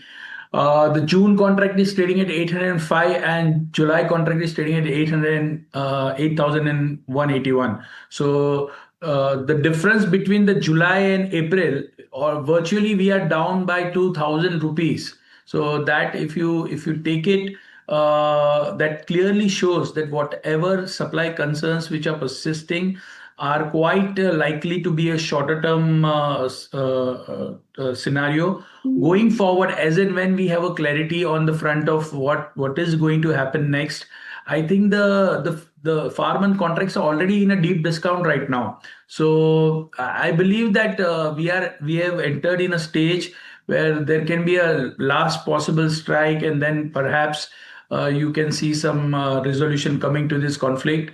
And once that takes place, I think that slowly and gradually the geopolitical premium which is there in oil prices will eventually cool off. I'm not bearish on crude oil, but I believe that the upside from here looks very limited. I'm not expecting oil to go above $120 unless this crisis extends to another one and a half, 2-3 months. Then I mean it's really grave scenario. But as of now, I think the sanity should prevail, and that's what the future chain of crude oil is indicating. No, absolutely. And point taken there in terms of the geopolitical risk premium. But I also wanted to try and understand what you think this really means in terms of the broader complex right now. Do you think that we're looking at higher for longer oil prices, and that sort of shift is something that we've seen completely play out because of this particular conflict? Because just a few months ago, if you were talking about $120 a barrel, that would be a little far-fetched right now. And this is, something that a lot of brokerages have already factored in right now, given all of the supply shocks that the conflict has really introduced. I think the right terminology which I would use is that the downside is limited. So before this war started, before the year 2026, the narrative was that oil prices are going to remain low. We are going to see lower for longer. Right now, you said the higher for longer. So the entire narrative has changed. So I believe that even if there is a settlement, if there is a ceasefire between Iran and Israel and US, I believe that the downside is limited because almost 8.5-9 million barrels of oil, crude oil, is out of the market, and because the oil fields have been shut down. So now to restart this oil fields, it's going to take a lot of time. It's going to take perhaps 6 to 8 months to again back the supply into normal level. So that's the reason I believe that $80 should be the bottom for crude oil. It's the new normal, $80. It should not go below $80. And whenever you see this kind of attack again coming in on any oil field, I think again oil will flare up for that point of time. But I believe on the upside maximum 120, on the downside 80 seems to be the bottom. Right, no, absolutely. And just to play the devil's advocate as well, you do have Donald Trump who's gone ahead and said that oil is going to be falling as hard as a rock after the conflict sees a major de-escalation. Now, is that something that you also seem to be penciling in right now? Now, you've said that, there's limited downside, but just to play the devil's advocate at this point in time. Okay, so it's sentimentally oil can go down, but what about all these supply which have gone out of the market? It's not going to come. It's not like a tap of water. You shut it off and you shut it on, and all the oil supplies will start. So I do believe that sentimentally the near-month contract, when there is an announcement that there is a ceasefire, the near-month contract will fall very sharply.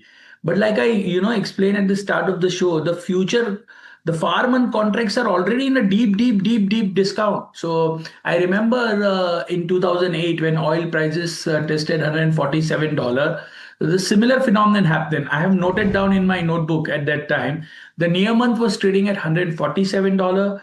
The far month was trading at 137. The next month was trading at 130.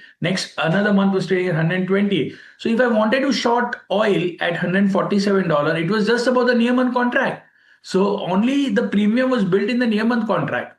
And this structure indicates that whenever this ceasefire will take place, the far month contract will go down quite sharply again, and near month will fall immediately. So I think there's no point, in even shorting the near month, because you don't know when the crisis will hold on. So if there is a rally coming in, I think the far month contract is something, you should really focus on sell on rallies. But near month is I think it will not go below $80, and that scenario is already priced in the backwardation chain. No, absolutely. And thank you so much for helping us out with that very clear analogy as well when it comes to the taps, that the supply shocks are very much back in the focus as well. And that's something that you're looking at. But moving on, let's also talk about gold that seems to have paired losses just a tad bit. Let's also talk about the entire picture here when it comes to gold. Because on one side, you do have safe haven demand. On the other side, there's that entire picture in terms of inflation as well that you're looking at. Which are the risks that you're looking at right now when it comes to gold prices? I think the US CPI data, which is likely to come during the middle of this week. And I believe that if the inflation in US shoots up, that's going to create a lot of headwinds for gold, because the rate cut narrative will be completely out then.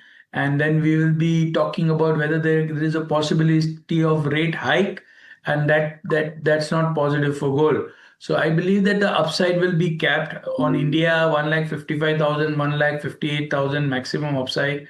On COMEX, I believe $4,800 seems to be the maximum upside. So the upside, or whenever there is a rally, if this war ends and dollar cools down and there is a rally, I think that should be used as an opportunity to sell, because if the inflation shoots up, then I think it's going to be a big headwind for gold. No, absolutely. And what about silver? What is the outlook that you have here? Do you expect it to be trading as a sister metal in tandem with gold prices right now, or do you think that it's going to pick a path of its own? No, I think it's going to trade in line with the gold. 2,40,000-45,000 in near term. That seems to be the upside. And then again, we can see, it can go down to 225. So similar view for gold. I think the silver, US CPI number is the major trigger this week, and ceasefire can lead to a temporary pullback in both these metals. No, absolutely. And thank you so much for helping us out with that entire trajectory coming in as far as silver is also concerned. Thank you so much for joining us with all of those insights. Okay. With that in mind, let's also shift focus and talk to you about some of the stocks that are in focus right now. In fact, Jasmeet is standing by with that entire list. Jasmeet.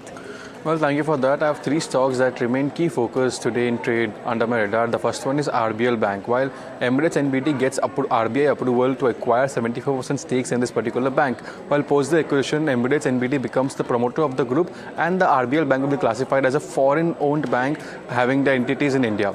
Now, the next stock in my focus would be Adani Power. While company wins order worth 2,500 megawatt renewable order from artist supply order from Maharashtra Discom. While if you look at the overall management commentary, they remain very focused on the Q4, and they say that Q4 they're seeing a very high upside, and this order win adds to that.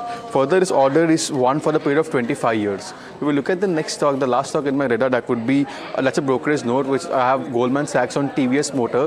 While this particular brokerage upgrades the particular stance on this counter, what they upgraded to buy from neutral rating, and they hike target price as well to 4,100 from initially 3,830. Now, what they say is the overall pricing power is playing well for the company, given the inflation of the input goods are not much impacting the company, and that's why the company remains a key focus. And when compared the company's volume to the peers, the volumes will remain stronger for this particular counter. While thirdly, they also see that companies better placed to pass to the RM inflation and relatively limited volume impact from metal and crude inflation as well.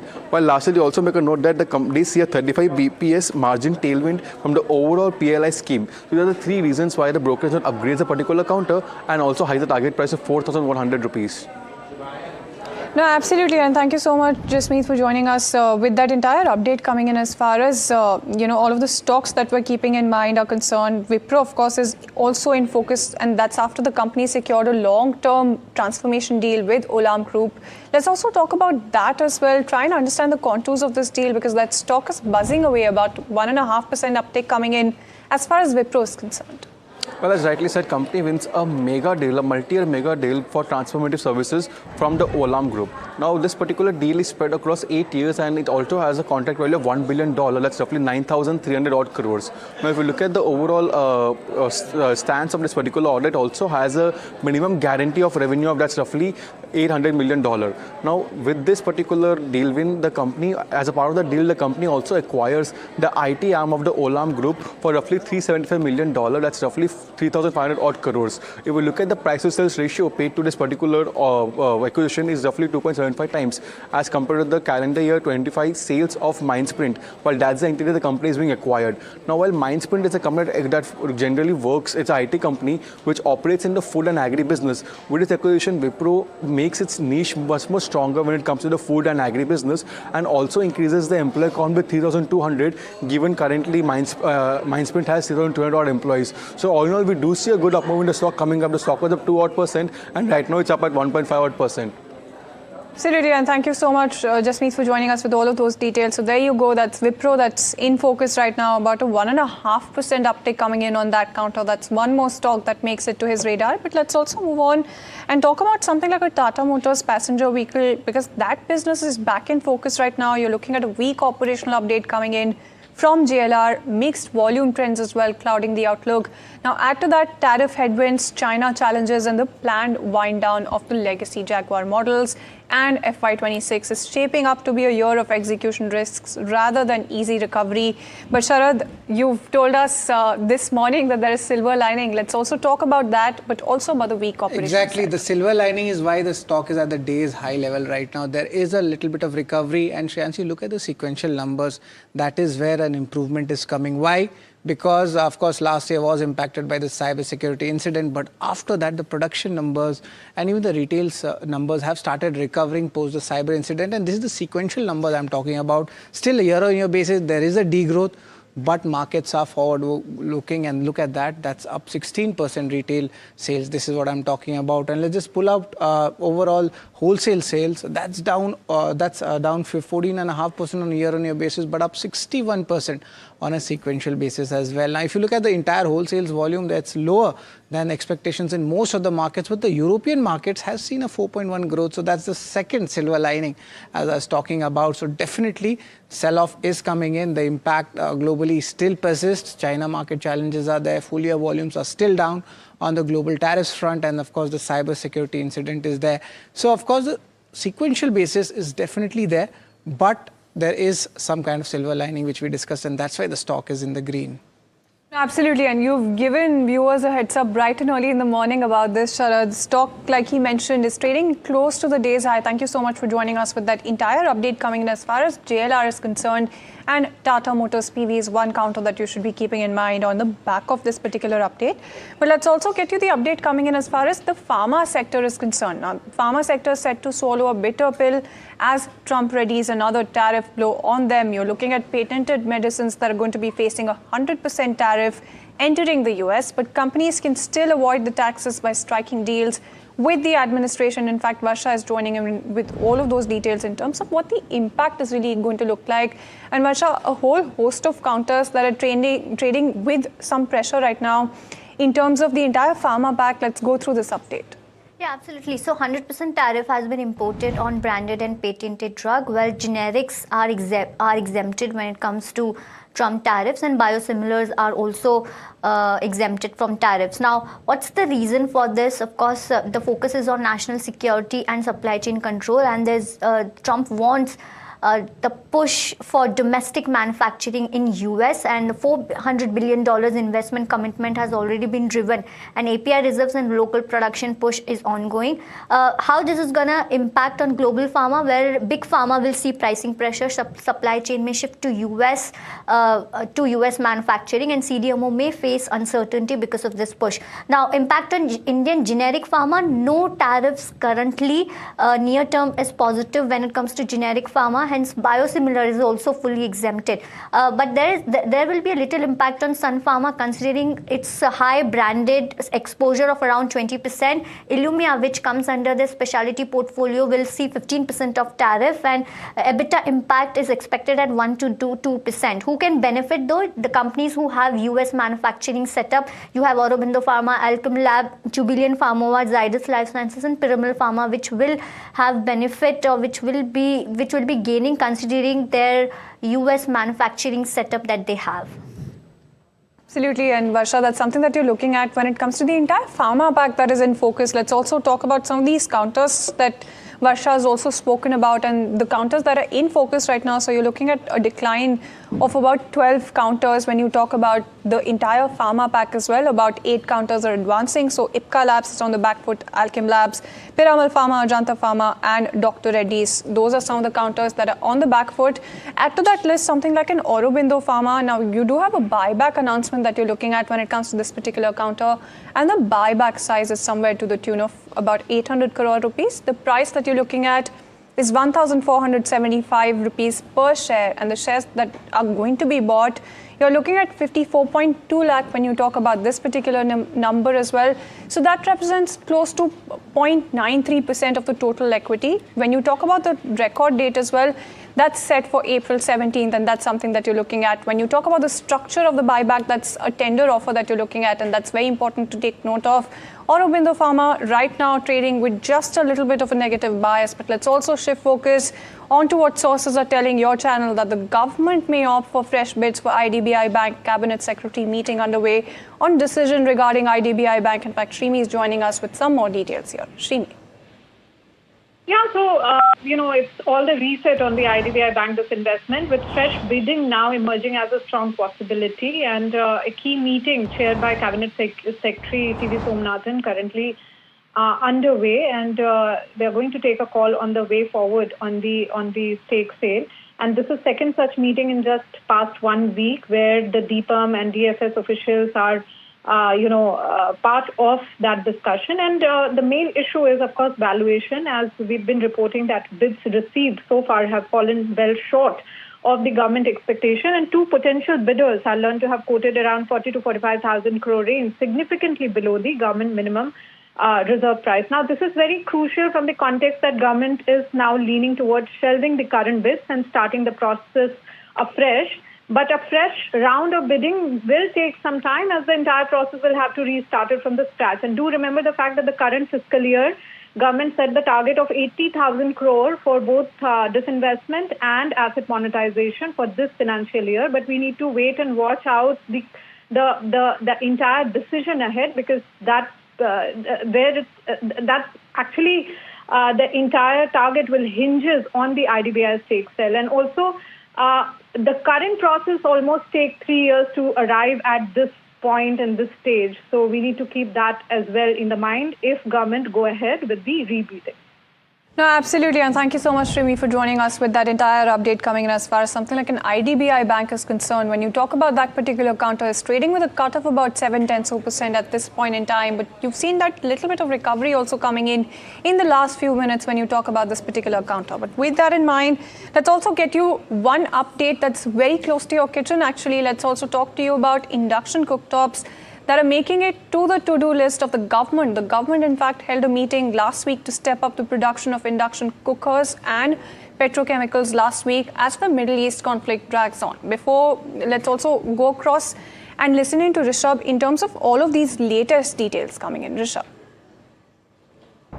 Absolutely. What you had is, like you said, a preparation on all fronts. And one of those preps involves sort of amping up the domestic production of key products like induction cookers as well as critical petrochemicals. So what the government's POV is, it is to sort of look ahead, even if the war continues for a few months, starting now, the availability as well as the affordability of critical supplies like induction cookers should not stop. So in that vein, there was a meeting that was held between DPIIT, DGFT, various other ministries had representation as well.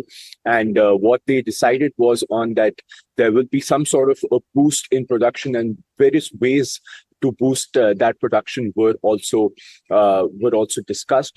What we've also already seen from the government is a cut on import duties on various petrochemical products that are critical to other, that are actually critical raw materials to other products. So that's what we're seeing from the government, is this sort of proactive approach wherein more and more interesting and more important products are being sort of lined up, even in the sort of taking care of the worst case scenarios that are also coming up if the war continues. All right, then worst case scenarios are also factored in. That's good to know. Thank you so much, Rishabh, for joining us with all of those updates. That's all the time that we have on the show. Thank you so much for tuning in.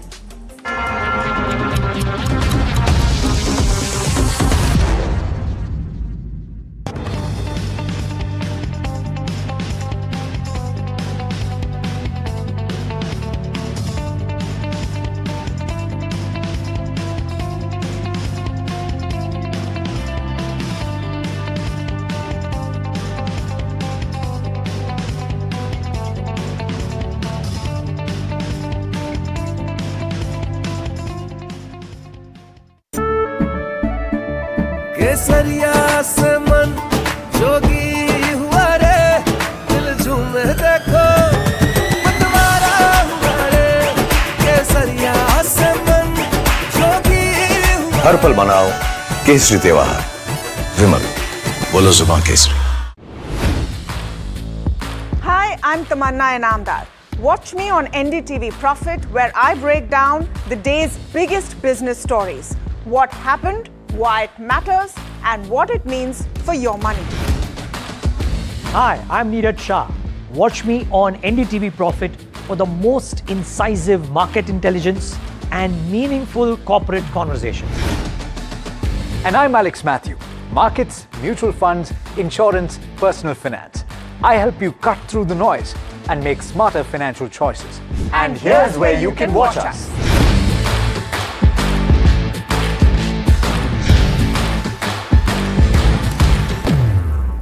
Presenting the all-knowing, all-powerful Tech Guru. Whoa. Guru? I'm no guru. Okay. I'm just a guy who loves his tech. A show where the mysteries of megabytes and motherboards shall be unraveled. Bro, nobody talks like that anymore.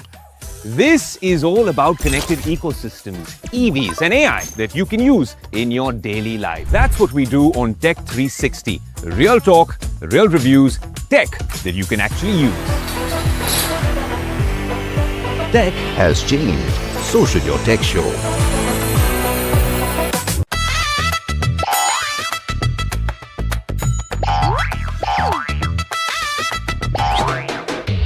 To understand the Tamil Nadu twist, join me in the midst of our people, language, and politics.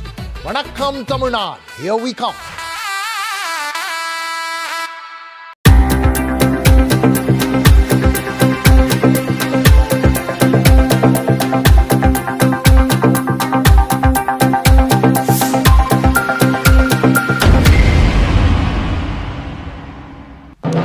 When others are warming up, I'm raring to go.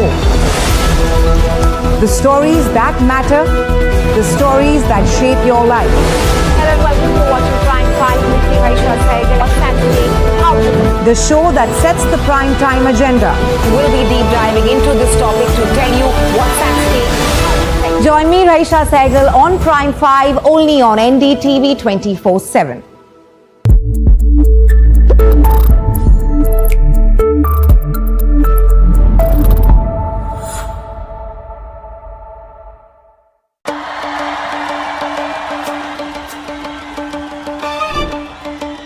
Will the rising sun win with a hand in hand? Will the two leaves and lotus bloom? Who will whistle to success in Tamil Nadu? To understand the Tamil Nadu twist, join me in the midst of our politics and people. Vanakkam Tamil Nadu. Here we come.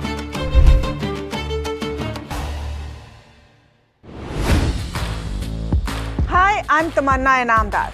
Watch me on NDTV Profit, where I break down the day's biggest business stories. What happened, why it matters, and what it means for your money. Hi, I'm Neeraj Shah. Watch me on NDTV Profit for the most incisive market intelligence and meaningful corporate conversations. And I'm Alex Matthew.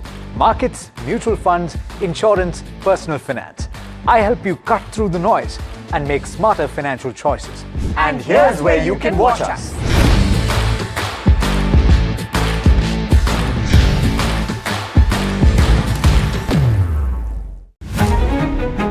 New year. New power panel. India market open.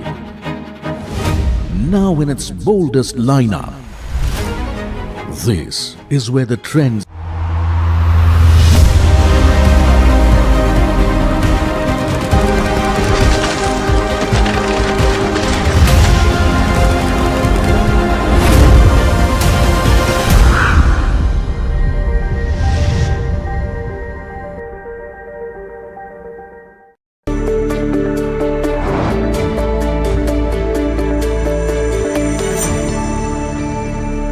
Good afternoon, you're watching Small Cap Buzzers on NDTV Profit with me Somit Sarkar and my co-anchor Varsha. In the next half an hour, we'll take you through the most important small cap stocks that have been buzzing in trade today. So what's on the show today? Firstly, we'll be speaking with the management of Enviro Infra. Now, this company has announced 5 major project wins and these are worth nearly 1,500 crore rupees and the stock is also reacting on the same. So what's the way forward is something that we'll try to get from the management today on the show. Apart from that, we'll be covering stocks like Hariom Pipe. Now, the company has announced temporary closure of its operations at Tamil Nadu. And if you look at the stock, that is down nearly 40% in the last 6 months. We'll be also discussing Confidence Petroleum. Now, that stock is up nearly 54% in the last 5 trading sessions. And this company is engaged into manufacturing of LPG cylinders. But what could be the potential reason is something that we'll discuss with the fundamental guest on the show as well. And when we speak about Vikran Engineering, that company has also won an order worth nearly 530 crore from the Maharashtra government. And if you look at the stock, but that has seen a downtick of nearly 40% on a YTD basis. And lastly, we'll be discussing about Pace Digitech. Now, that stock has been buzzing on the back of the BSS EPC order wins that it has announced from NTPC, and the stock has also been gaining for the past few sessions. But today, some profit booking coming into the trade when it comes to Pace Digitech. Now, if you look at the market, the Nifty, we have seen a sharp gain in the last 2 hours of trade. From 20,550, we are now trading about 22,850. Nearly 300 points is something that the market has gained. And it's only Reliance Industries which is holding back the benchmark. Apart from that, most of the stocks have been trading in green. Now, if you look at the sectoral indices here, on the gainer side, we have Nifty Consumer Durables, that's up nearly 2% followed by Nifty Real Estate, which is up nearly 1.5% in trade. On the loser side, we have Nifty Oil and Gas. This is largely because of the oil marketing companies and because of Reliance Industries. And then there is Nifty Pharma and Nifty Healthcare, which are largely flat in trade, down about just 0.1 to 0.3%. But when it comes to the small cap indices, they have been also trading in green. But which are the key stocks that have been gaining and losing when it comes to the small cap sector? Varsha? Yeah, a lot of stocks are actually buzzing on the back of business updates and of course volume, strong volume we are seeing for some of the stocks. Let's on the firstly we have Ruchi Infra, wherein if you see the stock is gaining, this is on the back of volumes. Volumes are trading at 11x of its 30-day average. There you go, the stock is up almost 14%. You have V-Mart. Well, this is buzzing on the back of volumes though at 34x. And if you see, this stock is up 30% in the last 5 trading sessions. Then you have, of course, you have Lux Industries, again buzzing on the back of volumes at 4 times of its 30-day average. There you go, the stock is up almost 17%. Bombay Seed, this company is buzzing, over the last few sessions. If I were to say, well, today if you see, the stock is up almost 14%. You have M&B Engineering also in the list when it comes to, buzzers of small cap sector. Well, on the loser side though, you have Bharat Rasayan, you have Lincoln Pharma, which are trading under pressure. You also have Hariom Pipes, again this is under pressure on the back of closure of its unit, and Uflex is also under pressure. So these are some of the small cap stocks which are gaining and losing as of today. But one stock which is in focus is of course Enviro Infra Engineering. Now the company has secured 5 major projects worth almost 1,500 crores and they've also expanded into renewable energy and battery energy storage system. But to speak more about what are those orders, what are the execution timelines, and what's the growth ahead for next 2 to 3 years, we are here joined by Mr. Manish Jain, who is Managing Director at Enviro Infra. Mr. Jain, welcome to NDTV Profit and always pleasure to have you. Let me start with the order wins, the 5 major project wins of rupees 1,500 crore. Just wanted to understand the execution timelines of the above projects, and if you could, give us details of that. Good morning and thanks for having me. There are 4 projects of battery energy storage from NTPC. The total capacity of the projects combine all 4 projects is 930 megawatt hour, and the value is 1070 crores. The execution timeline for these projects is 15 months. There is one project in the sewerage sector which we have won in the state of Bihar.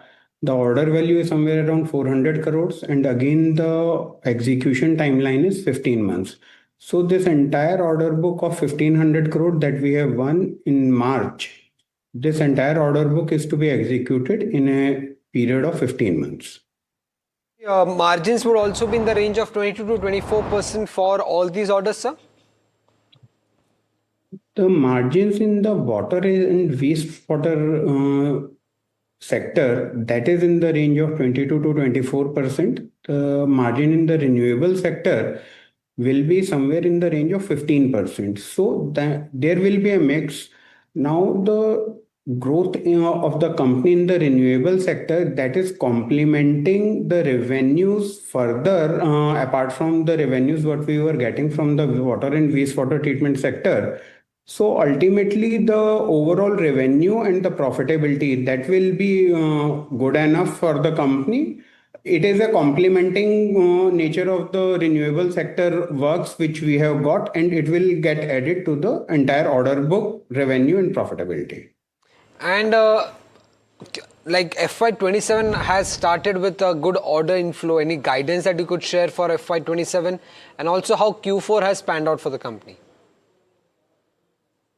Because this war broke out in March month, so there has been some issues with respect to the availability of the material. The supply side got impacted. So there will be some marginal impact because of the month of March, because that is the heaviest of month in the entire financial year. Apart from this, since we are having a good order book right at the start of the financial year, we can look forward to very good revenue growth and PAT growth in the current financial. Apart from this, there are various other orders which we are expecting quite soon. So on that basis, definitely our growth trajectory of what we are expecting somewhere in the range of 35 odd percentage. We expect that any miss which happened in FY26, that can be overcome in FY27 itself. So that way the order book is robust, the inquiries are there, we are bidding for the projects, and everything seems to be aligned. There can be only one trend, at least at this point of time, since this war is going on and its impact. So the impact was there in the month of March. How long it will prolong, and if at all there can be any impact, it will be because of war. Other way around, everything seems to be aligned. Sir, just for the benefit of viewers, so you were expecting 1,350 odd crore revenue in FY26. That means almost 630 odd crore revenue in Q4. Because of the Middle East war, will this target be achieved? Are you on track, or there will be some miss when it comes to this target? There is some miss, that is for sure. There is some miss. It will not be exactly that number, but I cannot confirm any numbers. The audit process has now started. So it may take around a month time or so when the audit numbers will be available. There is a slight miss, and that is why I am saying if we'll now look around over a period of 2-year trajectory. So if I look forward to 35% of this CAGR growth for 2 years, definitely it looks to be aligned for FY27. We'll be able to overcome this miss what can happen in FY26. And sir, also, considering your historical margins, the EBITDA margins are consistent at 27%, but you gave guidance of around 22 to 24%. Is renewable the reason for dilution of such margins? And if yes, what is the contribution of renewables you're expecting in the next 2 years, which will have impact on margins? Varsha, basically the margins, the EBITDA margins of 22 to 24% that we expect, it is from the water and wastewater treatment sector. So our guidance has always been in that particular segment. And the growth, what we anticipate, that growth comes from that water and wastewater segment, which is the core segment of the company. This growth is getting this is getting complemented with the renewable sector. The EBITDA margins were 22 to 24%. So it was basically the product mix, the mixing of the various type of projects. It is water or wastewater. In wastewater itself, it can be sewage treatment plants, common effluent treatment plants, and then the type of project which can be EPC and HEM, and along with operation and maintenance. So all do have a different margin profile. So that mix gives a visibility what can be the profitability of the company. But ultimately, at a reasonable level, what we give as a guidance, so 22 to 24% is what we have achieved in all the past 3 years, and we continue to maintain our guidance. Now, if look forward to the renewable segment, basically FY26 is the first year when we started this renewable company, and the growth which will get aligned, so it will be a complementing nature of work. So I will not give a guidance that a consolidated margin, so there will be two different margin profiles. So with different margins, maybe at the time when we are declaring our audited results, so we'll be giving different margin profitabilities for both the sectors, and then a consolidation. Right, sir. So just wanted to understand one thing here. Can you just give us some sense of what is the kind of order bidding pipeline that the company is seeing for FY27, and what are the chances of what has been the success rate for Enviro? Success rate of Enviro for the past year is somewhere in the range of 22 to 25%. The order book which is currently there, for which the bidding is already under evaluation, or there are L1s, so somewhere around 3,000 crore is the order book where we have submitted our bid. If I look forward to this entire financial year of FY27, so there are huge projects even in Amrut, Namami Gange, which are coming up, along with the advanced wastewater sector, which calls for ultrafiltration, then ZLD segment. So if we combine all this, so this order book to the tune of maybe more than 60 to 70,000 odd crore is what is available and where the company can bid. So this entire order book, this entire visibility, company cannot bid. So basically we'll be bidding for the good projects where we find we are aligned and we are having good margins available with us. Apart from this, our geographical expansion, acquisitions, some good strategies which are going on in the company, and we expect some good results very soon. Right. Well, got that view, Mr. Jain. Thank you so much for joining in and having a conversation with us. Always pleasure to have you. Thank you. Thanks a lot. Well, this was Enviro Infra. This may see some pressure when it comes to their Q4 guidance, but with that, let us invite the guest for our show, Girish Sodhani, who is co-founder at Ensure Capital. Girish, welcome at NDTV Profit. You heard Enviro Infra Management. What's your view on this counter? What should investors do? So, hi. Basically, strong order books from the different verticals. The geographical locations was extremely good compared to the North, Uttar Pradesh, and Haryana and Punjab. So, all the central projections was very strong. But come to directly to the order books now. 3,000 crore order books are giving a strong margins. EBITDA margin should be very, very strong for the financial year 27 and 28. We are looking out. As well as just looking out for the overall longer view of the perspectives that the recurring income is going to be generated for the propositions. We can say that next 3 to 4 years time down the line. So that's the reason I'm looking out for very attractions in this particular valuation itself. So the investors who are looking out for the next 3 or 4 years down the line, then the counters was recently very good. And obviously the renewable energy is giving a very big boost to this company growth revenues perspective also, like looking out for the next 1.5 year, we are looking out some around 200 or 250 crores revenue should be there from directly as well as the project lines too. Okay, let's get in Sharad to understand what's been buzzing in the F&O side. We have seen a sharp bump up or sharp recovery in the last couple of hours, Sharad? Well, that's right. So, Somit, important reports coming in on the ceasefire between Iran and US and proposals also coming in. But remember, this is fog of the war and traders say this can be a sell on rise strategy as well. But we're seeing a good momentum, especially from the Tata Group stocks, Trent, Titan heading the Sensex. Apart from that, also the banking names, they have done well. But the only drag is Reliance, that's still down 3.5% to 4%, and that has not recovered yet. So there is a drag when it comes to Sensex. But BankX technicals are looking much better right now. And both of them, BankX and Sensex, are near the day's high level.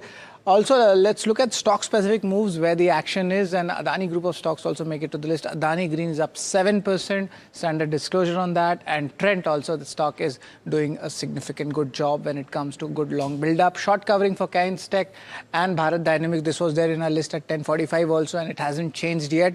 Long unwinding, let's see which stocks are there in focus, and ONGC and Astral make it to the list. Remember, Brent crude prices have started slightly falling down, and that's why we are seeing some kind of an impact in ONGC, but Astral Supreme is something where the concern is. But short build-up, the biggest stock story would be the Reliance. That stock is down 4%, and some big volumes there as well. And Marico, some sort of profit booking is coming in this counter. Stock is down 2%. So yes, F&O space is seeing a lot of action, but will this sustain going ahead or not? That's the big question. Thank you so much, Sharad, for all the details. Well, moving on, Hariom Pipes is in focus. Now, this is on the back of temporary closure of one of their plant, but let's bring in Jasmeet to give us more details on that.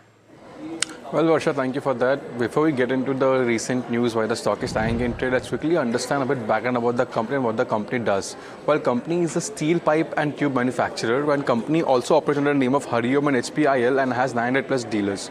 If we look at the stock performance, the stock is nearly down 40% over the last 6 months, and over a month it has tanked 8%, and even today tying in trade down about 9%. If we look at the bigger spear of like over a year, the stock is on about 19%, and the current price stands at 14 times when you look at the price to earnings ratio. Now, in terms of the recent news, Tamil Nadu Pollution Control Board has temporarily given an order to close one of their factories, which is based out in the Perunduri plant. While the power supply to this particular plant has been cut off, and the overall reason why they have done the temporary closure is on the back of the environment compliance issue.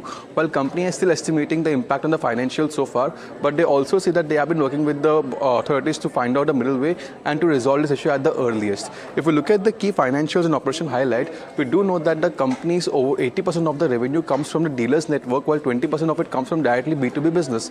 In terms of the overall financial growth, over the last 5 years, the company has seen a healthy growth of 51% in terms of revenue, if you look at a compounded growth figure.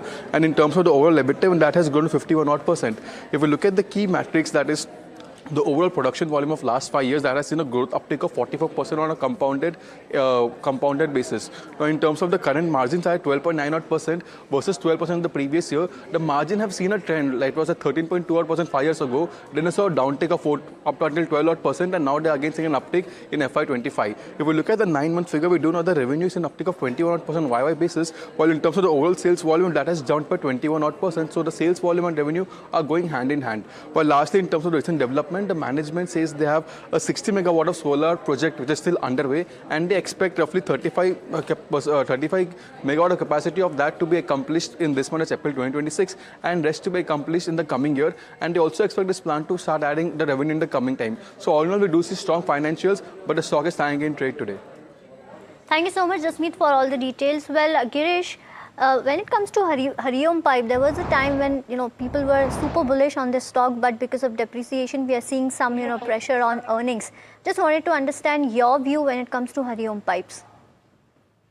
So for the shorter period, obviously there would be the pressure because the one unit into the Tamil Nadu is basically give a big bunch into their particular performance as well as the supply chains. But come to the overall picture, with a little bit of very aggressive on the volume guidance, whatever companies are provided, the overall 25 to 30% compounding annual growth is a very strong numbers for the directly these type of companies we are looking out, as well as the B2B model like a standard development models are very strongly growth of approximately 18 to 20% year-on-year basis. So overall, the expectations was very strong. Come to the power generations as well as the renewable energy, their performance was little bit slow down. But for the next 2 to 3 years time around, I think the Maharashtra solar power projects is going to be expanded and give the strong build-up in the EBITDA margins.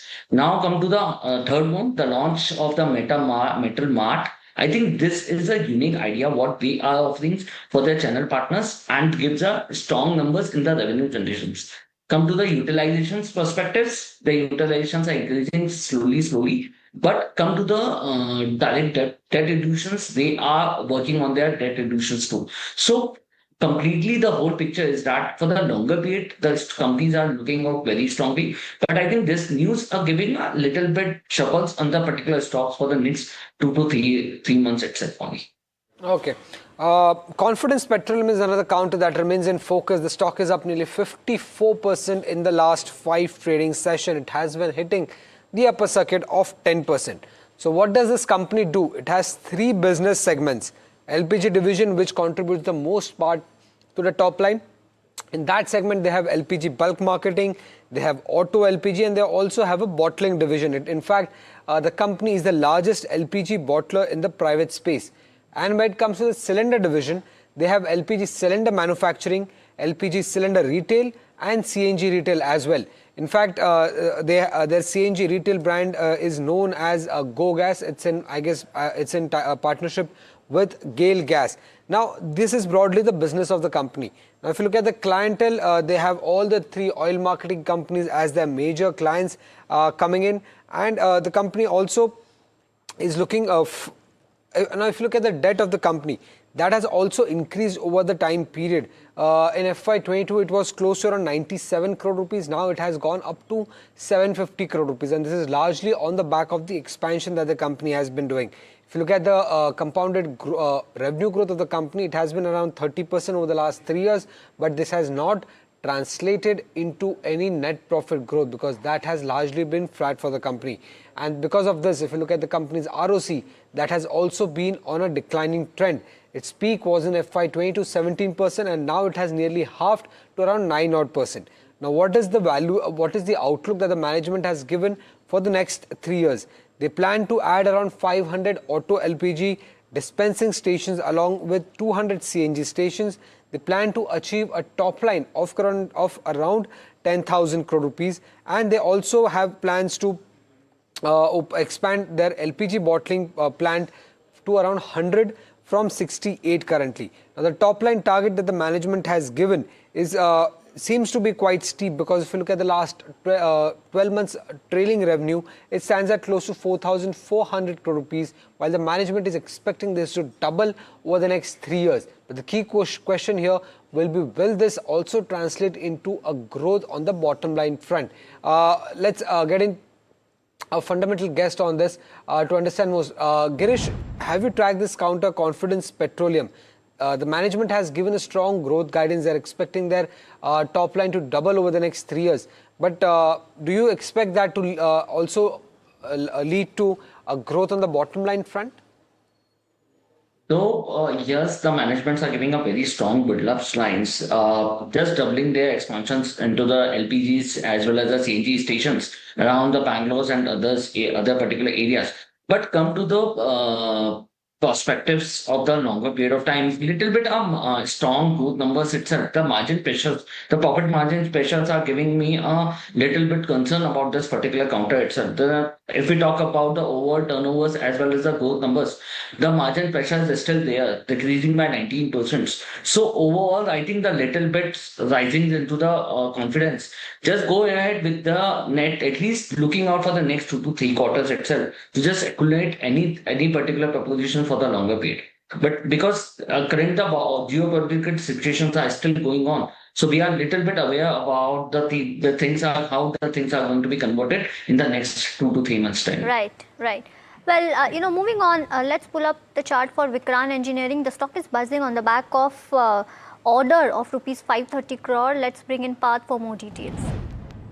Thanks a lot, Varsha. So Vikran is a diversified EPC player. They have expertise in power transmission and distribution, water infra, as well as railway electrification. Their order book as of February 2026 stands at 4,700 crores.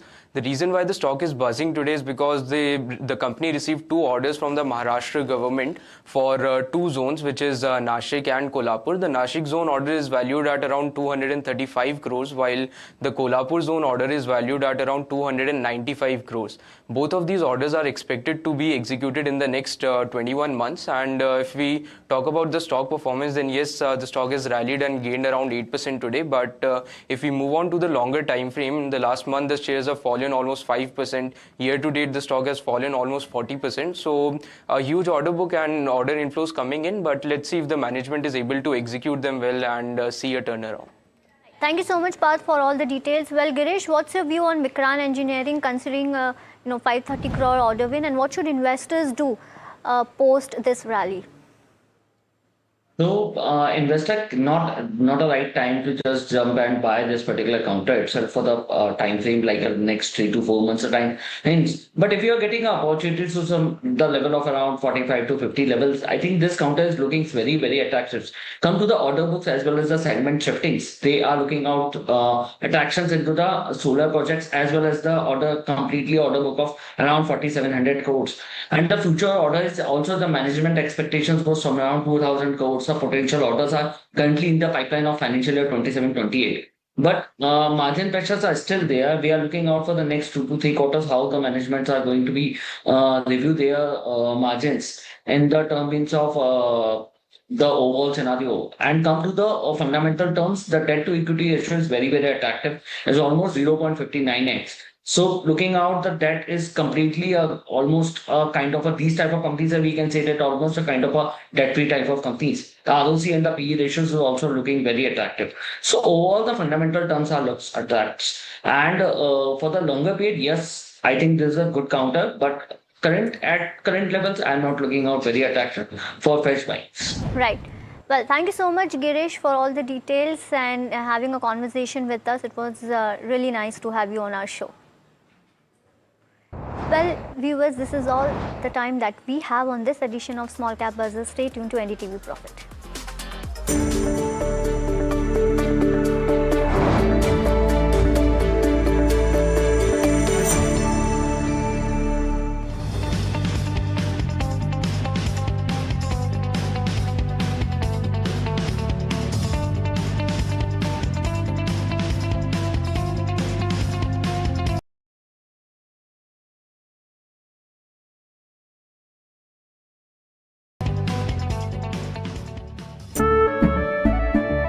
केसरिया से मन जोगी हुआ रे, दिल झूमे देखो मतवारा हुआ रे, केसरिया से मन जोगी हुआ। हर पल मनाओ केसरी त्योहार, विमल बोलो जुबान Kesari. Hi, I'm Tamanna Inamdar. Watch me on NDTV Profit, where I break down the day's biggest business stories. What happened, why it matters, and what it means for your money. Hi, I'm Neeraj Shah. Watch me on NDTV Profit for the most incisive market intelligence and meaningful corporate conversations. And I'm Alex Matthew. Markets, mutual funds, insurance, personal finance. I help you cut through the noise and make smarter financial choices. And here's where you can watch us.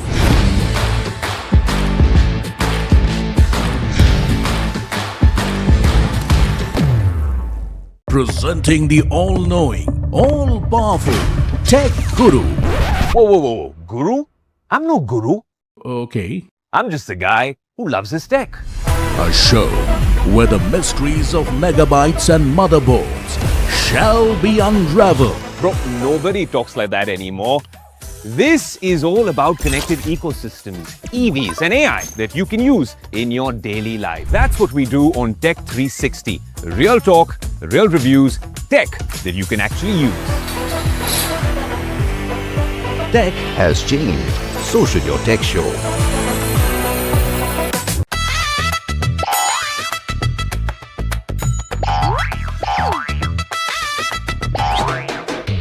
To understand the Tamil Nadu twist, join me in the midst of our people, language and politics.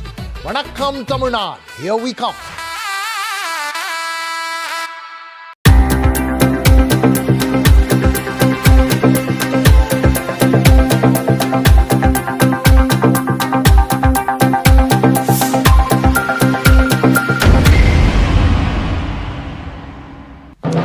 When others are warming up, I'm raring to go.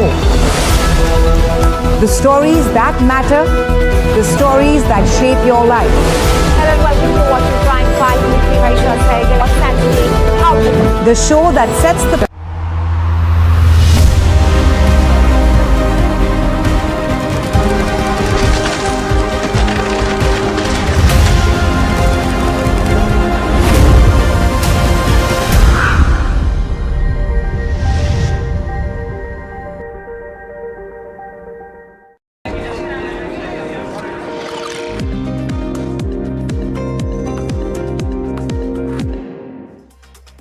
Good afternoon, you're watching the afternoon edition of Ask Profit on NDTV Profit.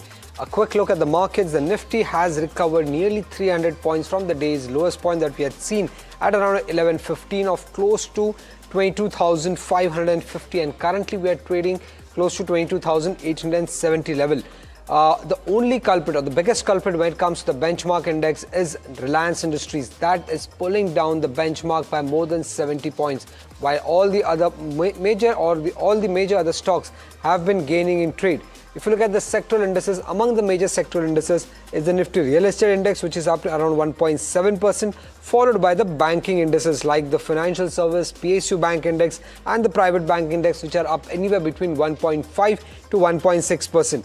On the losing side, we have Nifty Energy, which is largely the oil and gas index, which is down or largely flat in trade, and this is largely because of Reliance Industries, which is down around 4% in trade. When it comes to the F&O names, it's Adani, Green and Trent, which are the top F&O gainers, up around 7%, followed by Kalyan Jewellers and RBL Bank, up anywhere between 5.5 to 6.5%. On the losing side, among the F&O stocks, apart from Reliance Industries, it's Astral, ONGC and Marico, which are down anywhere between 1.7 to 2.4% in trade. Well, that is broadly the markets. Let's also welcome in our fundamental guest on the show today, who will be addressing all the viewer queries today. Lancelot Dicona, CIO of ValueX Wealth, and CA Rudramurthy, BV, founder, director of Vachana Investments. Well, let's start off. The first query coming in from Lalita from Bangalore. 100 shares of Devyani International bought at a price of 124.8. The current market price is 100, sitting on a big loss. She's asking what should she do? Should she continue to hold this counter, book loss or average? Lancelot, any view on Devyani International? So, Devyani has been in the business of quick service restaurants in India, and however, that business has got impacted, and Devyani, if you look at its even last year performance, was impacted a bit, by the rise in input costs as well as the fall in demand, and we have seen that it has struggled, and that's where the stock has corrected. From a longer term perspective, I think the conditions are still going to be relatively difficult going forward. And hence, maybe there would be some further correction. If that happens, then probably it can be an opportunity to average out. But otherwise, at this point in time, one should probably stay away. The next one is coming in from Sankalp. He wants to know whether the current levels are a good buying zone for Genesis Power. Any view on this, Lancelot? So Genesis Power Infrastructure is actually as part of the Kailash Group, and it's basically into smart metering instruments and phase meters, 3-phase, etc. meters. If you look at the performance of the company, the growth has been relatively slow over the last couple of quarters, and I think the conditions being such that it's unlikely to pick up immediately. So one should wait, because this stock is trading at almost 14-15 times earnings. So one should just probably wait for either a price correction, or if there's an improvement in earnings, then one can look at getting into the stock. Query is coming in from Suresh Nair from Hyderabad. He's holding 64 shares of Kalyan Jewellers, bought at a price of 502. Should he buy more, hold or sell? Rudramurthy, any view on Kalyan Jewellers? Soumit, clearly today it has given a breakout above 405, and I'm very sure seeing the current market price, the close will be above that breakout zone of 405. Looks very, very bullish, and also a lot of futures open interest addition is seen on the positive side. And also if delivery volumes confirm that, this is a very clear breakout. Even at current market price, I will be a buyer and buy on dips to those levels of 405 where you have got the breakout. And I will be looking at initial targets of 445, 450 to come. Stock is available in futures. Definitely one can go long, and eventually even targets of around 500 is possible. So definite buy at current market price. Okay. Sudhakar from Bangalore wants, Lancelot, your view on Pine Labs. He has bought 40 shares right at the time of IPO. The share has been falling. Should he continue to hold this counter, Lancelot? So, the IPO price was relatively very expensive. It was, while the business is good, they are in the business of payment systems, and that is helping, used all over as far as retail customers are concerned. But when you look at valuations, I think compared to the profits that the company is growing, the valuations are very high. So I think at this point of time, markets are discounting, all high value customers, high value investment options, and hence one should stay away from it at this point. Okay. One of the viewers has bought few shares of TTK Prestige at a price of 582. Should he hold, sell or accumulate? Rudramurthy, any view on this? See, the clear trend on TTK Prestige is downwards, and yes, I understand it's a fundamentally strong company, has given a lot of wealth for people who have bought it and held it. But at current market price, if you're a short-term trader, I will not advise you any buy here because the trend is down. Let it at least cross levels of around, let us say 500. And then if it shows momentum, then yes, one can look at buying for trading purpose. But if it is for investing, yes, on dips you can buy this company, which has been a great wealth creator. Okay, the next query is coming in from Gedam from Vishakhapatnam. He has bought around 234 shares of JSW Energy at a price of 535. Shall he hold or exit or average? Rudramurthy, any view on this? Clear hold, clear average.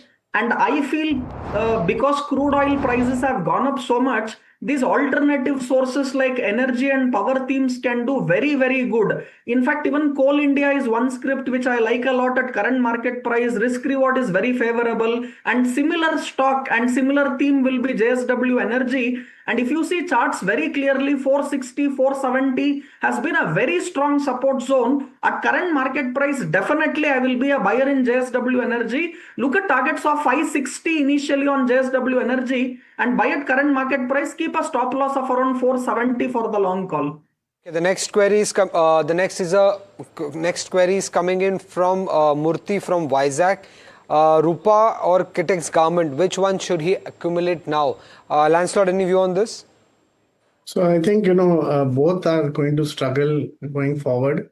Number one is you still have the overhang of what's happening in the US and the US tariffs and how they're going to impact the garment industry. Second overhang is now that you have supply disruptions in terms of, the raw materials required for garments and for crude, etc., based raw materials that come in on the textile front. I think you are going to see further pain in the sector. So one should probably, exit or not invest in both these stocks at this point in time. Okay. The next query is coming in from West Bengal. Call wants to know the outlook on RVNL. Lancelot, any view here? So I think RVNL is, a lot of its business is only dependent on the India railway projects and infrastructure projects.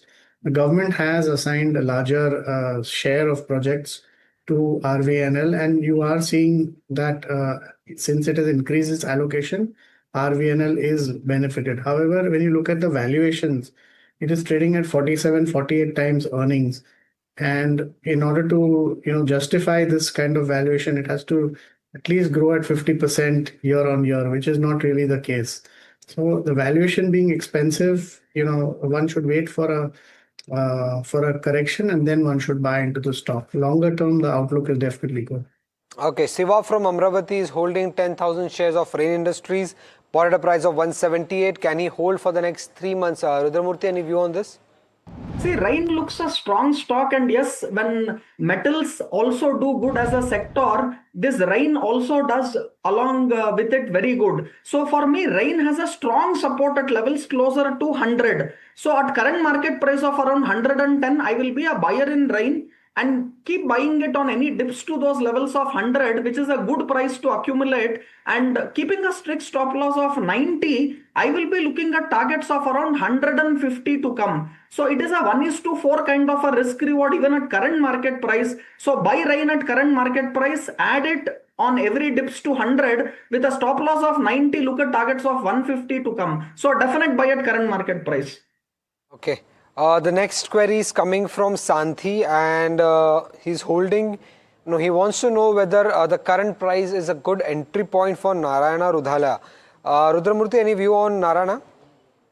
See, for me, yes, Pharma is doing really good, and some of these healthcare related stocks can do good even from here. So yes, stock has corrected a lot from its top level, and at current market price and on any dips to these levels closer to 1,600, I will be a buyer. So buy Narayan Rudhyalaya at current market price. The next is a caller query coming in from Pune. Swapnil, you can go ahead and ask your query. Hey, good afternoon to you and everybody. I brought Reliance at 1450 or some 1300 shares. I want to know, should I average it now, adding more, or should I sell it? That question is there in many viewers' mind. I have got multiple queries on WhatsApp on Reliance Industries given the sharp fall that we have seen. So let's first take the fundamental view here. Lancelot, should one average Reliance Industries at the current levels or avoid? So if your outlook is, you're willing to hold on to the stock from at least 3 to 5 years, then one should look at adding to your positions, because, the fundamental business of Reliance will continue to grow, and the impact of, the negatives on account of the crude situation will ease up over a period of time, and then things will go back to becoming a little bit more regular. So I think longer term, yes, the company is very strong in its business opportunities, and they're also looking at a listing of their, GeoMart and retail businesses. So it will offer more value going forward. So one should either invest at lower levels or just hold on to the existing investment. And Rudramurthy, any technical view on Reliance Industries? How's it looking on charts? Sounded very clear. If you are a short-term trader looking for momentum, in fact, the break has happened today on the downside. In market like today, Reliance is underperforming, and crucial support at around the 1,310 has got broken in Reliance. So as a very short-term trader, definitely I will not buy this stock. But if you are a long-term investor, as our fundamental expert also told, if you have the time period of, let us say, 3 to 5 years, definitely yes, on dips you can buy Reliance. But as a short-term trader, wait, because today is the first day it is trading at the lowest level in last 1 week, and also it has broken crucial support at 1310. So I will not adventure a buy here, but for long-term investor, yes, you can consider. The next query is coming in from Rajiv from Kerala. He wants to know, what is it a best time to invest in Tata Motors commercial vehicle? Any targets or support levels that you could provide for this, Lancelot? For long term? From a longer term perspective, I think Tata Motors, is, while the commercial vehicle business is primarily restricted to its India business, but we are expecting that, given this disruption in supplies, etc., you are going to see a little difficult year for Tata Motors commercial vehicle. And, that could have an impact on its profitability. So I think there's an opportunity to buy the stock at little lower prices. Okay. The next query is coming in from Ramesh from Chennai. He has bought 200 shares of Graphite India at a price of 718. He wants to know the view for the next 3 months. Rudramurthy, any view on Graphite?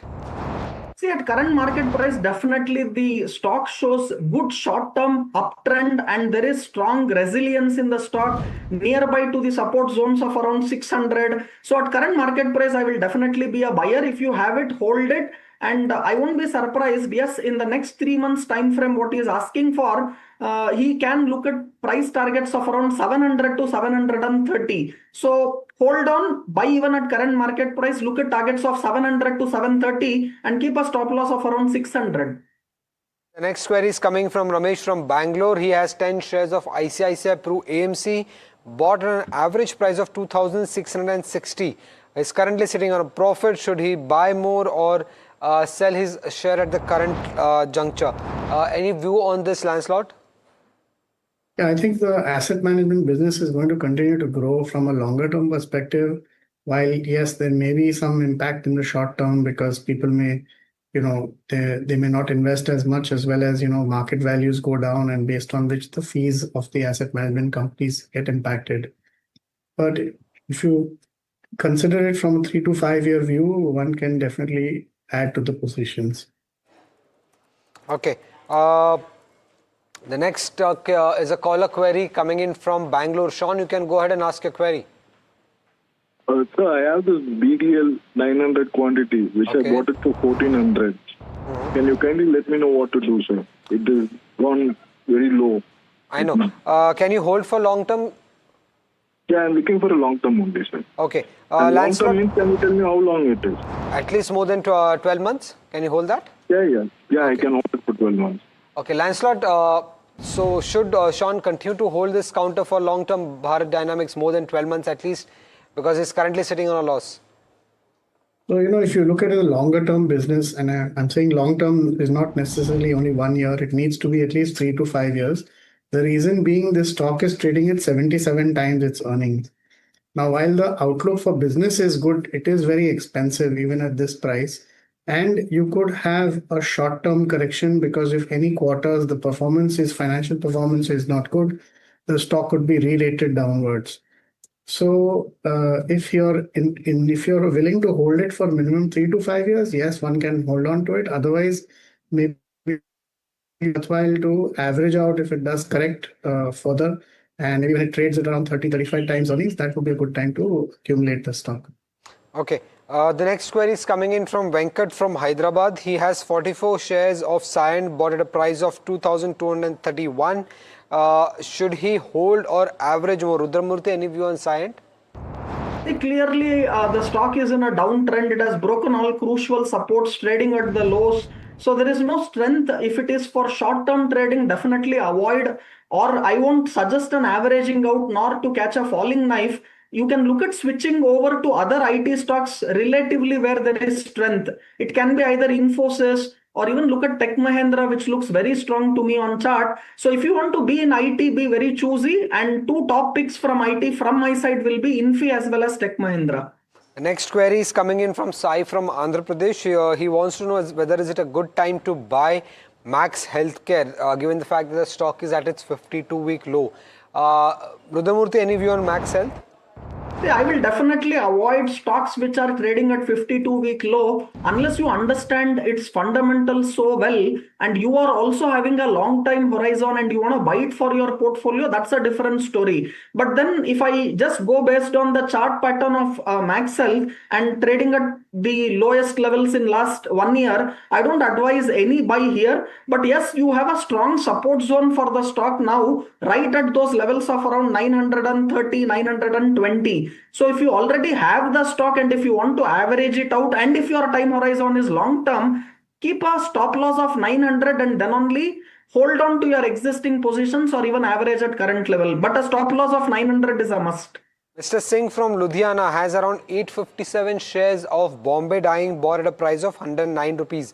Should he hold or sell? Lancelot? So if you look at Bombay Dyeing, basically it's trading at 115 times its earnings. I think the major business now is in the real estate developments side, which is a long drawn business and where cash flows are going to be lumpy. So I think given that, we are seeing, some amount of saturation in that business and a little bit of slowdown expected, one should look at exiting if one can at this particular price point. The next query is... the next query is from a viewer who is asking for some support levels for Hindustan Copper and whether should one buy at the current level. Rudramurthy, any view on this? See, if you look at charts of Hindustan Copper, yes, there is a strong support for this stock at around 450 zones. At current market price, yes, I will be a buyer in Hindustan Copper. And if you get any dips to levels closer to 470, 480, you can buy. But do understand that this is a volatile counter and you have to have that kind of a risk-taking ability to buy these stocks, whether it is Hindustan Zinc, Hindustan Copper. They all move very fast, either on the upside or on the downside. But at current market price, yes, it looks a good buy because the stock has already corrected from those 750 zones to current levels of around 500. So I'll be a buyer at current market price. Buy on dips to levels closer to 470, keep a stop loss of around 440 and expect a target to come at around 650. Somashikar from Bangalore wants to know whether should he buy Hindustan Aeronautics at the current price for the next 2 years, Lancelot? I think Hindustan Aeronautics, it is an expensive, stock because it's trading at a high multiple. But if one looks at the fundamental business, it is growing and a lot of the government orders are coming to HAL. So one should look at, accumulating it. But currently valuations are more than 70 times earnings. One should probably wait for a decline in the price before one can accumulate the stock. The next is a caller query coming in from Mumbai. Ankit, you can go ahead and ask a query. Yeah, I wanted to know, hello all, I wanted to know about Sports King India. I have 500 shares at 120 rupees. I wanted to hold this for long term, at least 3 to 5 years. Okay. Lancelot, any view on this counter Sport King India? So from, this company is basically focused on manufacturing yarn and textile production. So in that sense, the business is relatively, very less. The profitability in the business is low. Sales growth has been pretty low over the last couple of years. And since there's not much, growth happening either in the sales nor the profitability, one should avoid investing in this company. There are a lot of other better opportunities with a better risk-reward ratio that can be looked at. Well, with that, let's start our rapid fire segment. Lancelot and Rudramurthy would request you to keep your answers short to buy, sell or hold. The first one coming in from Rao from Hyderabad. He has 40 shares of Gulf Oil. Can he hold for next 3 years, Lancelot? Hold. Sambasiv Rao is holding 10 shares of PI Industries. Should he invest? Should he continue to hold this counter, Rudramurthy? Hold. Rajiv from Delhi wants the 6-month technical view on Trans Rail lighting. Rudramurthy? See, if I see the chart pattern, it is on a downtrend, but now at a crucial support zone. So I will hold with a stop loss of around 450. Varshish is holding 150 shares of Grow, bought at a price of 100 rupees. Should he continue to hold this, Lancelot? Hold. Okay. The next one is from Ramesh from Bangalore. He's holding 1,715 shares of Canara Bank, bought at a price of 136, currently sitting on a loss. Rudramurthy, should he continue to hold this counter? Hold and also average out. Well, with that, we come to an end of this segment of Ask Profit. Stay tuned and keep watching NDTV Profit. Thank you, Lancelot, and thank you, Rudramurthy, for joining us and solving your queries.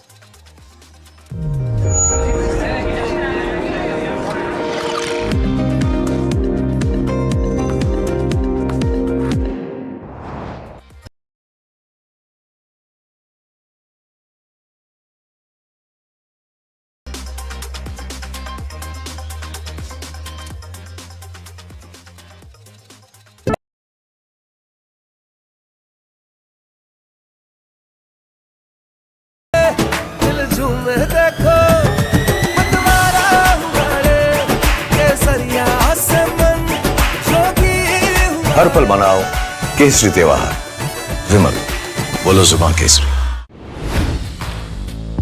Hi, I'm Tamanna Inamdar. Watch me on NDTV Profit, where I break down the day's biggest business stories. What happened, why it matters, and what it means for your money. Hi, I'm Neeraj Shah. Watch me on NDTV Profit for the most incisive market intelligence and meaningful corporate conversations.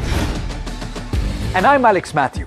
Markets, mutual funds, insurance, personal finance. I help you cut through the noise and make smarter financial choices. And here's where you can watch us.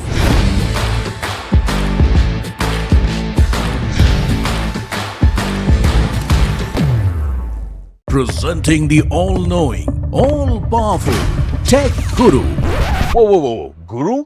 I'm no guru. Okay. I'm just a guy who loves his tech.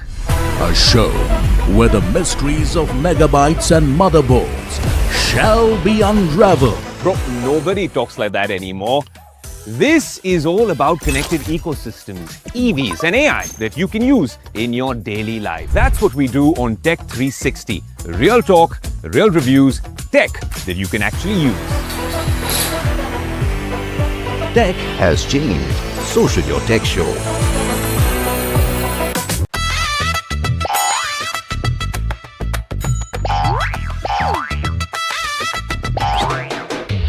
To understand the Tamil Nadu twist, join me in the midst of our people, language and politics. Vanakkam Tamil Nadu, here we come.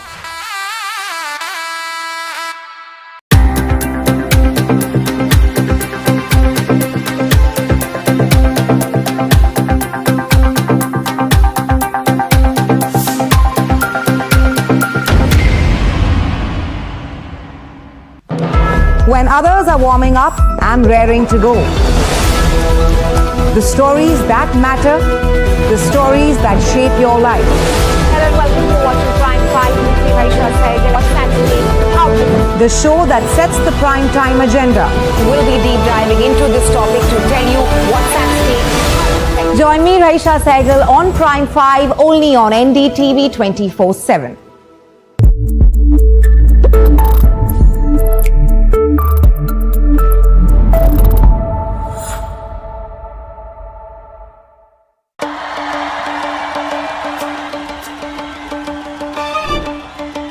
Will the rising sun win with a hand in hand? Will the two leaves and lotus bloom? Who will whistle to success in Tamil Nadu? To understand the Tamil Nadu twist, join me in the midst of our politics and people. Vanakkam Tamil Nadu, here we come.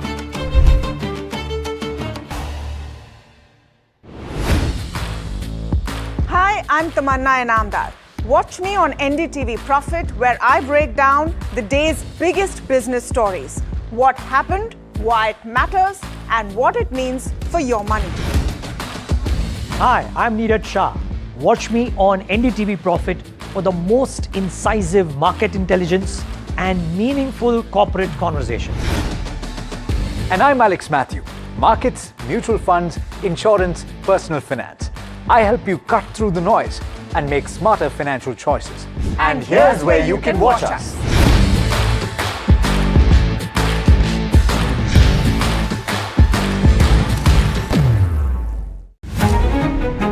New year. New power panel. India market open. Now in its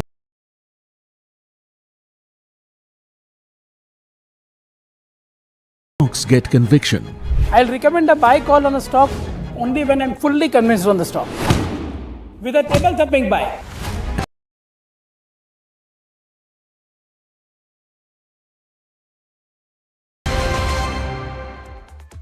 Welcome, you're watching India Market Close, and what an exciting Monday closing session it's turning out to be. Largely because of hopes of a ceasefire. Alex, this is truly, telling about how the only thing, in a sense, putting pressure on the markets right now is what's happening geopolitically, and the first sign of that tension lifting, and look at how markets behave. Yeah, absolutely. It has to do with that Axios report, the possibility, even the whiff or a sign of a ceasefire, a 45-day ceasefire is being spoken about, but nobody's sure about whether this is going to pan out. You still have a sharp spike in the market. I think a few more updates since the Axios report this morning. So this morning, of course, that report that we put out, that a 45-day ceasefire is being mulled. That now got built upon with newswires reporting that there could be a ceasefire for after 15 to 20 days. That's when you saw this sharp spike. Iran, in a statement a few minutes ago, has said that the Strait of Hormuz might not be opened even if there is a ceasefire. So, of course, there is a fog of war.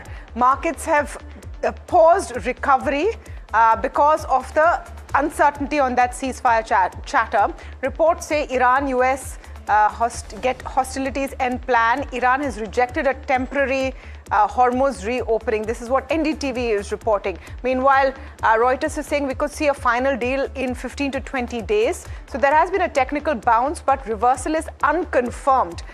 If you look at the kind of lead we're seeing today, you have large private banks leading, Reliance is dragging, but value buying is continuing in small and mid-cap stocks. So the risk-off tone is gradually easing. Bond yields are also softening. You've seen the rupee strengthen, and you could see a sell-on rally. I think the big one, though, Alex, is going to be that press conference at 10:30 tonight, India time, where Trump, with the top brass of the American military, is going to be addressing the media. My guess is he may have those rescued fighter pilots there with him at that press conference as well. It's all about showmanship at this stage, and you've seen a lot of saber rattling from both sides, right?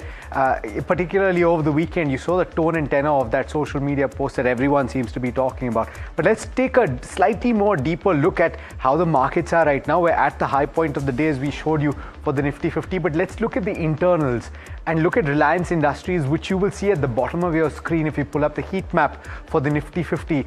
And ultimately, it is HDFC Bank that is balancing things out on the other side of the spectrum. You will see that in the contributions chart in just a moment, but take a look at that, 3.6%, a very heavy weight on the downside for the Nifty 50, but a stark change from what we saw in the morning, Tamanna. You had green only to this point approximately, and that is spread across the screen. What is looking good is Trent. Oh my goodness. What a story this is. Not just Trent. Actually, look at the Tata Group stocks today. Trent, Titan, Tata Consumer, all of them shining. The fact that along with an HDFC, Bajaj Finance is pulling up, and L&T rebounding the way it is very telling to me, because L&T has been depressed because of this whole Middle East crisis situation and their exposure to those geographies. If you pull up the broader markets, let's do that very quickly as well and just give you a sense of what's happening there. The mid cap also doing phenomenally well at the high point of the day, 1.5% up. That climb there is good. Small cap, not so much, about 1% up. And the sectoral heat map will tell you that the story is going beyond just the business updates. What you were seeing in the morning was the business updates. So, save for the oil and gas, which is Reliance. And Brent is, if you pull up the latest, Brent is still high up there because all of the stock is there, but not too much going out of the Hormuz. And it's Reliance specifically which is in pain. We'll have a special report by Somit Sarkar in just a bit to tell you exactly why. But Brent actually has cooled off a slight bit at 108. So it's going to be painful. We should look at what Europe is doing very quickly, because if this is definitely a situation where there is some easing, so at least the FTSE is now showing this, DAX also off its lows, about 0.5% down. But we've also had much more carnage in our markets compared with some of these global markets. So I think to a certain extent that relief is warranted. Yep. Himain Kapadia joining us this afternoon. Himain, very good afternoon to you. Are we seeing 23,900 sustaining, because that's where the Nifty seems to be oscillating? A very good afternoon to you, Tamanna. Thank you for having me on the show. So it's a pleasure.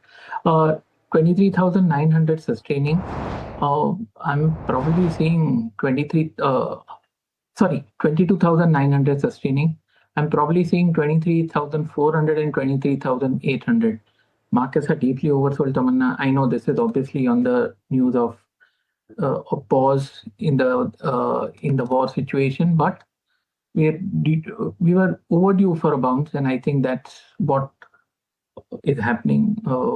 I think the month of April, unless there's going to be some major new hostility, the month of April should be good for markets. In fact, if you see out the last 10 April, I believe 8 to 9 have been positive. So I would say a recovery, and a pretty good one at that, is underway and should be for some more time. Tamanna.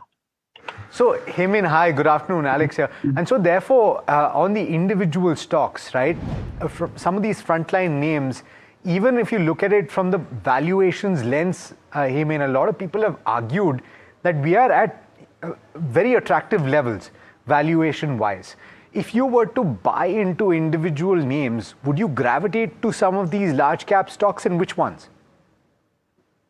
Okay, hi, Alex. Yes, I think you guys spoke about HDFC Bank. I think that makes a lot of sense on technical parameters. But if you ask for my individual stocks, I would buy anything in IT. IT has been hammered out of shape. I mean, most of the market has been, no exception that way. But I believe IT is going to be positive for the month of the month of April. So if I have that freedom, I'd like to buy TCS Alex at 2470, stop loss 2420, target 2570. And the other, my stock pick, Alex, if I can give you, Radico Khaitan at 2660, stop loss 2610, target 2760. Both of these are looking good. And like I said, anything in IT and anything in sugar, Alex, sugar is posting a longer term bottom. IT is posting a short to medium term bottom. Alex. Okay, fair point. All right, so anything in IT, interesting, right? Pull up the IT index as a whole and see where it is at. And I wouldn't be surprised if it's at the high point of the day. Remember, it's had a wobbly, so it's not. It's cooled off just a tad bit. If anything, I think it's the Nifty Bank that is at the high point of the day. And it's had a wobbly day so far as well, up about 1.8% or thereabouts. It has underperformed in the recent past. But let me go across now to Sharad Dubey, who's joining in to tell you about the stock of the day. We spoke about Trent briefly. It is the best performer in the Nifty 50 and finally having its day under the sun. After a long time, Alex, and the momentum which is there in April month, it's a double-digit return already in just 2 trading sessions is there.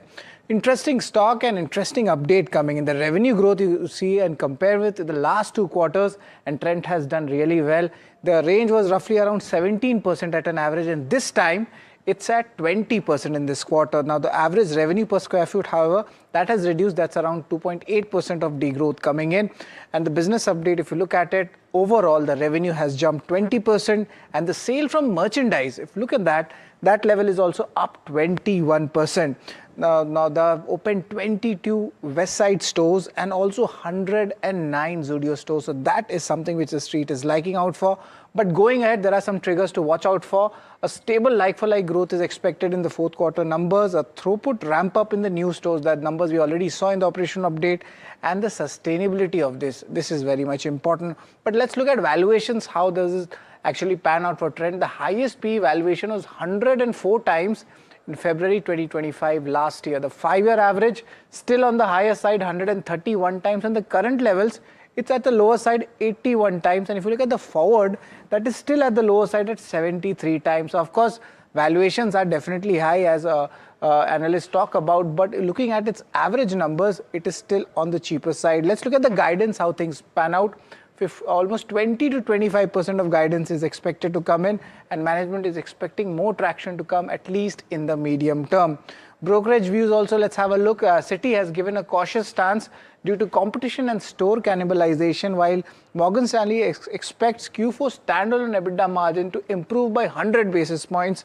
And lastly, Macquarie believe that the same store sales growth momentum has improved. So we can see a mixed reaction coming in from the broking houses, but the markets have clearly given a thumbs up for Trent. Got it. All right, thanks so much for that, Sharad. Let's bring on board Ashish Chaturmota, Managing Director and Fund Manager at Apex PMS JM Financial. Ashish, thanks so much as always for taking the time. I wonder if you heard some parts of what Sharad just described on Trent about the fact that brokerages are still divided. I wonder what your view is, particularly on the back of a pretty healthy quarterly update and a sharp uptick in the stock price.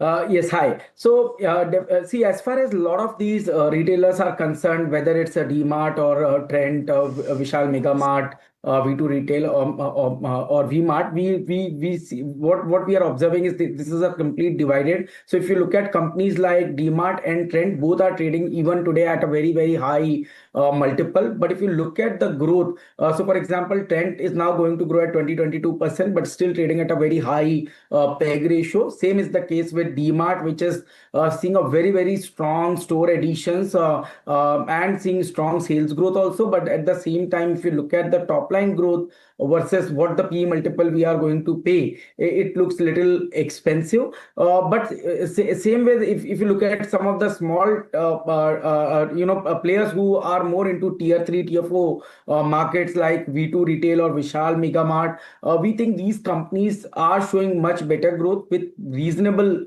valuations. So our view is that as far as Trent and DMart is concerned, it could be a tactical opportunity to play out in the shorter term time frame. But from a long-term perspective, it looks like the stock is going to consolidate in a broad range for a very long period of time, whereas the risk reward looks very promising from a medium to long-term perspective in stocks like V2 Retail, Vishal Mega Mart, and there are some other players, but preferably our topic would be V2 Retail and Vishal Mega Mart. Okay. So why don't I go to you, Hemant, very quickly on some of these names, right? So doing particularly well in trade today, Trent, Vishal Megamart, even a DMart on the back of that quarterly update. Would you buy into any of these on the basis of technicals? Trend looks very promising from a medium-term point of view, Alex. 83.45 to 32.75. And if you take the swing high in July of last year, 6,200, so it became half or almost one-third. Hemant, sorry, I might have mistaken those numbers. Could you repeat the range that you were talking about?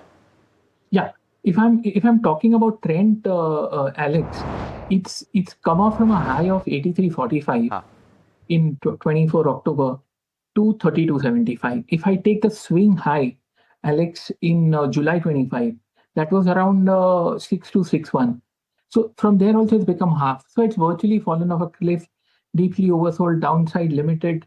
We saw a reversal last week. We saw an upward bar reversal coming in. Gap up, indicators positive. Everything seems to suggest, okay, it's moved up quite a bit today. So probably from that point of view, even DMart has moved. So Vishal Megamart is technically cheaper. Then it would be Trent, and then it would be DMart, because DMart has moved from 36.50 to 45.50 in a matter of 3 weeks. Alex. Okay. Hemant, stay with us. Ashish, stay with us. Speaking now with Amish Shah, Head of India Research at BofA Global Research. Amish, very good afternoon to you and great to speak with you. You know, when we were discussing your report this morning, things were looking much gloomier than they are now.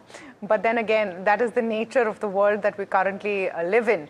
I just want to come to you on your Nifty outlook for 2026. And of course, it has been cut significantly and understandably. What do you think are the residual pain points India will see when this war situation eases? Because it will happen sooner or later. But what is the damage that has already been done to corporate earnings in India? Absolutely. First of all, thank you, Tamanna. Always a pleasure talking to your team. So look, I think the damage is more in the on the front of macro and commodities. So even if the conflict were to end immediately, it will take some time for energy supplies to come back to normal. And as a result, we do think that the crude, which was at around $60 a barrel prior to the conflict, is likely to stay elevated for the rest of the year. We are working with a target of 92.5 for the year as a whole, which basically means $100 for the residual year. And as a result of that, and that aside, obviously there is impact from natural gas, LPG, all of these put together. We do think that the GDP growth, which we were estimating at 7.4% earlier, is now likely to be more like 6.5. Fiscal deficit, which was budgeted at 4.3, is likely to be 5. Inflation is going to go up. We are also talking about 50 basis points of interest rate hikes. So all in from a corporate earnings perspective, we do think that FY27 earnings could settle down at 8.5%. Much lower than the consensus at 15 as of now. So that's a sharp cut. But even for the Nifty target to go from 29,000 or to 26,200, are there some sectors or stocks that you think would be relatively unscathed or less hit, Amish? Absolutely, Tamanna. So there are some obvious sectors, like let's say the regulated power utilities. They are, as the word suggests, they are regulated and therefore they are on guaranteed profits. So conflict or no conflict, their profits does not get impacted at all. So those I think, are definitely going to be outperforming. IT is another sector where we think that because of the conflict, rupee, as we know, has depreciated. And while on a long-term basis, we are not that optimistic on IT, But in the near term, clearly IT stands out as a sector that in fact benefits from a rupee appreciation. Pharma is the next one. And then we do think that some of the capital marketplace on increased volatility will see in fact increased business. So some of these we think are beneficiaries actually. And if you believe our view of rate hikes, then banks, SOE banks, some of these rate sensitives will actually see NIM expansion as a result of the rate hikes, so they will benefit as well. Okay, very interesting. Amish, good afternoon. Alex here. So one line in the report was that markets are not yet at true value zone or in a true value zone. And from the layperson's perspective, they've looked at 2 years of relative underperformance and a crack, particularly over the last 1 month. But having said that, valuations haven't come off very dramatically. Of course, they've come off, but compared to average over the last many, many years, we're still above, aren't we? Absolutely. So you see, valuations you can cut in multiple ways. So you can look at valuations of Nifty compared to its own history. You can look at Nifty in comparison to emerging markets. You can look at equity valuations compared to bond markets, and so on and so forth, right? So as of now, when we look at the valuations as a totality, because of the conflict, while Indian market sold off, so did some of the other emerging markets as well. So on a relative basis, India's valuation premium to emerging markets is still quite elevated. And as a result, India in the context of EMs is not still that attractive. Secondly, bond yields, as we know, has gone up from 6 to 7.1. And as a result, bonds versus equities, the equation is still not completely in favor of equities as of now. But Nifty, in comparison to own historical valuations, has obviously come off, and that is an encouraging sign. So that's why I would say that valuations have become reasonable, but valuations are not really in a deep value zone. So you will make money, but if you're a foreign investor, you would possibly make money in other emerging markets as well. So therefore, our view that India will underperform EMs, but from the current levels has a potential of giving you a 15% rupee returns. So I guess if you're a retail investor in India, you could play for that 15. But if you're a foreign investor, you are going to compare that 15 minus the rupee depreciation, and that in comparison to emerging markets like Korea, Taiwan, China, etc., where India does not stack that well. That's a fair point. I do want to ask one last bit, which is, why is this different from a COVID-19, say, for example, or a certain other crisis that you might have seen between 2010 and 2020? We're actually seeing significant damage, Amish, being made to oil infrastructure. And so you can have perhaps a year, 2 years, 3 years, 4 years, maybe in certain situations where this infrastructure limps back.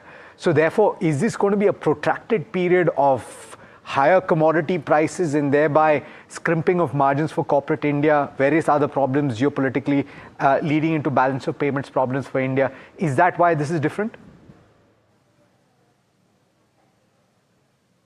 Well, yes, Alex. The short answer is yes. While we agree that the damage to the energy infrastructure because of the conflict has been there, and commodity prices as a result will continue to stay high, so let's put numbers. So 50, as we know, 15 million barrels of oil per day is what is basically getting disrupted. But there are going to be alternative supply routes. Once the Strait of Hormuz opens up, then maybe we could argue that production can ramp up quickly, and over a 4 to 6 months period, there is at least some solution in sight. During COVID, that disruption was far too long. So that's point one. So the way to think about it is that for FY27 as a whole, will the prices of energy stay elevated? Answer is yes. Will it continue to stay high in FY28? Debatable. If the conflict ends soon, as some of the news is doing rounds today, then I think by FY27, or in fact by second half of FY27, there will be a solution in sight. So I would not particularly worry about FY28 earnings, whereas during COVID, things had just come to a stop. construction activity, people movement, all of that, had a very large and a protracted impact on earnings, which doesn't seem like this time around if the conflict comes to an end. Amish, when you're seeing some of the initial business updates coming in, and I know it's for a period that is pre-conflict in that sense, but as far as financials are concerned, some of the consumption stories, retail stories looking very exciting. And I know these are trailers, not the full picture. Do you think that there is inherent strength that in corporate India's performance that the market is not willing to look at right now because of overriding factors, and these will come to the fore? Absolutely, Tamanna. So I guess, if you just rewind back prior to the conflict, the excitement was that Indian government has done 2 rounds of fiscal stimulus in the form of direct tax cuts, GST cuts, and then there was 125 basis points of monetary cuts, plus there was liquidity, plus there was easy regulations from the RBI. So clearly, it seemed like we had marked the bottom in terms of corporate earnings, and corporate earnings growth was going to accelerate. So the strength of the economy was already there, and macro was looking in a very good shape because current account deficit was less than 1%, fiscal deficit we were constantly consolidating, rupee had started to stabilize. There was in fact view that we will cut interest rates further on the back of Fed possibly cutting interest rates post-June once the Fed governor changes. So all of that was basically economy already coming out of a slowdown and actually wanting to accelerate. So for the time being, because of the inflation and the growth impact that the conflict has brought in, a couple of quarters we think that there will be damage, which is what we've already priced in our earnings estimates. But thereafter, I do think that if the conflict ends soon, the inherent strength in the economy will come back. And that is clearly something that the markets doesn't want to price in as of now. But obviously, it's all the duration call. In case if the conflict drags on, then the impact on corporate earnings is not going to be a linear function. The deterioration is going to be quite rapid. Okay. Amish, as makes sense, there's of course different scenarios that you've painted in the report that you've put out today as well. What is the worst case scenario that you're seeing play out and the possibility of it right now? Just want to understand if that was more of a intellectual exercise because of course every report has to look at all scenarios, or is that something that you see possibly happening? So Tamanna, the worst case is obviously the threats that are doing the rounds, that there is going to be a damage to the energy infrastructure, the power plants, oil, gas, fields, etc. If that happens, clearly to Alex's point, that the revival of that infrastructure will take several years to rebuild, and in the meantime, a lot of supplies of crude gas is off the charts, and therefore crude prices, natural gas prices will stay much elevated, even further elevated from where we are for a very long period of time. That is your real worst case, and in that case, then the impact is not just for FY27 earnings, but it will spill over to FY28, possibly even FY29. And if it is going to be that protracted an earnings impact, then clearly the valuation multiples will also respond by contracting. So taking the cue from COVID, which was a long-lasting impact, valuations for Indian markets had gone to as low as -2 standard deviation. We are currently at long-term averages. So then you are talking about impact on growth, plus the impact on valuation erosion. That is the worst case that we talk about. It could be a scenario. We all hope that that is not a scenario that we go through. But otherwise, we do think that if the conflict ends, which is the base case that we are working with, then there is a 15% upside potential. Okay. If the conflict drags on for another month or two, then we think that there could be a 8% downside from where we are. Okay. Even if it ends but in a month or two, then we're looking at further pain. Got it. Thank you so much, Amish, for coming in and speaking to us. We always enjoy our conversations with you and the clarity that you bring to all of your answers. Always a pleasure. At the baseline of all of this is the question about what happens geopolitically, and that's the report that we want to get you.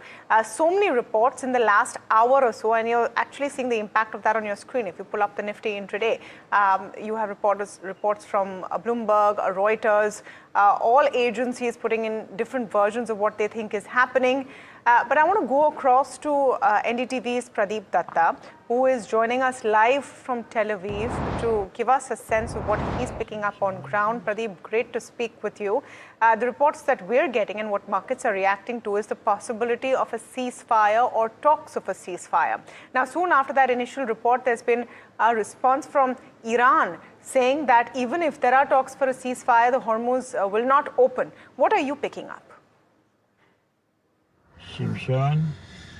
See, what we have got to know from different sources and agencies is that temporary ceasefire is something that is not acceptable to Iran. They are saying that for temporary ceasefire, they are not going to open Strait of Hormuz. That's what actually has been conveyed. Though the only green shoot we can see right now is that Iran is reviewing some of the peace proposal, because problem is that there is a trust deficit between Iran and the United States of America. Their argument is that they had gone for the ceasefire even in Gaza also, but everything remained on paper. Never ever the words were translated into action. So they do not want the same thing to happen to them, because they know this Strait of Hormuz is a kind of a bargaining chip for them which they can use on the negotiation table. And once they give up on Strait of Hormuz, automatically they'll be losing the dominance over the region, and also America will start dictating them terms. That's one of the reasons that they are not agreeing to it, because they want the hostilities to end forever. Because we have seen already some of the regional players, they are trying to play a role of an interlocutor, mediator. Even there has been a proposal from the Pakistan side. He is in touch. Pakistan's General Asim Munir is in touch with J.D. Vance, Vice President of United States of America, and also in touch with the Iranian counterpart. So he is in touch with them also. But so far as Pakistan is concerned, because one can't take Pakistan seriously. Yeah. If we talk about Pakistan as a country, if you look at its track record, they had always been fishing in troubled water. But Pakistan had never ever been a country that has ever tried to bring end to conflict. But they had always tried to stoke conflict. So let's see how things are really going to pan out. At the end of the day, one man is going to decide whether there's going to be ceasefire or not, whether there's going to be peace, and that is Donald Trump. Absolutely. Prati, thanks so much for taking the time and for explaining all of this to us. Very important update there. Let's go across now to James Dorsey, Senior Fellow at S. Rajaratnam School of International Studies. And we've been speaking to James through this conflict, and we appreciate that he's joined us once again to give us his perspective. James, thanks so much for taking the time. Let me ask you what you make of the potential for a ceasefire at this moment, because we're seeing contradictory reports in some sense coming through. What do you make of all of those moving parts right now? Always a pleasure to be with you. I don't think that we're seeing a potential for a ceasefire. What we're seeing is a desperate effort by the mediators, led by Pakistan, to figure out a formula that would at least temporarily end the hostilities. The proposal on the table is that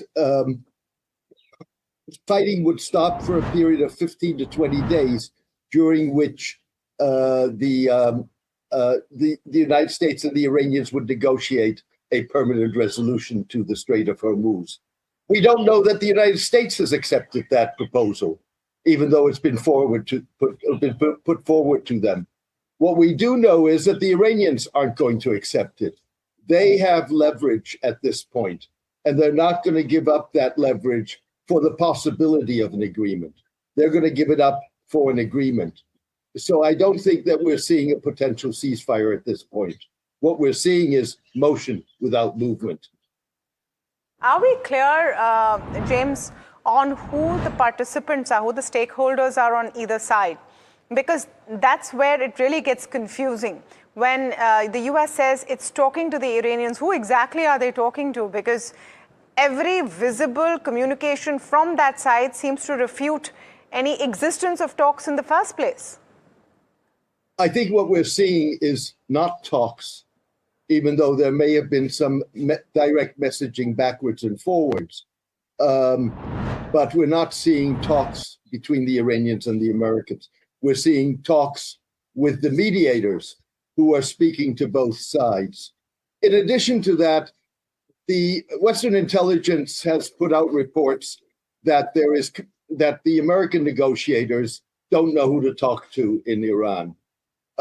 there's no verification of that of those reports. Fact of the matter is that the foreign minister Abbas Araghchi has been the interlocutor for Steve Witkoff, President Trump's special envoy, all along, going back to last year.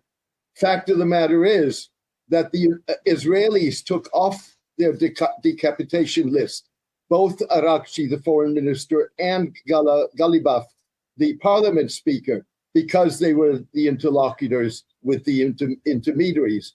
And finally, we've seen regime cohesion in Iran since the beginning of this war. We haven't seen the regime speaking with different voices to different audiences.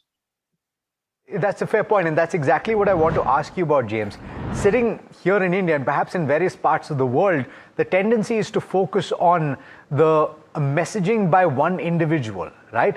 And you're looking at social media posts over the weekend where expletives have been used, etc.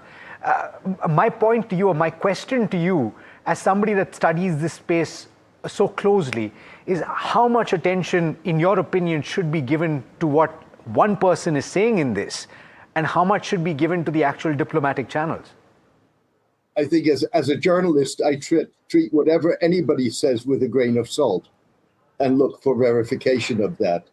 Keep in mind that what we're seeing is a fight on the ground, a kinetic fight, but we're also seeing information wars in which parties try to spin the narrative. And that's very much the case with regard to the talks or messaging going back and forth. With other words, by saying, for example, that the Americans aren't quite sure who to talk to in Iran is basically a justification of the decapitation strategy that has taken out senior political officials, including the supreme leader on the first day of the war, a host of military leaders. And the implication of those reports is that there's disarray in Iran. We haven't seen any signs of that disarray, at least any clearly visible public signs. Just one last point, James. What do you think is going to come out of Trump's address later today? More of the same, I would expect. I think Donald Trump is in a bind. He's in a very difficult position. And I think that last night's tweet with the expletives in it is a demonstration of the degree of anger that the Iranians aren't doing what the Venezuelans did, and frustration. But Donald Trump needs to, one way or the other, be able to credibly and unambiguously declare victory. Right now, even though they've been very successful in their rescue and search operations for the two pilots, and the fact that they do have superiority and have inflicted severe damage on Iran, fact of the matter is that's not a victory. And and therefore, the problem that Trump has is, in order to declare a victory, he has to score a victory by expanding the war. Okay, thank you so much, James, for speaking with us. Always a pleasure to have you on.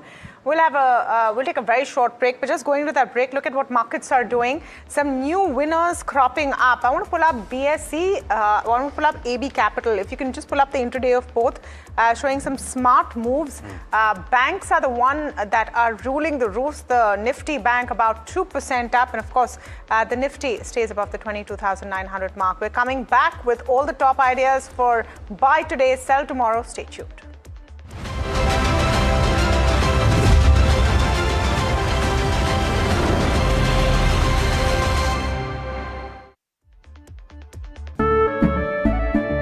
केसरिया से मन जोगी हुआ रे दिल झूमे देखो मतवारा हुआ रे केसरिया से मन जोगी हुआ हर पल मनाओ केसरी त्योहार विमल बोलो जुबान Kesari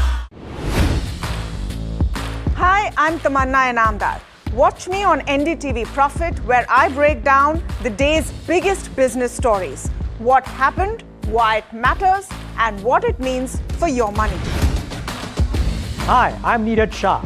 Watch me on NDTV Profit for the most incisive market intelligence and meaningful corporate conversations. And I'm Alex Matthew. markets, mutual funds, insurance, personal finance. I help you cut through the noise and make smarter financial choices. And here's where you can watch us.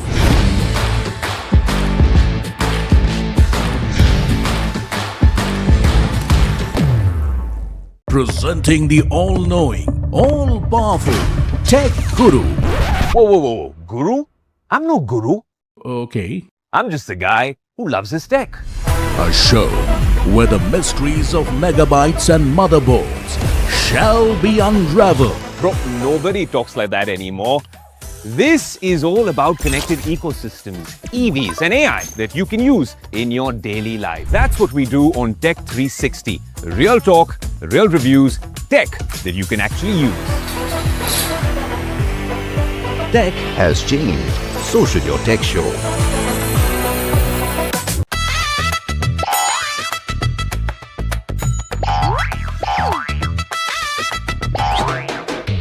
To understand the Tamil Nadu twist, join me in the midst of our people, language and politics. Vanakkam Tamil Nadu, here we come.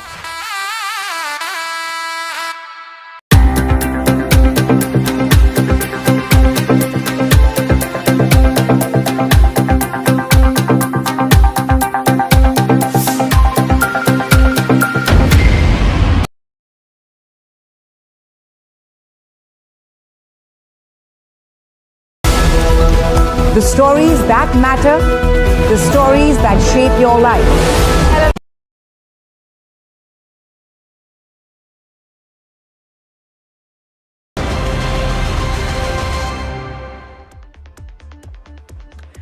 Welcome back. Nifty close to its day's high, and look at how banks are shining. Axis Bank. I just want to pull up Axis Bank, and I know we've been speaking about RBL, we've been speaking about HDFC, but Axis Bank is zooming there. So you have a lot of excitement coming in that end as well. But what's the buzz coming in from the corridors of Dalal Street? Soumit Sarkar joining in with that segment we all wait for in the afternoon on what's heard on the street. Are you hearing a lot of joy or sighs of relief today, Soumit? Well, clearly a sigh of relief. The markets gained nearly 450 odd points from the day's lowest level. But one stock that has been a disappointment is Reliance Industries. High sell flows on the institutional desk is what dealers have indicated, and this is largely because dealers indicate that the street expectations for the fourth quarter numbers are on the weaker side. In fact, EBITDA number for Reliance Industries, at least based on estimates, is expected to be largely flat on a sequential basis, and hence this weakness coming in when it comes to the share prices, because street was expecting, given the higher GRMs and higher crude prices, there could be some gains coming in for Reliance Industries starting from the fourth quarter. When it comes to Jindal Steel, sell flows on the hedge fund desk, specifically dealers indicate that the fourth quarter could be on the weaker side, and apart from this, higher iron ore prices is also one of the reasons that could weigh on Jindal Steel going forward. When it comes to Eternal, there are buy flows on the large HNI desk.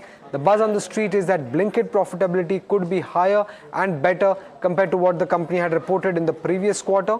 For delivery, there are buy flows on DI desk. Delivery volumes are also expected to be on the higher side. And for Aurobindo Pharma, there are buy flows on the PMS desk. Amoxicillin prices have risen to around $32 to $35 per kg, and this improves the realization for Aurobindo Pharma by around 17% and will also support the company's Penji project. And lastly, when it comes to Bosch, that stock has been gaining. There are buy flows on the large HNI desk. There are rumors again of consolidation of the Bosch India subsidiaries, and on the back of these rumors, the stock has gained nearly 4% in trade.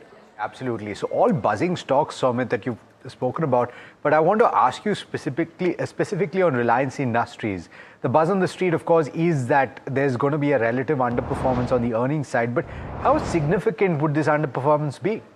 Well, the street is expecting that the EBITDA could largely be flat, and this is because there were some or the other disruptions in the O2C segment, and these disruptions were related to crude deliveries, freight and insurance cost going up, and the marketing segment, if you look at that, also could get impacted because at the end the retail fuel prices were largely unchanged despite the fact that crude oil prices had moved up significantly higher. So these could impact the O2C segment of Reliance Industries. When it comes to telecom segment, the growth is expected to be on the lower side given the fact that there were no tariff hikes and subscriber additions have also been muted compared to the previous quarter and compared to its peers.